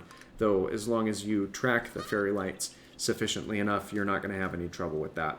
Seed number 392 is another rock that we need to lift off. And that was fairly simple once you actually get to it. It can be difficult to get to in the rain, but you can work your way around this a little bit easier than you could the previous. And that's the same type of story here for seed number 393. As it is on a lower section of ground that you can work your way over to pretty easily once you are up on a more high established ground. Seed number 394 is a nice break in the pattern that we've seen so far, as it's a magnesis block puzzle that will need to slide the cube from the structure on the left to the structure on the right. And thankfully, you don't need to get it exact because the way that this is angled, as long as you can fit it into that slot, the cube will autocorrect and claim that as being the puzzle sufficiently cleared. Seed number 395 is another rock that you've got to lift off of the Korok over here, and this is near the pond or the big lake where Varuta is housed, though you don't really have to worry too much about Varuta, all things considered. Over at Zora's Domain, and we actually were able to make our way over here without encountering Prince Sidon, which was fun. There is 2 seeds, and one of them we were able to grab just here as it's at an easier part of the fountain to access. The other is up quite a bit higher, which I may have to double back on once I have more stamina restoration. And now we have a balloon puzzle that's a little bit difficult because it's distance and some of these balloons are moving pretty quick. So there's the first balloon, which stages into 3 separate spots, but pretty easy to figure out or get a hold of once you get the pattern down. The second balloon that we're going after here moves around in larger, more sporadic movements, and it took me a minute to figure out where this other final balloon is, but it's actually running circles around a tree trunk down below that you'll need to do some distance calculation compensation for. I actually ended up using all of my regular arrows, so I'm going to have to find a shop at some point to replenish some of those, and wanted to swap over to using some shock arrows because the hope was that it would land on some waterlogged ground and kind of cause a big area of effect type of effect, but that was not the case. Anywho, we got the seed, we can move on. To seed number 398, which is a little boulder you have to shift off of the smaller rock and lift that up off of the outcropping in order to claim your reward from this spot here. And thankfully, this is the last rock that we will be collecting in today's video, as the other 2 are not rock-based puzzles. As evidenced here, this is a set of fairy lights for seed number 399. Pretty easy to track down. This one just moves around in a circle. It's pretty predictable to get a read on what it's doing. And the final seed of today's video, seed number 400 in our adventure collectively, is another apple tree that we've got to knock the apples out of in the proper sequence. And we're getting a little bit better at doing this at this point, and that allows us to collect the final seed for today. So seed number 401 of our overall adventure is actually going to be out here on these mountain island chains. We're going to need to jump into the ring of lily pads located on that first island. You'll probably want to use a bomb or other means to get rid of the octoroks as you first come into that. The second seed, or seed 402, is inside of a bombable column that's on top of a pillar as you make your way north along these chains. So you'll want to make sure to blast that out of the way, collect the rock, and promptly give this guy some cover so he doesn't blow away in the wind. Seed number 403 is atop another pillar. This one you don't have to bomb out of the way, and I found the wind column particularly helpful in terms of getting up to the top of the spire where this seed is located. And that is just about the same as the last one. Lift the rock off his head, drop it back on top when you're done, and then move on to the next one, which is actually just down below this on a little wooden walkway bridge. You can see the rock hanging out right there that we'll need to lift off. And though this guy is a little bit more sheltered than some of his other counterparts, we did manage to find this one just fine, despite it being seed 404. So we'll drop this rock back down on top of his head as well, and move right along in our collection endeavors. Now this isn't a seed, but I thought that this running animation was kind of hilarious, so if you haven't seen that before, this is a treat for you. Seed number 405 is a flower chase puzzle. It's out on the last island, and this is actually the last of the seeds that we'll need to track down on this mountain pillar train. So we will go ahead and run all the way back to the mainland to pursue our pursuit into seed number 406. Now, I tried to get this one in the last episode, but the problem is we haven't defeated Varuta, which means that this area is perpetually stuck in a rainstorm, which proves to be difficult when you try to do any physical labor such as climbing.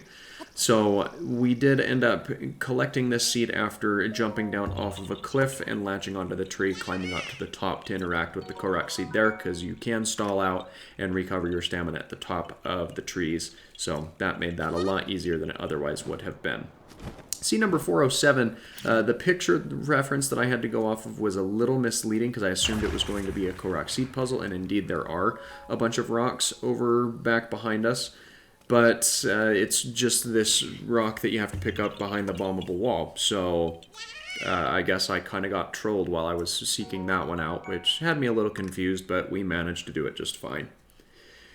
Moving right along, we have seed number 408. If you ignore the Lizalfo carcass curled up in the fetal position there, we've just got to move this magnesis block from the ground to the right to the top of the puzzle here on the left.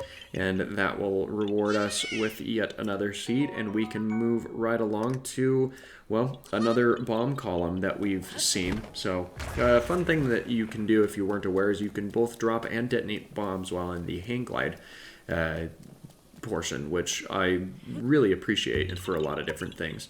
But pulling the rock off of this guy's head, we can collect seed 409 and drop it right back down on top of his skull before progressing on to seed 410, which is a balloon inside a cavern, and I had a throwaway Lizalfo arm to use, so why not make use of it here.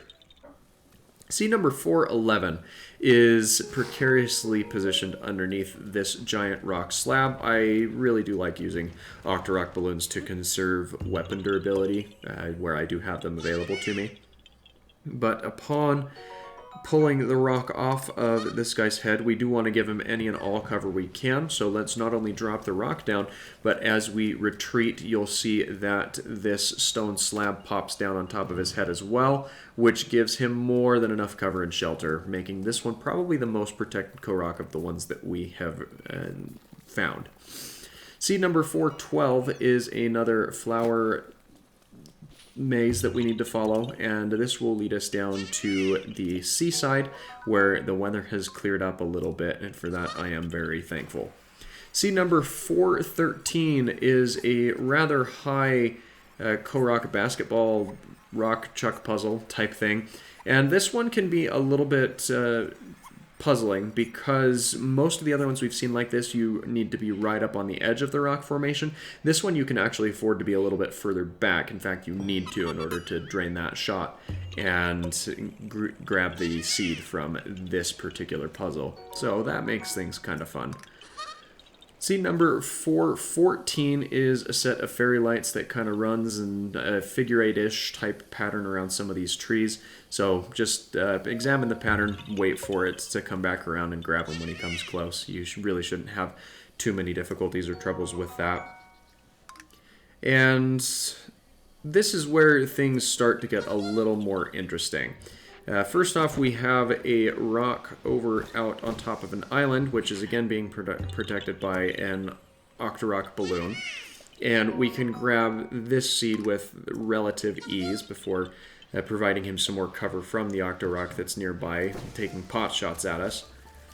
Then we have another seed that's locked behind a bombable wall, but we're progressing back into some of the area of rain at this point for, well, a very distinct purpose with one of the upcoming seeds. Seed number 417 is another flower trail puzzle that we'll need to do. This one zigs back and forth across the cavern, and the last one can be a little bit disorienting to find. It actually took me a moment or two to figure out where it was, but it's up here just off of this rock formation, and it's kind of annoying because your line of sight is blocked from the last flower that you collect before the end token is made available to you. Seed number 418 is another rock that's out on the beach. You've just got to walk this around the crescent nice and patient. But there is an Octorock that will kind of lock onto you as you try bringing it up closer to the target. I've found that for whatever reason, he can't actually hit us, but instead hits the rock every single time he tries taking a shot at us. So that's not the worst deal I've ever had. And I'm also happy that we have a certain amount of invulnerability while the animation of collecting the Korok seed is present also. Seed number 419 is heading back towards Zora's domain, because that's the last seed that we'll be getting in today's episode, was one that we couldn't quite get last time. This one involves us dropping a rock down into a Korok pattern puzzle, which is fairly simple, and then as soon as we've got the seed from here, I can't really do much to give this guy some more cover, so we just run and hope that he does okay. But the most challenging seed of today's video definitely is this seed 420, and it involves climbing up to the top of Zora's domain and collecting a seed from the very, very top of the little fishtail that's up here. And I did have to use quite a bit of stamina recoveries because of the rain that's still present, but it is doable as long as you have the resources handy. We also unfortunately triggered a cutscene to collect the Zora armor, but I will be ignoring any seeds that explicitly require that until the end so we can outline which seeds cannot be done in this length of the challenge. Seed number 421 is the first one we're going to be looking out for today, and it is a little acorn that's located up in the branches of a tree that you've got to shoot out. Of course, with those acorns, you can destroy them in a couple of different ways. This one's easy to shoot, or that's the best way to get that one collected. Seed number 422 is a set of fairy lights that runs around this little swampland area. The difference between some sets of fairy lights is some of them will move constantly, where others will pause. That one pauses, and so you can get a decent idea of the trajectory that it's on. Seed number 423 is a pretty simple little magnesis puzzle. There was a very rude Lizalfo that poked me in the back as I was conquering it, so he was promptly dealt with after collecting this seed from the well that we dropped the magnesis ball into. Moving right along to seed number 424, we've got ourselves another apple tree puzzle. And this one's got the exact same pattern as every other apple tree, which is interesting to me because I've seen that not all trees generate with apples on them in the exact same way, so I know it would be possible to match them up with some different patterns. So hopefully that's something that can be implemented in the sequel. Seed number 425 is another set of fairy lights, and to be honest, these fairy lights are a lot easier to track down at night or under cover of rain because they light up a lot better and are a lot more distinguishable. You can still find them when it's during the day, it just gets a little bit more difficult. Seed number 426 is this boulder on top of a couple of rocks with a smaller stone underneath it. And though the website recommends that you use stasis to roll the boulder off, I wanted to showcase that you don't need to waste that durability on your tools. You push it in just the right way and you can get the boulder on top to roll off and free up the stone on the underside to claim your reward from this location. And of course, we've got to drop the rock back down on top of his head to provide him a little more protection here.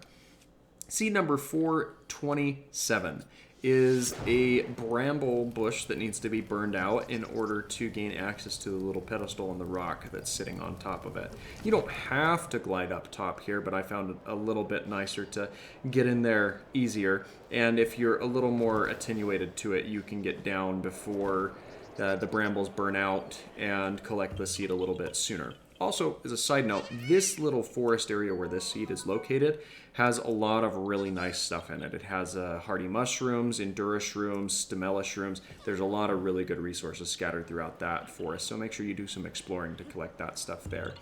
The next seed is a rock underneath a bridge, so we'll collect that one and move right on along to the following seed, which is on the other side of the river here. And that is going to be a Korok pattern puzzle that is located within this little forest glen here. And the nice thing is despite the fact that there are some bokoblins mounted on horses that ride around, they don't seem to mess with you when you're under cover of trees because their horses don't fit in it as well. So you can take them out to be extra safe, but you don't have to if you don't want/need to. Seed number 430 is an interesting combination between a pattern puzzle and a magnesis style puzzle where there's a pattern that's clearly defined over on the structure on the left. There's not a really flatteringly good camera angle, but the seed or the rock you need is over in that building, which you can then walk over into the adjoining pattern and drop it into the proper location to collect the seed. Seed number 431 is another pattern puzzle. This one is a circle that you just want to make sure you drop the rock into. Be cautious because there are a couple of bears in this little glen, and bears are territorial and not very fun to deal with. Seed number 432 is a balloon that's up in the branches of this tree. I thought that maybe I could land in it, but apparently the balloon keeps you from getting up into the branches of that tree until you've shot it out. And that's all you've really got to do in order to collect the seed from this spot. But taking a quick little detour, we actually had a star fragment fall out of the sky, and it's always nice to take a brief detour and collect these as they're highly valuable, they're good potion ingredients, they can be sold at a high price. A lot of really good stuff comes of this, so it's always cool and nice to see the star fragments fall out of the sky and then to go and collect them, as they light up very uniquely and they're kind of hard to miss if you notice them. Seed number 433 is it's kind of a hybrid of some high-row curling. You just want to make sure you have a Cryonis block to assist in getting the rock into the proper spot, which is a little frustrating, but you can get it after a try or two. Seed number 434 is, I think, one of my favorites in the entire game because it's reliant on shield surfing. And this is actually the shield surfing tutorial area if you aren't already familiar with that mechanic. The guy down at the base of the tree will teach you that technique, and then you need to employ that technique in order to make your way down this hill and collect the Korok seed from the puzzle there. A nice little skid animation there from Link as he corrects and doubles back. And because I was using the Shield of the Mind Eye, which is a little bit quicker than some other shields you can use for shield surfing, I got down here in more than sufficient time to make that course correction. Seed number 435, on the other hand, is a set of fairy lights that runs around the little pool here at the very base of where you completed that time trial, so you can collect that seed very easily as well.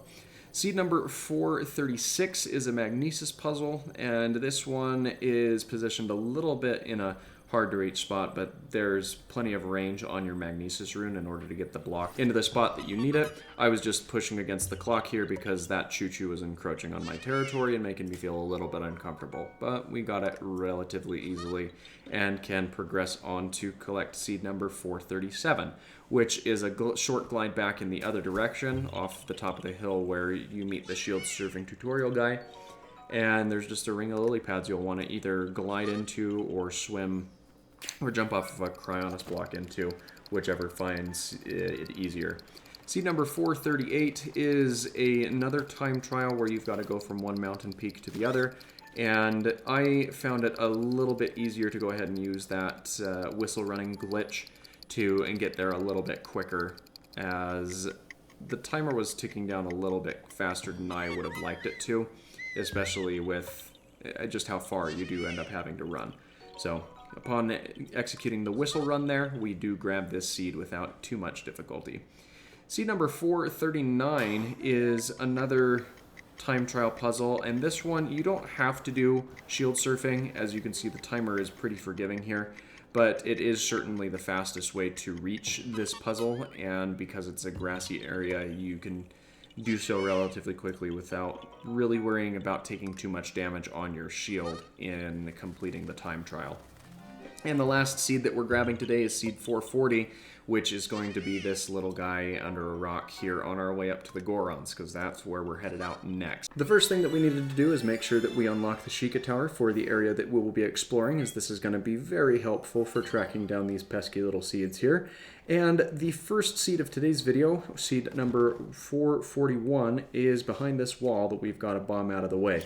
Now, we're not quite into the danger territory of not being able to use our bomb arrows, but they are strictly off the table during the duration of our visit in this area, as using them is a certain death sentence once the heat gets up high enough.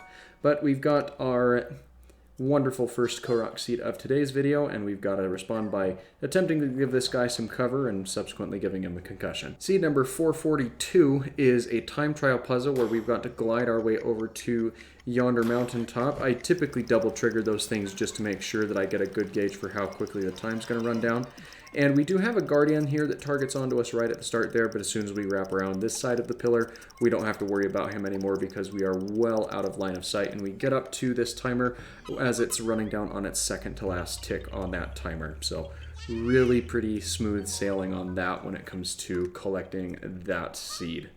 Now, that same pesky guardian that was bothering us in the last seed, he tracked us down to this next location. So I am just making strategic use of the environment and subsequently the environment area that we will be using to collect seed number 443.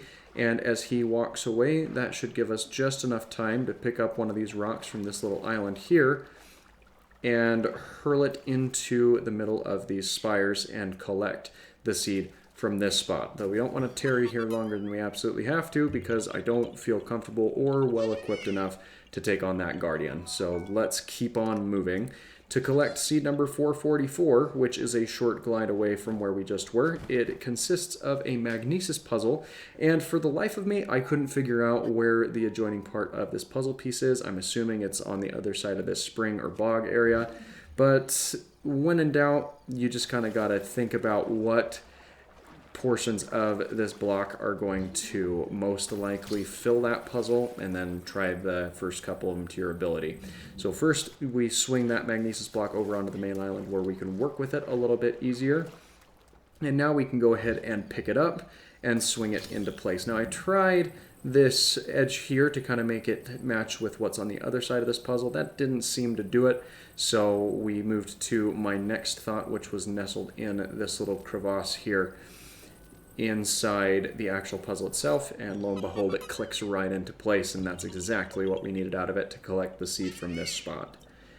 With that being said, we can move along to seed number 445, which was probably the one that had me sweating bullets the most, because it consists of collecting this rock over here from the tower of these moblins and bokoblins up there, and walking it over to this formation here. Fortunately for us, we do have the stealth suit active, and that allows us to meander over there and walk away in an undetected fashion, plop the rock down into formation, and collect the seed from this spot, though no small feat in terms of retrieving that stone undetected.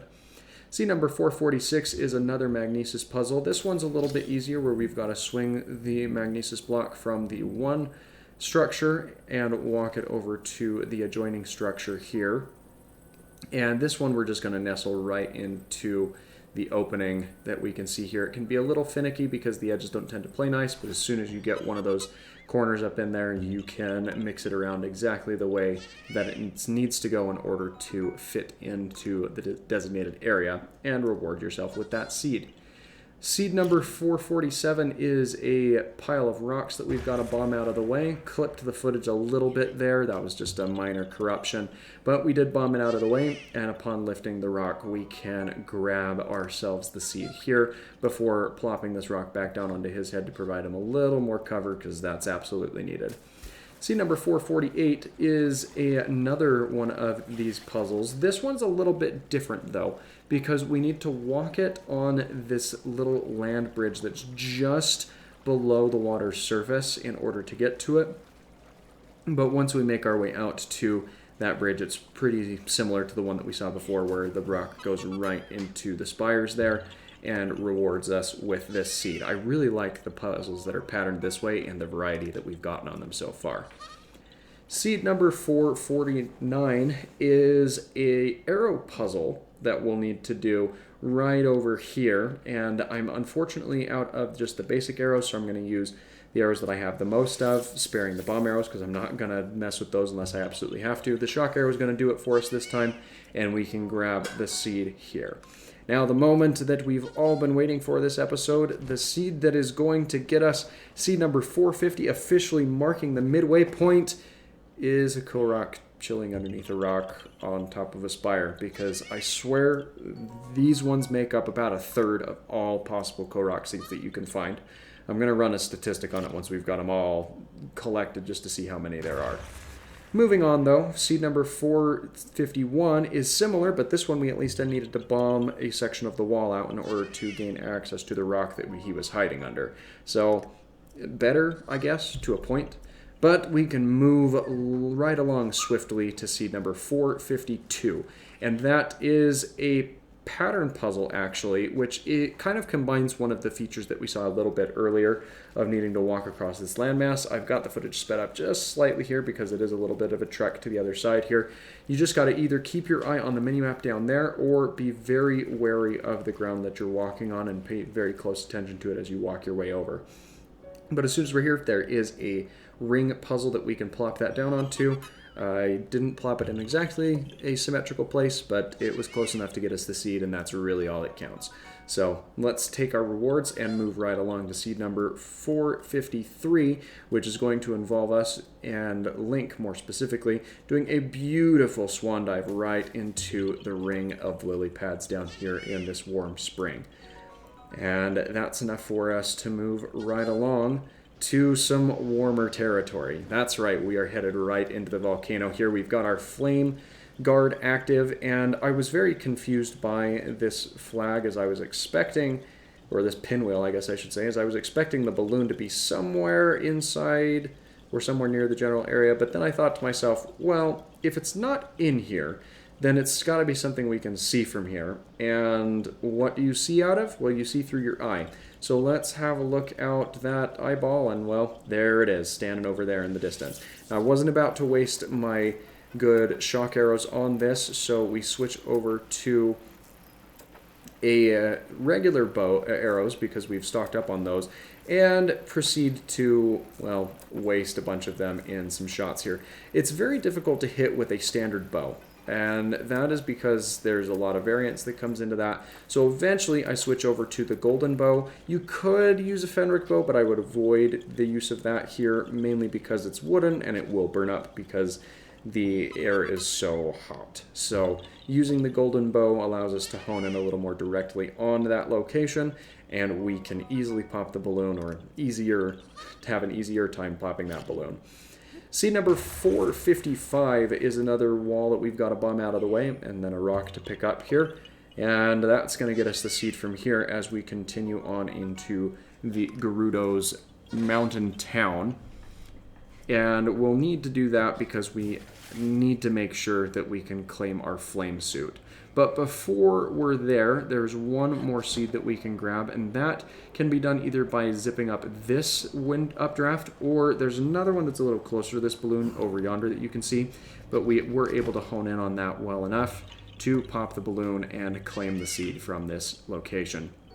Which brings us to another unfortunate cutscene that I was hoping to avoid, because we didn't get this cutscene for Varuta, but we are certainly going to get it here with the Divine Beast over the Gorons, and the name of it escapes me because I haven't actually conquered a Divine Beast in quite a while. But we've got ourselves that little cutscene that I was hoping to avoid having played. It's not all for naught, though, because we actually had a very similar interaction with Von Naboris out in the desert. So, I mean, that's 2 out of 3 so far that we've seen. We'll have to see if we end up getting that cutscene from the Divine Beast over the Ritos as well. But seed number 457 is actually inside the mouth of this Goron sculpture. You just got to interact with the fairy lights. This one threw me for a loop and took me a little bit longer to find it, but we eventually did track it down and claim our reward here. before moving on to the next one, which is another time trial puzzle, which takes us from one of Daruk's hands, or Stone Daruk's hands, I guess, over to the other. Now, you do get a little bit of a pit stop here on his head, and you can run right on over. I'm cutting it a little close on time, but still with more than enough to actually claim that on that last bead. So, didn't have to run that one an excessive amount of times like one of the terrible ones that's out in the desert. And that brings us to seed number 459 of our adventure, which is right in Stone Daruk's armpit here. Just a little rock chilling underneath the cluster of boulders that's underneath his left arm. So, not the place that I would have picked to put one, but that's where it ended up, so that's where we're going to grab it from. Let's plop that rock back down on this guy's head and move over to seed number 460, or the last seed of today's video. And this one, you've got to throw up on top of the ledge and then walk over to the actual pattern in question.